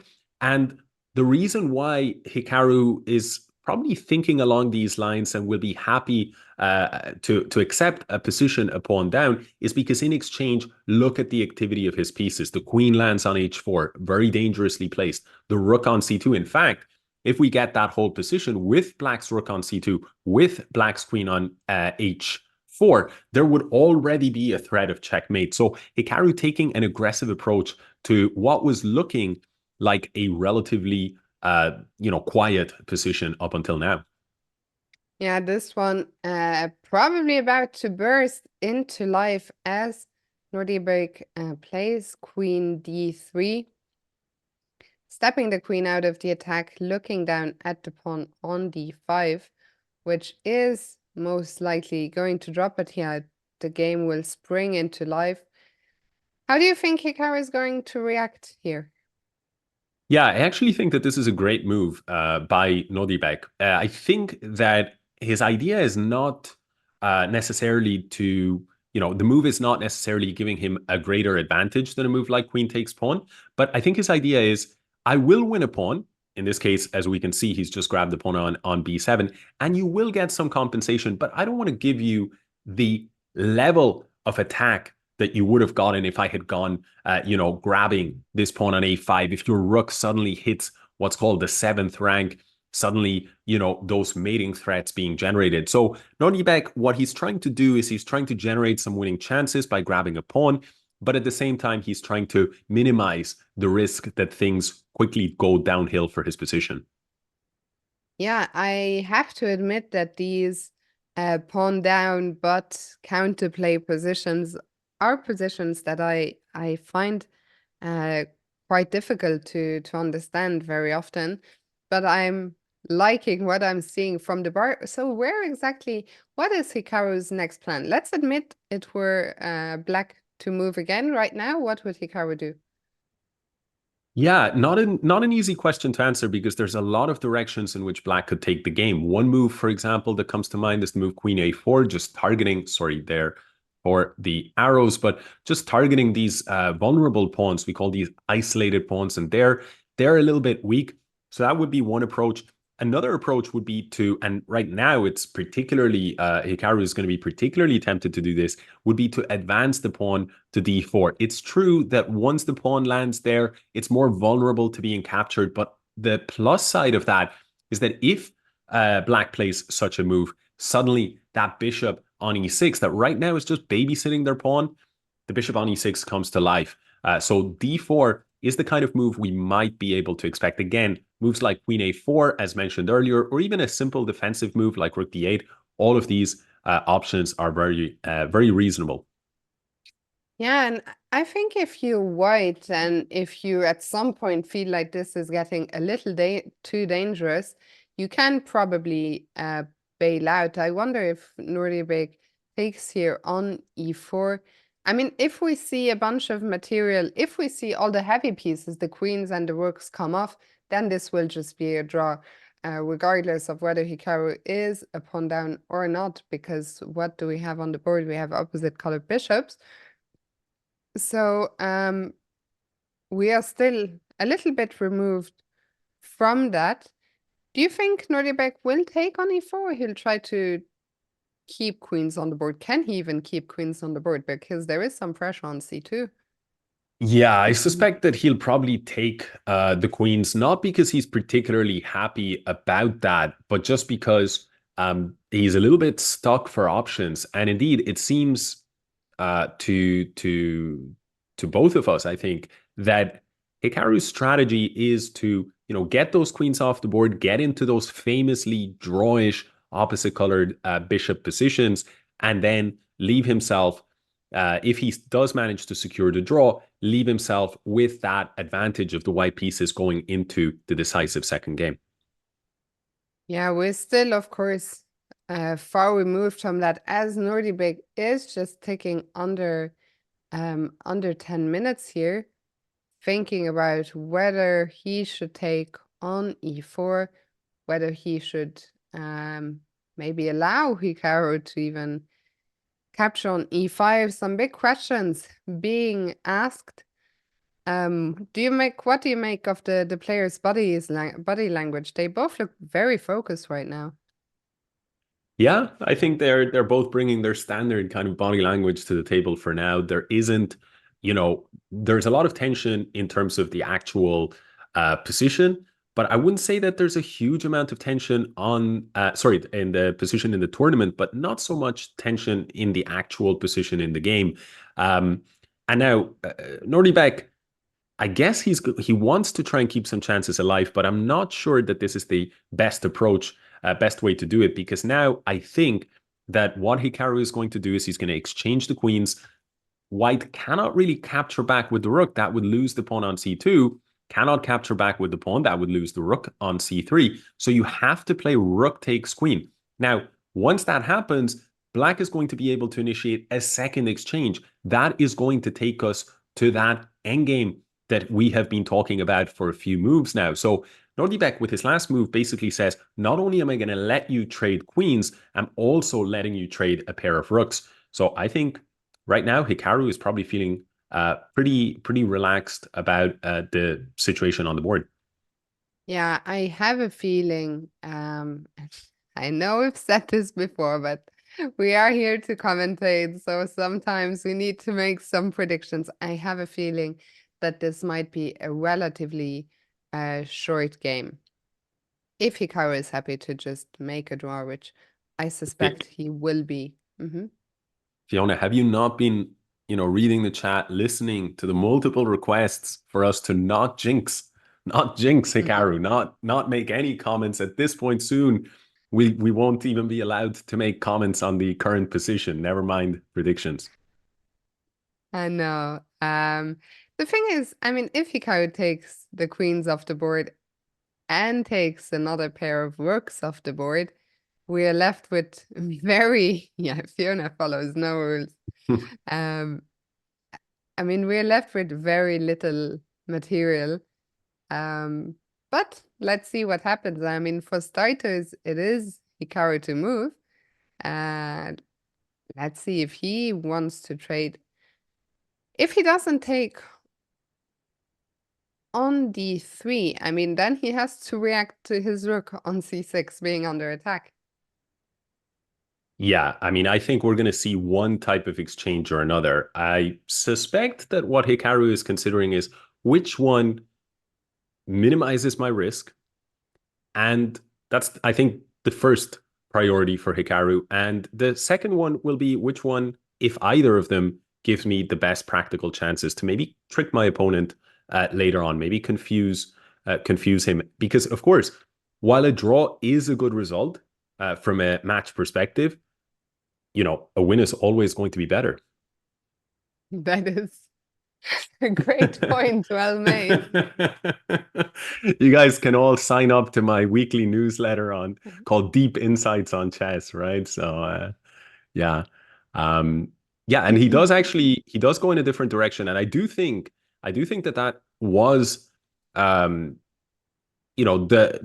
rough thought process of Hikaru, because the direction that he's taken it in is actually a little bit more of a fighting direction, because now what he's doing is he's stepped his pawn onto c5. It allows white the possibility to capture this pawn, and that actually would mean that Nordibek would be temporarily up 2 pawns, but Hikaru, as you can see from the health bar, it is equal. So Hikaru would have the more active pieces. You might imagine that in the future, maybe first save this pawn from attack, but in the future, moves like rook c8 could come in, and black would recover 1 pawn. And so what is the kind of the outcome of all of this? It means that Hikaru will be down a pawn, but with more chances of attacking. And he figures the pawn doesn't matter. I can guide the game to a draw, worst comes to worst. But the better placed pieces, that gives me some chances to maybe collect the full point. Yeah, I was gonna say just that. I also was under the impression that Hikaru not taking on d3 was because he wanted to keep some chances alive to create some counterplay. Now, after queen b4, here is another chance for Nordibek to swap the queens. If he holds on to the queen, things might get a little tricky for him. The only square I think the queen can go to defend the rook is e3, but then you have to start worrying about the pawn suddenly pushing to d4, which would open up the bishop from e6, which is then looking down at a2. So I mean, there's also the option of playing bishop d2, but then again, you have to deal with d4. So I think Nordibek will now take on b4, and if he doesn't, then we should be very happy to not see him make that move. Yeah, I mean, I like the direction that the game has been moving in. It just feels as though, yes, the position remains completely equal, but it feels as though now it's Nodirbek and not Hikaru that needs to find the kind of the more precise way of guiding the game into a draw. And that's when opportunities open up. So I really think so far Hikaru is going to be quite happy with the direction the game has gone in. Yeah, and over the last few moves, he has also been able to build up a little time edge, just a nice cushion of an extra minute and a half, as Abdusattorov does decide to take on b4, and I think he is now ready to liquidate this game into a draw shortly. Yeah, that definitely seems to be the case. I think that we might even see, I was going to say, we might even see c takes b4 in order to push and exchange even more pawns. But, for now, white is up a pawn. But again, opposite colored bishops, and black has, the better piece coordination. So that offsets any material advantage that the Uzbeki Grandmaster may have.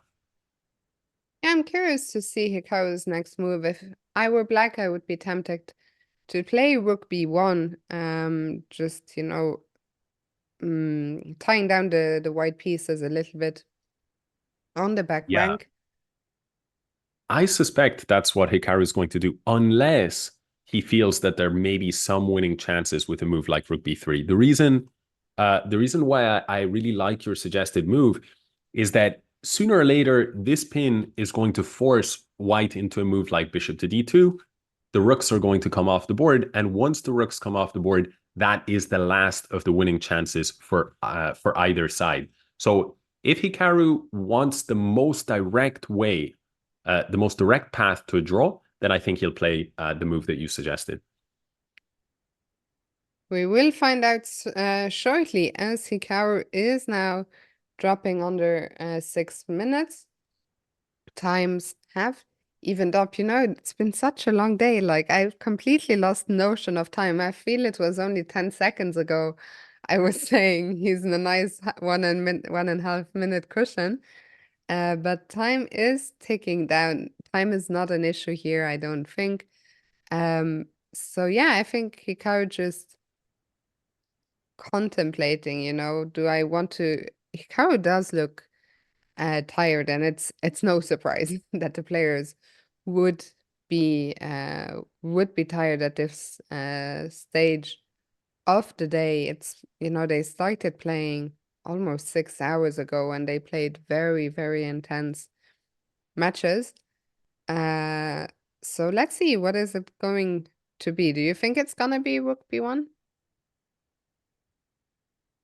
Yeah, I mean, it's really hard to guess because the other option that makes a lot of sense to me, Rook B3 or even Rook C4, just in either case targeting the pawn, also leads to something close to complete equality.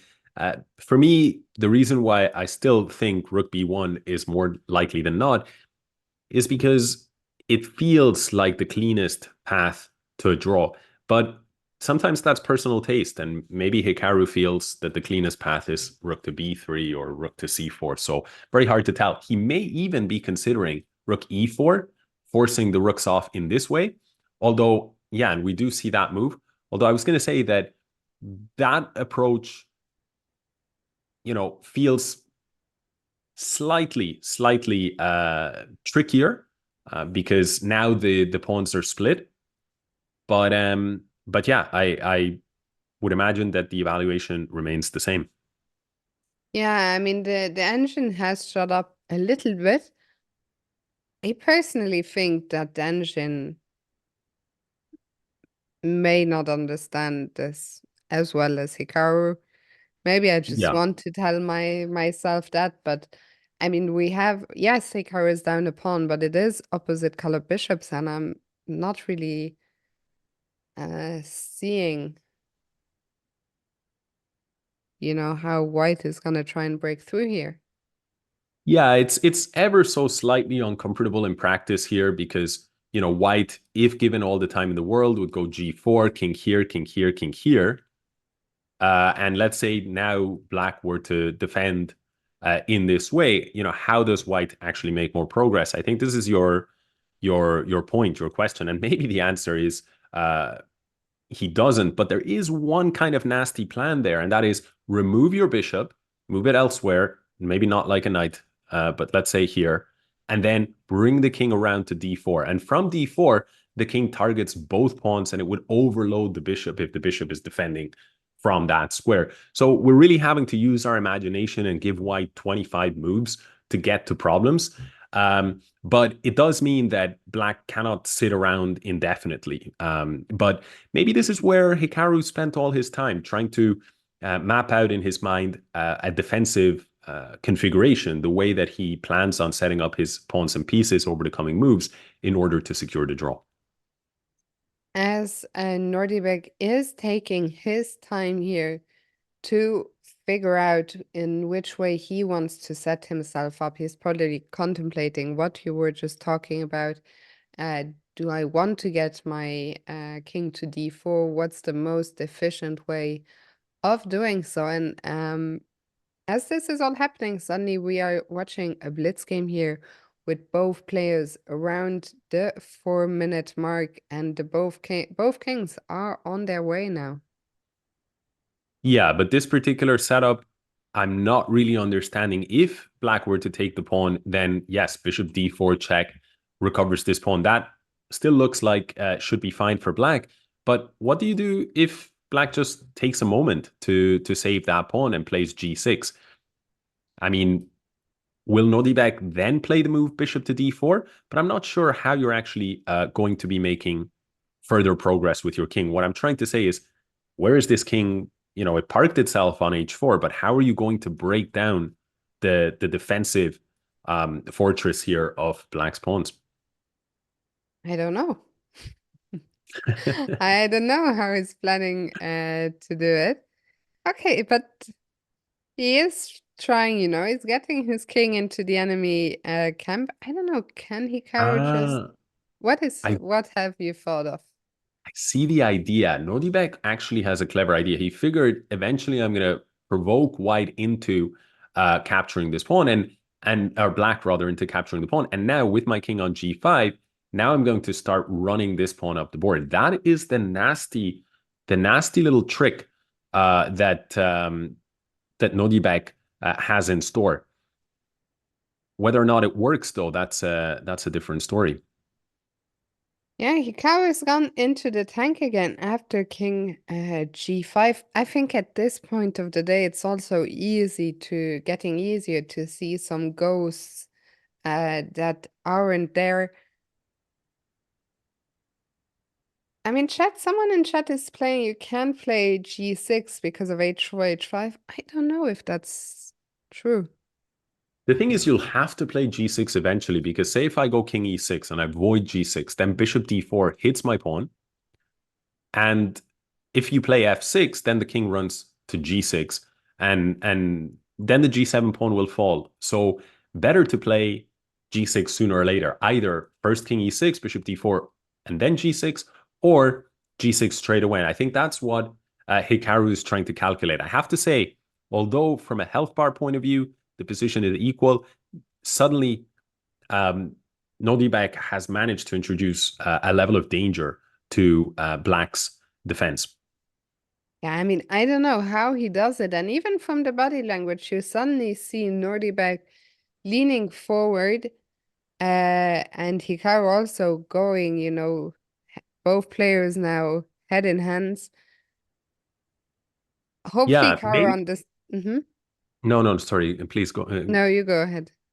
No, I was going to suggest initially to throw up the analysis board, and then I realized that with such little time, it's not advisable. I think Hikaru just needs to. I don't know. I was gonna say something. I don't even know. I mean, it's just I think he needs to not get spooked. I think one of the things which might happen to me in a situation like that is remember the last Endgame against Nordibek and have all these negative feelings come back. So uh I, I hope Hikaru understands, that the position is still under control Yeah. and he can figure out that g6 But is Mhm. sorry, yeah, it's not easy. I think that the solution might have something to do with something like king e6, bishop d4, g6, h4, bishop a4, and if h5, or sorry, so king e6, bishop d4, g6, h4, bishop a4. I think that there was something going on like that, and now it was super complicated. And now Hikaru has actually taken a different approach, which he believes is enough to hold the draw, but the health bar disagrees and thinks that king f4 is the only path to a draw for white. Nordibek has not seen that path, and bishop a4 was the only move to hold the game, and Hikaru has found it. So a big scare there, but still the game hangs I in the mean, if balance. he now, so Hikaru is aiming at getting his bishop to d3 now, is that the idea or I to think that f3? the bishop will play a role in defending both of these pawns with bishop c2 and then bishop to d3. That will support both of these pawns. And maybe if this pawn starts advancing at the right moment, there may be some bishop e2 just harassing that pawn. And this does seem like the game is very, very close to drawn, but black has to be careful. The tempting move g6 is not at all liked. Uh-oh. Hikaru has given up the pawn on e4. He has given up that pawn. At first glance, this seems fine. How can you? The computer says that white is winning. I am not seeing how white wins here. Hikaru is arguing that if we just keep the bishop here, how is white going to make further progress? Because the black king supports the pawn, and if white ever pushes here, it doesn't matter that white has two extra pawns. They cannot move. The black king is holding here. Now, the health bar is saying black is completely lost, but I am not sure. If there was a victory there for white, it was a very mysterious one. And we see that right now the health bar has gone back to that equality. So everybody who was panicking, as I'm sure we both were, I think that Hikaru has everything under control. I am losing so much life expectancy today. I mean, it looks like you're saying like things are back in control. And I will have to, at some point later today, go back and check what was happening there. As we see some action on the board, the F pawns have come off. I mean, the F and G pawns have come off. But it looks Yeah. like this is despite being 2 pawns down. Yeah, and this is a testament to that drawish nature of opposite colored bishops. And we see here that Hikaru is not wanting to give an inch to Nodibek's king, not wanting to let it step onto the d4 square from where it would be targeting black's pawn. And the problem that white faces, in spite of having two extra pawns, is that these squares are mines. They are mines because Hikaru's bishop is guarding them, guarding both of them. So you cannot push the pawns mindlessly out into the battlefield without them being picked off easily. You need the assistance of the king. But the problem is, if you move your king to g5 to try and assist the pawn to reach the f5 square, well, Hikaru will bring his king on e6 to assist his bishop to cover that square. And so in this way, you're not able to actually, lend a hand to either of your pawns if you're in Nodibek's position. I'm also feeling much better having seen, the rigorous head nod by Hikaru, who I think, as Nikolai is saying in the chat, has set up an amazing blockade. And after, I'm not gonna call anything any longer, but it's been a heroic defense, and I think Hikaru has found the right setup. So I think he's done the hardest part here. And as you were pointing out, I just don't see how does Nordibek make progress, as we're down to this pretty much being a bullet game. Yeah, I mean, one thing is for sure, one thing we can say, and that is with best play, this is a draw. And unlike, for instance, for those of you who were watching the battle between Magnus and Alireza, where Alireza Firouzja lost rook and bishop versus rook, we were saying that is a really, or rather rook versus rook and bishop, we were saying that's a really, really difficult endgame to hold. This one is much less complicated. Mistakes could creep in, but so far, Hikaru's defense has been spotless. Yeah, and at some point, well, we're still very far away. I was gonna say, at some point we can start checking for the last pawn move, but the pawn just very recently, 3 moves ago, came to h6. I don't think this is gonna go the full 50 moves, but let's see. I mean, of course, Nordibet is gonna try for a long time. I think we're in for a long grind here, and hopefully no more swings in this game. Yeah, I mean, I think there we go. We see Nodibek agreeing to the draw. What did I just say? We're in for a long game. Well called, Fiona. Well, you called the reverse of what happened. This is what the chat has been begging us to do, right? Always reverse jinx, Hikaru. Oh my God. Okay, so uh, game one ends in a draw. Not without some adventures. Um, the next game, unlike the first one, could be what I'm trying to say is the first game, after game one, there was always going to be a game two. This next one, if either player wins, they are through. If either player loses, they are out. And if we see a draw, we're going to Armageddon. That's the situation. We're going to go on a very short break and we'll be back in just a few.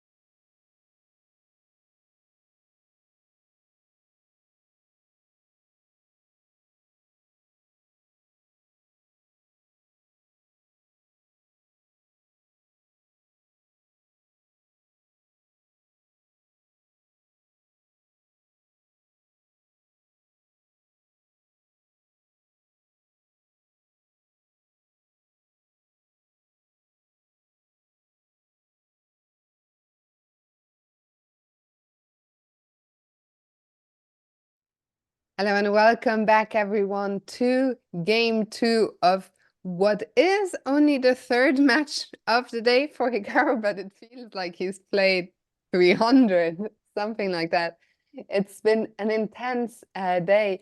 I wonder, actually, in the chat, let me know, is there anyone, well, there must be someone, but let me know who of you have been here from the start. And don't lie. I know chat would never lie.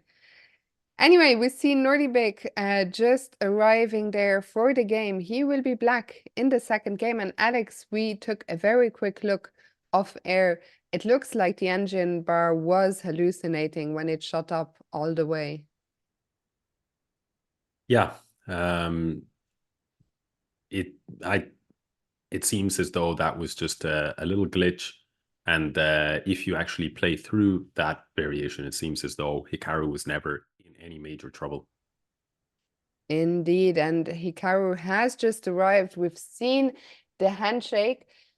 I mentioned it before the break. There's a few people in the chat who have been here since the start, so shout out to all of you. And this game, it is make or break. Do or die. The time has come.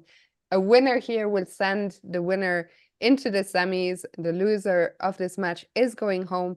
If we get a draw, we are going to see one final. I don't even know, Alex, how many Armageddons have we seen today? Not just in Hikaru's matches, but in general. It's felt like many. Yeah, it's been a very, very intense tournament so far. And to think that we have not even determined all of the qualifiers to the next stage of the tournament, right? This is still the survival stage to determine which of the players from the initial round robin go through to the knockout stages. Yeah, absolutely. And we are off. Hikaru going to, wow, the first Rui Lopez we've seen him play in this tournament. Yeah, and no more playing around. This is serious business. Yeah, it's hard to say what might have been the motivation behind this. Maybe just wanted to mix things up, or maybe he has spotted some chinks in the armor of Abdusatorov's Rui Lopez preparation. Although I guess not, because Nordibek is a very, very well prepared and quite classical player. So what we see here is fairly standard stuff in the Rui Lopez, and Nordibek has just captured on e4. Are there a couple of ways here to recapture? Yeah, well, white could capture with the knight or with the pawn. The most typical would be with the pawn. And the reason for this is so that you are not left with this pawn on the third rank. You want usually that if black is going to have a pawn in the heart of the center, you're also going to have a pawn in the heart of the center. Having said that, as we mentioned, knight takes e4 is another possibility. I'm a little bit surprised to see this move because now, let's say that black were to capture on e4, and we do see exactly this. Now, if you play d takes e4, then black has the opportunity to exchange queens, and that may play in the hands of Nordibek, who we can assume is probably going to be pretty happy if the position does become equal-ish. Now, maybe that is not such a problematic scenario for Hikaru. Maybe he's feeling more confident about Armageddon, the possibility of Armageddon, and he does not mind this too much. Yeah, I'm slightly perplexed to see the queens come off so early here. As I mean, the position is very, very symmetrical. We see a completely symmetrical pawn structure. Both players have the two bishops and the knight. Of course, white is the one with the slide pull. White is the one with the rook on the d file right now, and maybe black's queen side is a little bit more vulnerable with that b pawn having advanced already. And Nordibek offering a trade of rooks, which to me looked like the most natural move. What is there not to like for black?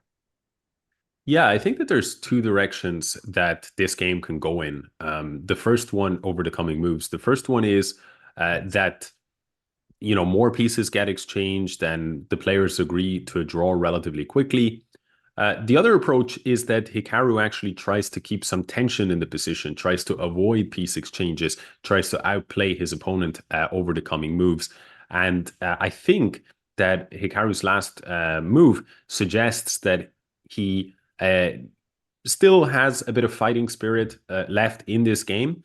And you have to imagine that the knight, you may be wishing to reroute it from f3 first to d2, then to b3, with the idea of settling on this weak square in black's half of the queen side. So, yeah, game on.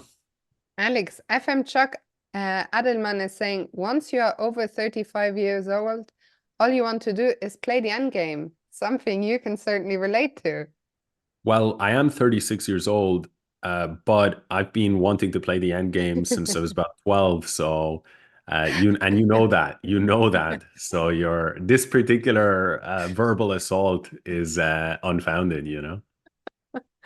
Funnily enough, I turn 35 in just a month myself. I've always hated playing the end game.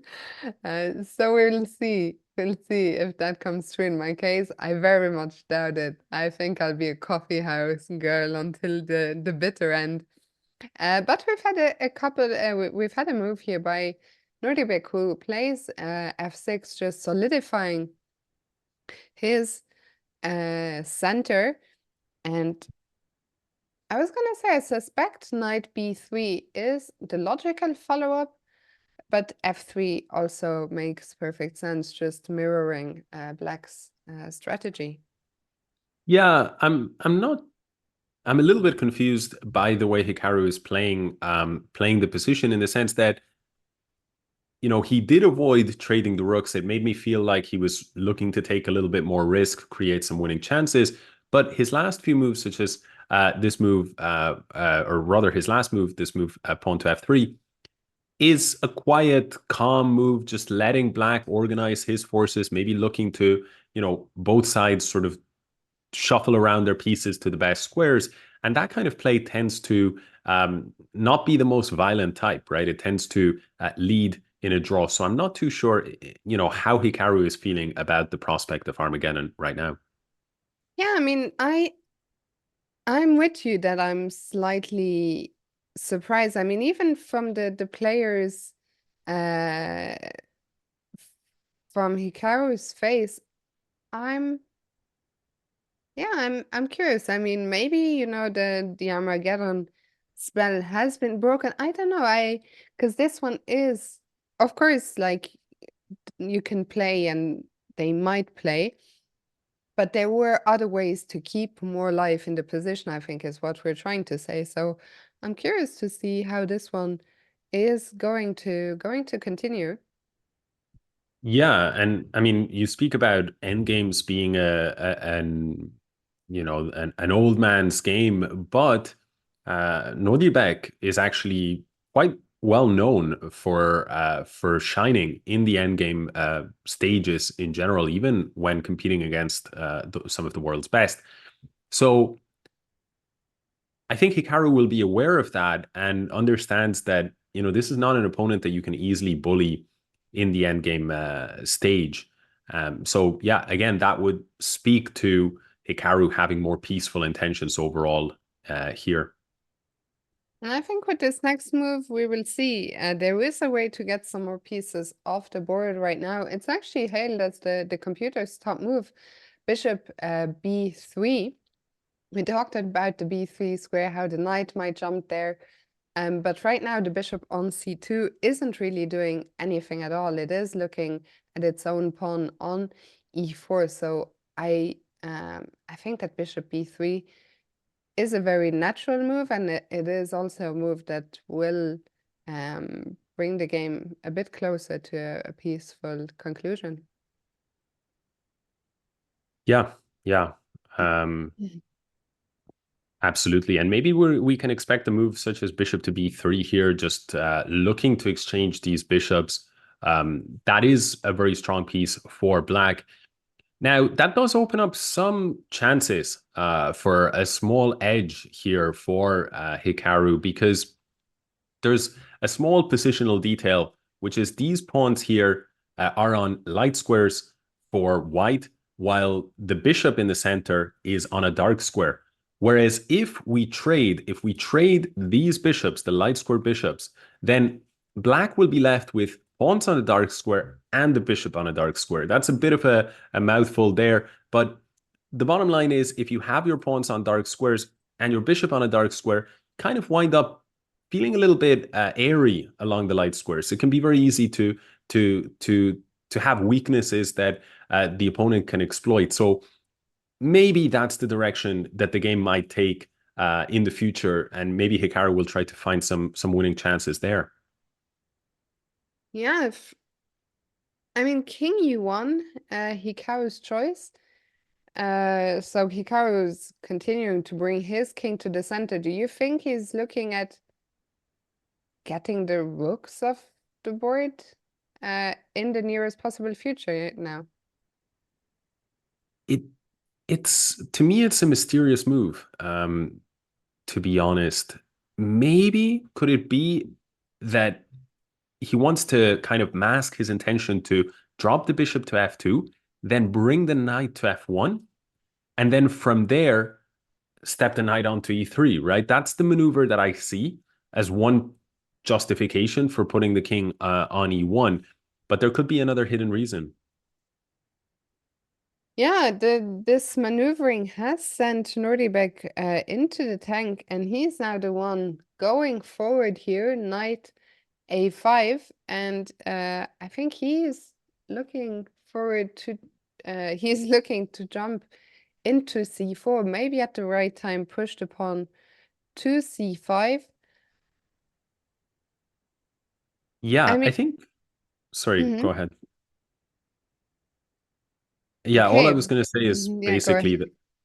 You go that ahead. I was just going to say that perhaps the knight on a5 was actually looking to step to b7 just to protect that weakness, that weak c5 square. And so Nodibek's idea is actually it's very professional approach here, looking to safeguard this weakness and perhaps also looking to break here on the queen side with c5. So yeah, as white, everything is fine. The position is equal, but Hikaru cannot afford to completely relax because there are winning chances for both sides. Yeah, suddenly we have a lot of pawn tension going on the queen side, as a4 was met with c5. If you are right here, are you tempted to take on b5? Are you tempted to take on c5? Or is there any way to not take either of the pawns and just defend the b4 pawn? Yeah, I think that the initiative is a little bit on black's side, meaning white is the one that now has to react to black's threats, right? Specifically, black just wants to win this pawn here on b4. Now, one approach that you could take is you could exchange here. Now black's bishop steps in and targets your own bishop. Now, you don't really want to recapture because suddenly the black knight springs to life in the position. So maybe what Hikaru needs to find is a sequence like pawn takes c5, bishop takes c5, and suddenly knight f1 defending the bishop. That's a little bit of a tricky sequence. Hikaru plays another very, very reasonable move. He first eliminates one set of pawns. And my guess is that given how good Nodibek, how well Nodibek has played in the last few moves, Hikaru is probably going to take a little bit more of a defensive approach for the remainder, for at least for the next few moves, just to make sure that things don't disimprove here for white. White is equal, but if one side has the slightly better chances, it seems to be Nodibek. Yeah, I think it might be time if Hikaru can find a way. I don't know if there is a way in the position to just, pull the handbrake and try and liquidate everything. We've seen a trade of one pair of rooks. Hikaru now attacking the pawn on b5. How is black going to defend that? Yeah, I mean, there are moves such as bishop to d7, but this is, I think that this is already the liquidation that you're speaking of, right? White first started by capturing on b5, one pawn off the board, then took on c5. That's a second pawn off the board. Now targeting this pawn on b5. And if black had defended it passively, he might just have exchanged another pair of minor pieces. And so Nuremberg takes a different direction. He keeps more pieces on the board, but that does allow a trade of pawns. Now, I'm a little bit cautious or concerned about the fact that Hikaru is not playing immediately, not too concerned, but white does have to capture this pawn. There is no other great option. If, for example, you take this knight, then black would get a very strong pass pawn, and we do see Hikaru finding the best move. Yeah, with the queen side now having been completely liquidated, Hikaru also has, I would say, another threat, but Hikaru is looking to play bishop c5, which would force a bunch more pieces off. So I'm not even completely sure as black, if you want to keep pieces on the board, how do you stop that? Yeah, I don't think you do. I think that pieces are coming off the board. And I think, that's kind of, you can see that in, here I think Hikaru who's just calculated probably bishop c5, because otherwise this pin would be very uncomfortable. Well, maybe actually there's a case to be made for a move like bishop b1, but I was thinking he might go bishop c5, rook takes bishop, lose a piece, win the bishop back, king moves, he goes up a piece, then he loses another piece, right? I mean, he might be calculating a sequence like that just to get as many pieces off the board as possible. Yeah, and I think a second ago there, Hikaru was looking a little frustrated. I think that is just to do, okay, let's never mind about what I was saying. Hikaru goes a different route Yeah, with this also seems fine. Yeah. bishop b3, which is going to get the light squared bishop. I think Hikaru is not happy just because this was not what he wanted with the white pieces. Um, a game where he never really got anything. He was the one who sort of had to initiate the trades. That's not what he wanted, but yeah, this endgame, I mean, 4 versus 4 on the king side with no weaknesses. Of course, let's not forget Nordibek, he is up 4 minutes on the clock, so he will try to find some way to ask some more questions here. But do you think a case can even be made here for the bishop being stronger than the knight? Okay, I and we don't think, see a handshake, yeah. yeah, So there's as good of an answer as you can get, right? and we are going to see the last game of the day in a second. It will be another Armageddon game as the players are just thinking about their bets. Hikaru having submitted his one there. Ah, we were so close to catching it, but I think we missed it. Armageddon, the last one. Guys and girls in the chat, this is going to be the decider of the day, with the arbiter just checking that the players haven't submitted the same time.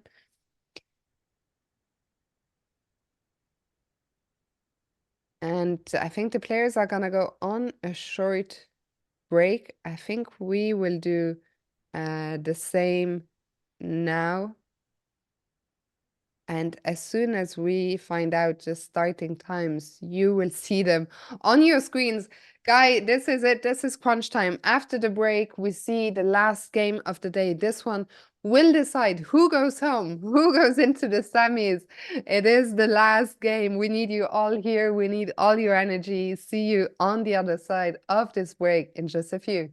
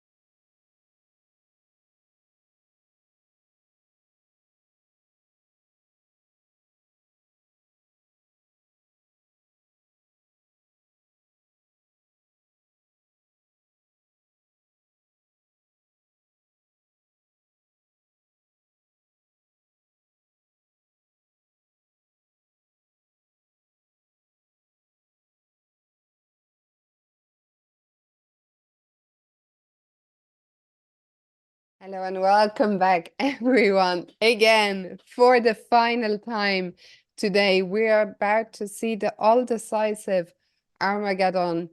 These players have been battling it out all day. Now, one of them will be going home. The other will advance to the semifinals. Hikaru will be playing a white in this game. He bid 9 minutes 48 seconds. Nordibik bid 9 minutes 35. I'm curious, actually, and I'm sure some of you will be watching the official show where the players are discussing their bids. So let us know any hot takes on how the players feel. Alex, how do you feel? How do you think Hikaru will be feeling about being white in this game? Yeah, I mean, I don't think he minds it too much. He bid 945, given the bids that other players have been making. That is the kind of bid that I think Hikaru knew when he was making it. There was a good chance that he would end up with the white pieces. And, we've had so many Armageddons. Yes, today that went our way, but over the course of the tournament, as many of the viewers will realize, Hikaru with the black pieces did suffer quite a bit of heartbreak. So it's nice to get a change of pace, and here's to hoping that Hikaru kicks things off strong here in the opening.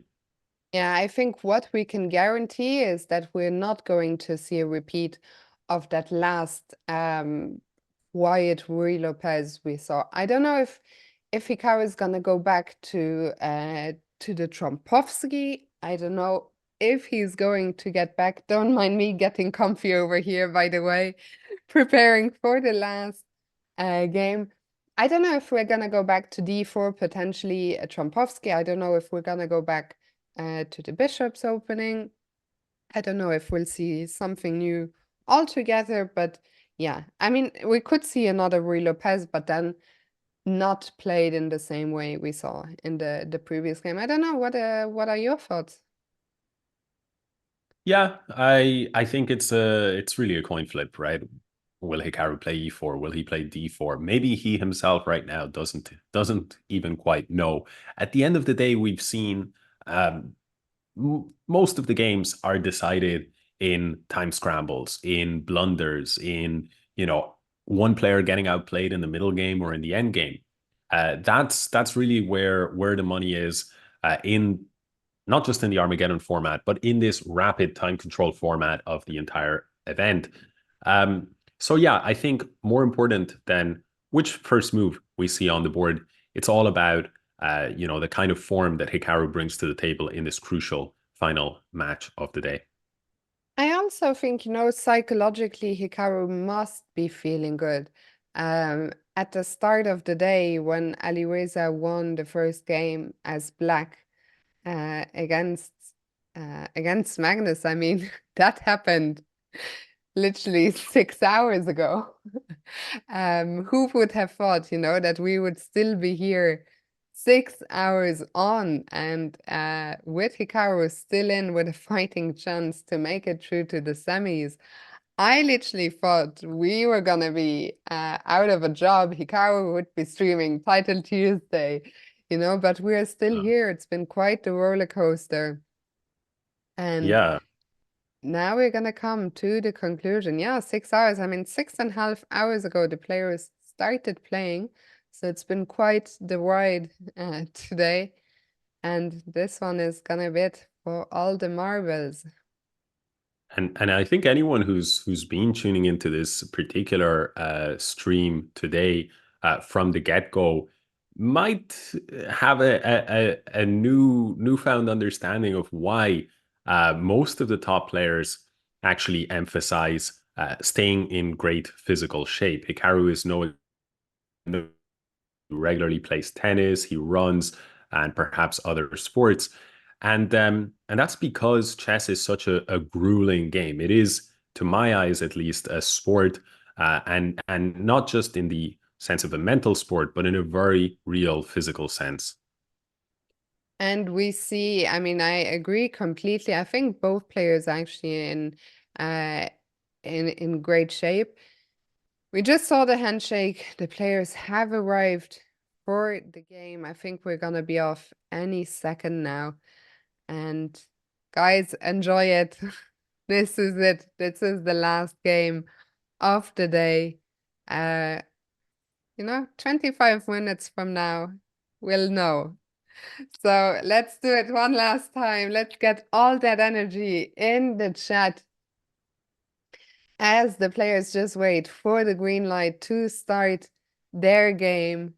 One is going to the semis, one is going home, and this is the moment where we find out. Remember, 3 players are in the semis, Magnus, Wesley, and Fabi, and we see another Rui Lopez. So I'm curious where we are going to deviate. Okay, this is already taking the game in a different direction. Yeah, and Hikaru repeating that pattern that we've seen throughout this tournament, which is once he finds a particular opening variation that he's comfortable with, he's okay repeating it. We saw that most notably with the Petrov. We saw one Petrov after another, after another. And we have to admit, Hikaru had some absolutely excellent results in those positions. Now, knight d4, already a very interesting move in the sense that perhaps the best reply to it is to capture here. That would leave black with an advanced pawn in the center. But what that would do is it would shift this pawn over, and it would actually leave a 4 versus 3 majority for white on the king side. Why am I pointing this out? It's because that actually creates some attacking possibilities for Hikaru. So the game might actually get spicy. Do we say this? It has that potential to get a little bit spicy over the coming That's moves. what the cool kids say, Alex. So I don't know if you can say that. Then this will be the first and last time that I dared to say this. Yeah. D6, So C6. asking the knight where it's gonna go. Will Hikaru trade on f6? That is apparently the best way, or will he drop the knight back? There's, I think, only one reasonable square to drop the knight to, which is f4. Yeah, it makes sense that Nolibek didn't take too much time just asking a question to Hikaru. You know, what are you going to do with this knight? Because if you play the knight back to f4, well, the knight is a little bit awkwardly placed here. However, if you exchange, which is on paper the best move, once again, we see that this, what we've been speaking about quite a bit, that exchange of pieces is something that generally suits the side that is happy with a draw. And we should remind the viewers that because Hikaru has the white pieces, he will not go through with a draw. He needs the full point. Absolutely. And because he needs the full point, he is looking to grab some space on the queen side. And we see Abdusattorov immediately counter-strike with b5. His strategy is clear. He is looking to get as many pieces off the board as possible while keeping things solid. If you're Hikaru, how do you try to unbalance things here? Well, with a move like the one he just played, this actually creates a lot of imbalance in the sense that black is now invited to capture here. And the effect of that exchange would be that suddenly this pawn, and we do see that exchange on the board, suddenly black would be left with a passed pawn. There would be no white pawn standing in the way of this pawn to eventually run up the board. So in that respect, there is an imbalance. Now, what has white gotten in exchange for that? Well, he now has 3 pawns against 2 on the queen side. So the game has actually changed a lot in character here.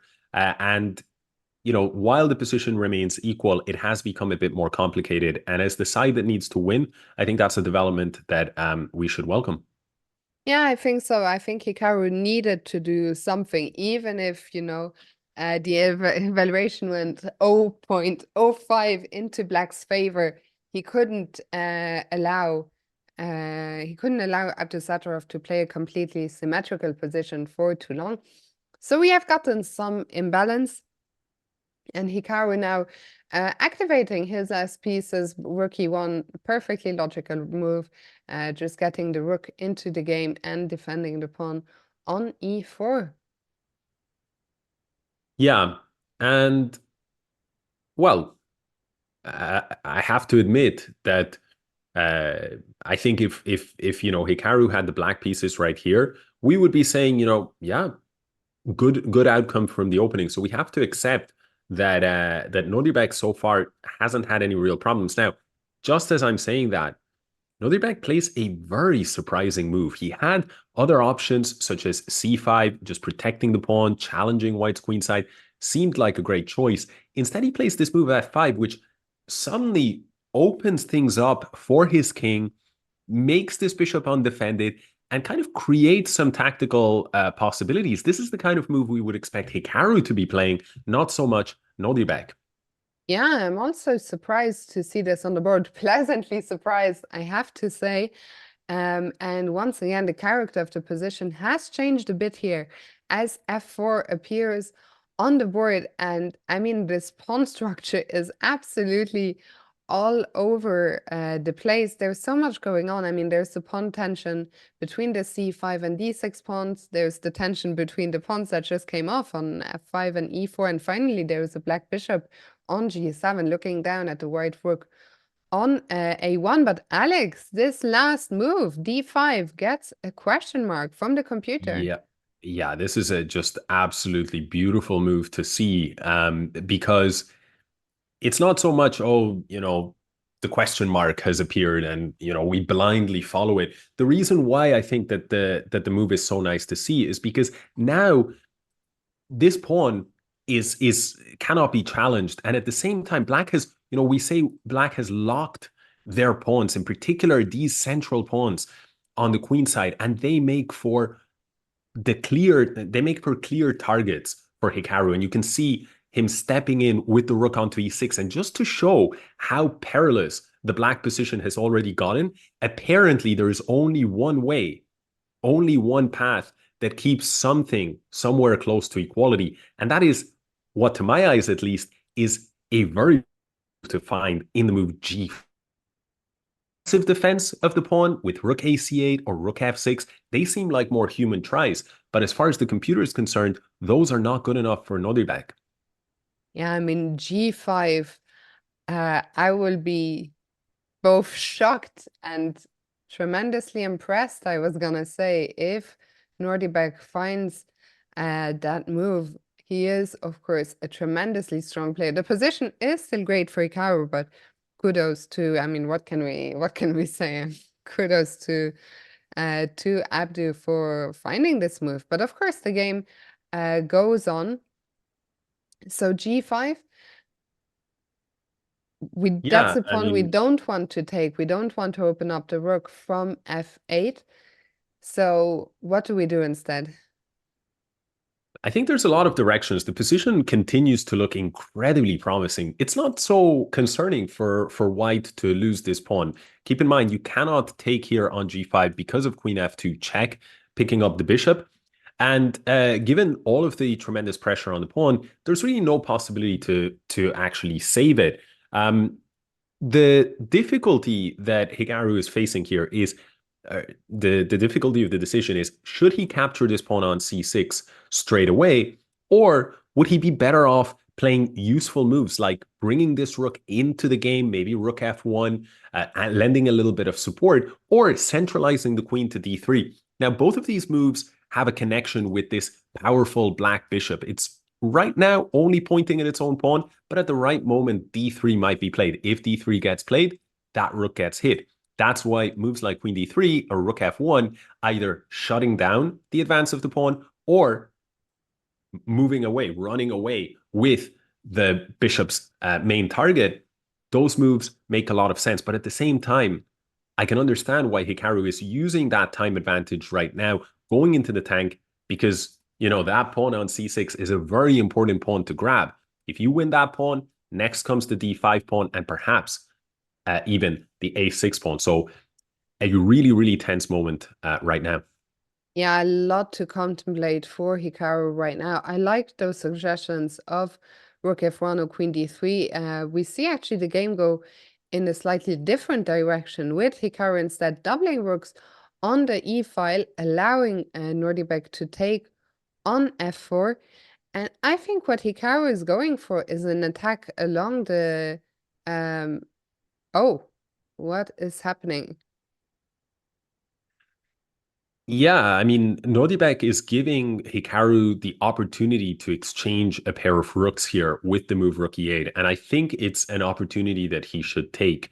The reason is a little bit tricky, but let's say that after this exchange happens and the black rook goes back, then you go back to e6 perhaps, and you threaten the pawn. But in addition to this possibility of renewing the threat, there is this idea that maybe even stronger after rook takes, let's say the rook goes to f8, you can actually potentially exchange, go into this queen and bishop endgame, and then maybe look to play a move like queen e2, targeting this pawn on a6. That's incredibly complicated. I don't know if that's the position that And here he Hikaru at the goes. moment is considering. Rook e8 is on the board. That was the best move. As someone in chat is asking, is the time difference a problem? Well, it's certainly not a problem because the time difference is in our favor. Do we wish the time difference was bigger? Surely, but I think we'll take this. As Nordibek just ticked under 6 minutes, and he is considering his options. He only has two. He can either take on e8 or block the check with rook f8. So those are the two options he is considering. Goes for rook f8 in the end. And okay, I mean, that repeats the position once. But of course, Nordibek does not go rook f6 again. I'm very confused by Hikaru's decision to go back to e6. Yeah, I have to admit, it's a little bit confusing. It seemed like Nordibek had given him an excellent opportunity. And, you know, the reason why earlier on the computer wanted the rook to come to f1 and not e1 is because now, if you capture this pawn, black will be able to play f3. And you only have a pawn to recapture that pawn with. But then there is this pawn, and there is even a threat of perpetual check. So the pawn on d3 cannot be captured. That means white has to play a useful move like king h1, sidestepping any checks here with bishop to d4. But black, we have to admit, has made progress now that he has had the chance to activate his bishop, to defend his pawn, and even to support the advance of his queen. And the black queen swoops into g3 looking for an exchange. I mean, the problem is that can we avoid? I mean, if the queen moves, isn't there f3, which looks very Yeah, dangerous? I don't think that the queen exchange can be avoided. I think what white will have to do is play a move like rook f1 just to be ready to meet the queen exchange with rook takes f3, and we see exactly that on the board. Now, the drawback to this approach is that one of the rooks has left the e file, and so black can now think about challenging white's only piece in the black half of the board, and that is likely what Nordibek will do, and we do indeed see that move now. Yeah, the problem here is, okay, Hikaru probably just has to capture on e8. I don't think there is a good way to defend the rook. I think if you get greedy and you take on c6, I don't know what's gonna happen, but I'm afraid bad things are gonna happen. Yeah, the rook steps onto e2, and oof, that is a lot of pressure against this bishop, and this pawn has to be kept under lock and key. Yeah, so Hikaru thinking here, he's probably gonna have to just do what he's just done, take on e8, and he restores the material balance by taking on f4. Now the question for Nordibek, uh, does he trade queens? And I mean, this endgame is still, you know, the computer says it's in the balance, but it's a difficult endgame to assess. Well, the concern that I would have here above all is that Nordibek will play queen takes f3, rook takes f3, and bishop to c3, go hunting for that pawn while white is not in position to defend it. And that would actually force that series of pawn exchanges and guide the game into a position that suddenly might become quite tricky to try to win. Alex, don't be such a doomsayer. Okay, we don't want to think about the best possible. What we want to see is Nordibek drop under 4 minutes, which he has just done. Unfortunately, he's also captured the queens, and bishop c3 is on the board. Okay, there is no choice. We have to take that pawn on d3. I think otherwise that pawn is just going to advance. We will be back to material equality, and the question is, how do we create some chances? We have to find a way to keep this game going. Yeah, it's all about keeping the game alive, and well, there are still, of course, always going to be some practical chances in these end games. I mean, we've seen the kind of results all the time. Right now, the last sort of sequence of events has not gone in the direction that we'd want, but Nordibek still has a lot of work to do if he wants to make sure that the draw is there, including being a little bit careful about his king, right? We do see these 2 pawns, the bishop and the rook, may be able to coordinate. Yeah, meanwhile, Nordibek has put his rook behind the c pawn, a pawn he wants to take. I'm curious, can Hikaru get the a pawn in exchange? I'm not too sure Oh how no, that sorry. would happen. I just completely hallucinated. I thought we could play rook f7. I'm sorry. It's been a long day. In that case, I mean, this is a tough situation. The problem is that Hikaru has to win this game, as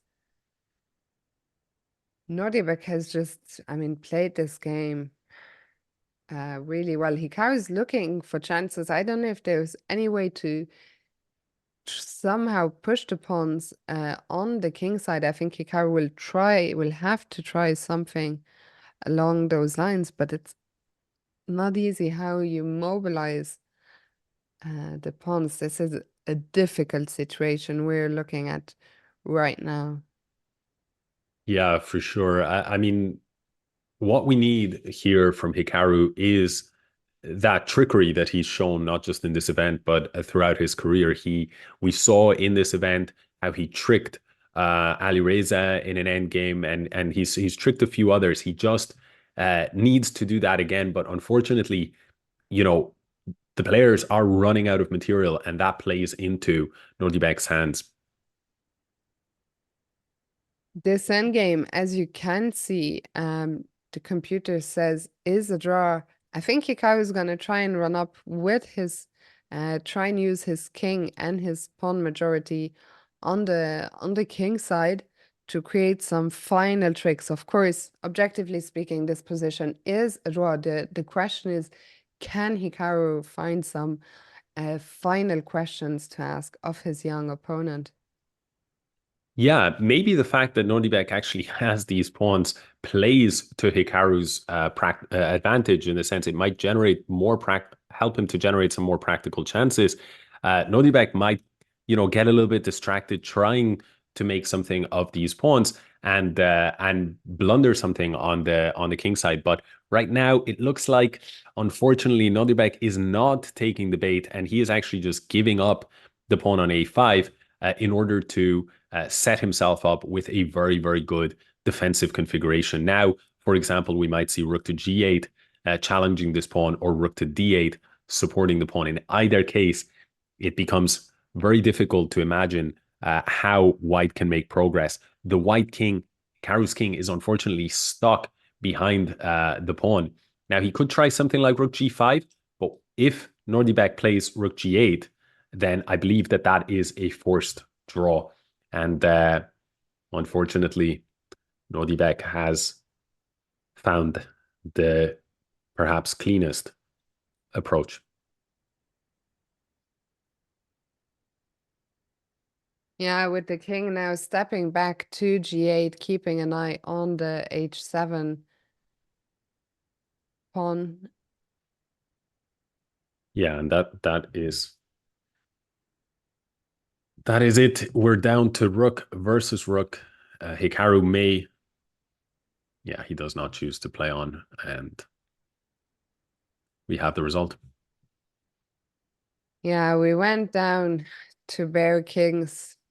This is the toughest end to what was such a tremendously exciting. I mean, we really believed throughout the day. We got so close, which makes, you know, the failing at the last hurdle possibly even more painful, because Hikaru fought back so valiantly. I mean, it was such an emotional day. You know, he beat Lazovic 2-0. He watched with us the Armageddon between Magnus and Alireza. He then came back from being down 1-0 against MVL to win that match. Here we saw two fighting draws in the first two games, and then to go out at the last possible moment. It is heartbreaking, but it is unfortunately what it is. For you guys, I guess that means that you will have your streamer back back soon. But yeah, it's just a very, very tough end to this tournament after what was such an exciting and emotional day. And I think all of us really, you know, believed until the very end that the fairy tale was gonna continue, but it just wasn't to be at the very last moment. Yeah, yeah. I can only agree with your assessment of how the tournament went overall. Very, very challenging, tough tournament, with plenty of downs, but also quite a few ups. Right, today was a roller coaster. We didn't get the fairy tale ending that we were hoping for. But we did see Hikaru playing some very exciting and many times absolutely world class chess. So yeah, it's been one heck of a ride. And I like the sentiment in the chat. Proud of my streamer, regardless. I think Hikaru, um, you know, as he joked earlier, I mean, he's winning rating points. He also, with that result today, with that string of results, he finishes in fifth place rather than seventh, which was looking quite likely at some point earlier today, as he mentioned. That gives him a little bit more cash, of course. And as he also mentioned, next year is a little tournament known as the Candidates. I think that's where pretty much all of his focus, apart from streaming for you guys, obviously is going to go now. And we are still waiting to hear back about whether this is the end of the show, whether we're going to have Hikaru on. It's been such a long day for everyone, so I mean, if we hear from him, great, but if not, I think everyone can understand that it's just been you know, such a long day. So I think I do think that we are going to wrap up now. Want to say a big thank you to all of you guys who watched us and who were here these last few days. Of course, it's sad to go out, especially after a day like today. I think we all believed, you know, the comeback, the fairy tale comeback was gonna be completed, but it is what it is. Um, Also, a big thank you to our team of mods, of course, to Jaren, who brought you this great show. Alex, I had a lot of fun commentating with you, and I'm sure we will see you guys elsewhere very, very soon. And Alex, yeah, just I'll leave you the final few words. Yeah, no, thank you to of course to everybody who put in so much work behind the scenes. Um, Jaren for his excellent production and everyone else on the team, and also, of course, for not behind the scenes, my co-commentator and general, I don't know, troll master or something. Although you seem to be the one who is getting trolled by the chat throughout. But yeah, it's been a lot of fun to commentate. It had been a while since we did some commentary together, so it's been nice to do that. And yeah, thanks for the good vibes. I mean, I was checking the chat from time to time, and it seemed to be really just very positive spirit, in spite of having been given plenty of reasons to not be positive at times throughout the tournament. But yeah, great experience, and I hope that all of the viewers. Alex, I'm glad you dragged out your goodbyes because because we are greeted by a surprise. Hikaru, thank you for coming back on, of course. What a tough way to Yeah, end. I mean, it's on one hand, I want to be like really upset and unhappy because obviously I had some chances maybe in this last game. I played this rookie 8, rookie 6. But like it's really hard to judge because on the one hand, I mean, if Magnus doesn't win the game against Ali Reza, I mean, I finished 7th and 8th, then the tournament is really, for lack of a better way of putting it, a complete failure. So like that went my way, and then of course I won the Armageddon, which I mean you could say maybe I should have won it, maybe I shouldn't have against MVL. Of course, I mean Armageddons are Armageddons. So yeah, a lot of things did go my way. I think probably the mistake was this final game. I just didn't bid low enough. I mean, probably in retrospect, it would have been better to just get the black pieces. But I sort of told myself, considering the way I played throughout this whole event, that like I was like, I'm not just gonna. I basically told myself I'm not gonna go super low with the bid. I don't want to end up in another situation where I'm like I have 20 seconds on the clock and it's like this big mess on the board. So it was obviously that was a mistake. I mean, to be fair, Noterbeck did play very fast. I don't know how accurate he was, but he played very fast, and so he was never really in trouble on the clock. And I mean, maybe I had the one moment where I could have played. There was the one moment where I could have played. Where I could have traded the rooks after rook a8. Oh gosh, is this really good for me?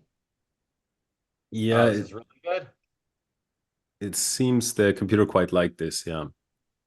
But Rook I had c8 and then Ceci what? open. I think the engine here was much more optimistic than Ceci was. Queen e2, okay. Yeah, I mean, I wasn't really sure. I thought Queen e2 was also like rook f8. I mean, I should have gone for this, of course. It was ridiculous that I didn't do this. But again, it's always easier, afterwards to see like what you should have done or shouldn't have done. I mean, that goes without saying. So yeah, I mean, as much as I'd like to be unhappy about this or something, I mean, it's really kind of hard considering the breaks that I got just to be in this situation. So yeah, it's what it is. And obviously, I think when I look at the tournament, I'm not super thrilled with my play, but I think if you had told me after day one that I was going to finish basically in 5th place and lose an Armageddon to not be in the semis, I would have said that like I'd be very happy with that. So yeah, it is what it is. It came down to an Armageddon. I mean, my bid wasn't right, obviously, and Noterbeck played well. That's life. So I mean, that's just how it goes. What's next for you? Back to your daytime job again? Yeah, obviously. I mean, I'll probably go to the game tomorrow. I think there's a Raptors game that I'll be going to, and I'll head back. Probably the following day, I'll go back to Florida, get back to streaming and doing all the usual stuff. So yeah, I feel pretty good. I mean, I think if there's one thing I'm unhappy about, it's just the format, obviously, with the two games, with the best of twos, but and then straight to Armageddon. I'm that kind of like it's really weird because if I look at the tournament as a whole, not even just this match, but as a whole, that really is a difference. Like if there were no Armageddons, I would be saying this event was a complete success. Like a complete success. Literally be a total success. Like I won +3, I gained like 15 points. I feel really good about everything, but the Armageddons make it so that I don't feel all that wonderful. So maybe the format's a little bit disappointing, but at the end of the day, I think, as I said, looking at where I was going into today, considering how poorly I was playing seemingly in every game, it's a big success. So yeah, I go back home. I'm not playing the World Rapid and Blitz. I mean, I'll probably talk about the World Rapid and Blitz at some point down the road. But yeah, I'll go home. I have the Bundesliga in February, and then I have the candidates in April. So that's pretty much my plan right now. I mean, I think I think there are a lot of positives to take away from this. There are also quite a few negatives. But you have to realize, as young as I might seem to some people, at the end of the day, I was also playing someone who's half my age. And after 7 hours of chess, yeah, it wasn't meant to be. I mean, I think people forget that, but I was basically playing someone half my age. Yeah, and I mean, Nordic, as you said, we've got to Mhm. give it to him. He played this last match. Well, Yeah, I Hikaru, mean, we because Mhm. the thing is, like, also, it's hard for me to be unhappy because I can say, like, look, I should have beat Noterbeck in the other match, in the regular match. But on the other hand, that wouldn't have probably mattered anyway because that was just for not finishing in the bottom two. So it's all like, yeah, I mean, Noterbeck played well. I mean, maybe I had this one opportunity with Queen E2 that I should have seen. But I think at the end of the day, it's like it's hard to be disappointed because I probably should have finished in seventh or eighth. Yeah. I think that unless there's anything I mean, it's been a long day for you, for everyone. Mhm. Um, I think I'm all out of Well, questions to ask. someone asked a question. They said, what did you learn from the tournament that you can apply to the candidates?" And I think what I learned in this tournament is that I'm just not I'm not as good at quick chess as I once was. And what I mean by that very specifically is that there were a lot of moments in the games where I think if I had 10, 15, 20 minutes to think, I would have probably found the right move. And with maybe like 3 minutes, or whether it's like 9 minutes, I'm using a couple minutes to think or something. I really was unable to find a lot of the best moves at critical moments. So if there's anything that I like actually learned from it, it's that I'm not getting any younger, and I think rapid and blitz are only going to get harder if I'm being brutally honest. So it's a little bit sad on the one hand to think about, but on the other hand, I think I'm still playing very, very well in classical chess. And there is, as you mentioned, a big classical chess event Mhm. coming up next year. Actually, maybe a final question. Can you reveal whether you have started your preparation for the candidates tournament already? No, I have not started. I mean, I'll probably start thinking about it in like mid-January or thereabouts. I mean, it's on my mind to some degree, just because it's good to have some idea of what the plan is, certainly. But I think that ultimately, I'll start in January, go from there. I mean, I already have some idea of who the people on my team are going to be. But at the end of the day, I'll start thinking about it down the road. It's not something that I'm thinking about at the present moment, just because I mean I had this turn to play. I've got a lot of other stuff going on aside from the candidates. I mean, I know that sounds weird to say, of course, because for pretty much everybody else that's the case. But I think that I have a lot of things going on, but I feel pretty good about the candidates, and I'm, as I said before, I'm just thankfully I mean, it's so crazy to say this, but thankfully it's classical chess, and not rapid or blitz, which I don't know, somehow it's I said this yesterday. I kind of hinted at it, but it's like,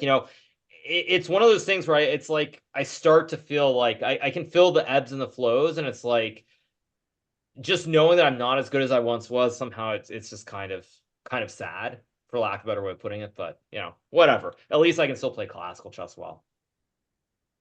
Classical chess will be the focus of 2024. Hikaru, we really Mhm. appreciate you coming back on a second time today. Yeah, no Enjoy problem. the game tomorrow and all the end of year celebrations and whatnot. And Mhm. thanks for having us.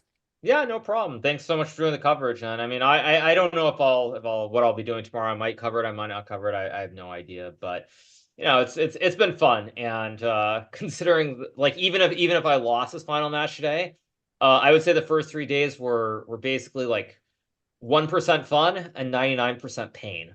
Pain or agony or whatever word you want to use to describe it. So it's like, as much as I want to be like unhappy, there's a lot of positive from today. Whereas the other 3 days there were no positives and nothing but pain and suffering. So yeah, it's all good. You gave us all a good show today, for sure. I don't think I've been that entertained by a chess day in a very long time. Hmm. So thanks for that. Thanks for coming on again and enjoy the rest of the evening. Thank you. Yeah, Have a thank good you, one, you Hikaru. guys. See everybody. See you. Bye. And yeah, I mean, we were certainly thoroughly entertained. I am very happy that we had Hikaru on. I'm glad he sees the positives. A very philosophical Hikaru, I think, you know. I'm sure all of us, you know, can relate to some of the thoughts he shared. But anyway, Alex, I am very glad that you were doing the long goodbyes because I hadn't realized Hikaru was coming on. I think we have said everything we wanted to say, guys. We're just gonna call it a night now. Thank you again so much for watching. We'll catch you somewhere soon. Take care. Bye bye. Have a good one.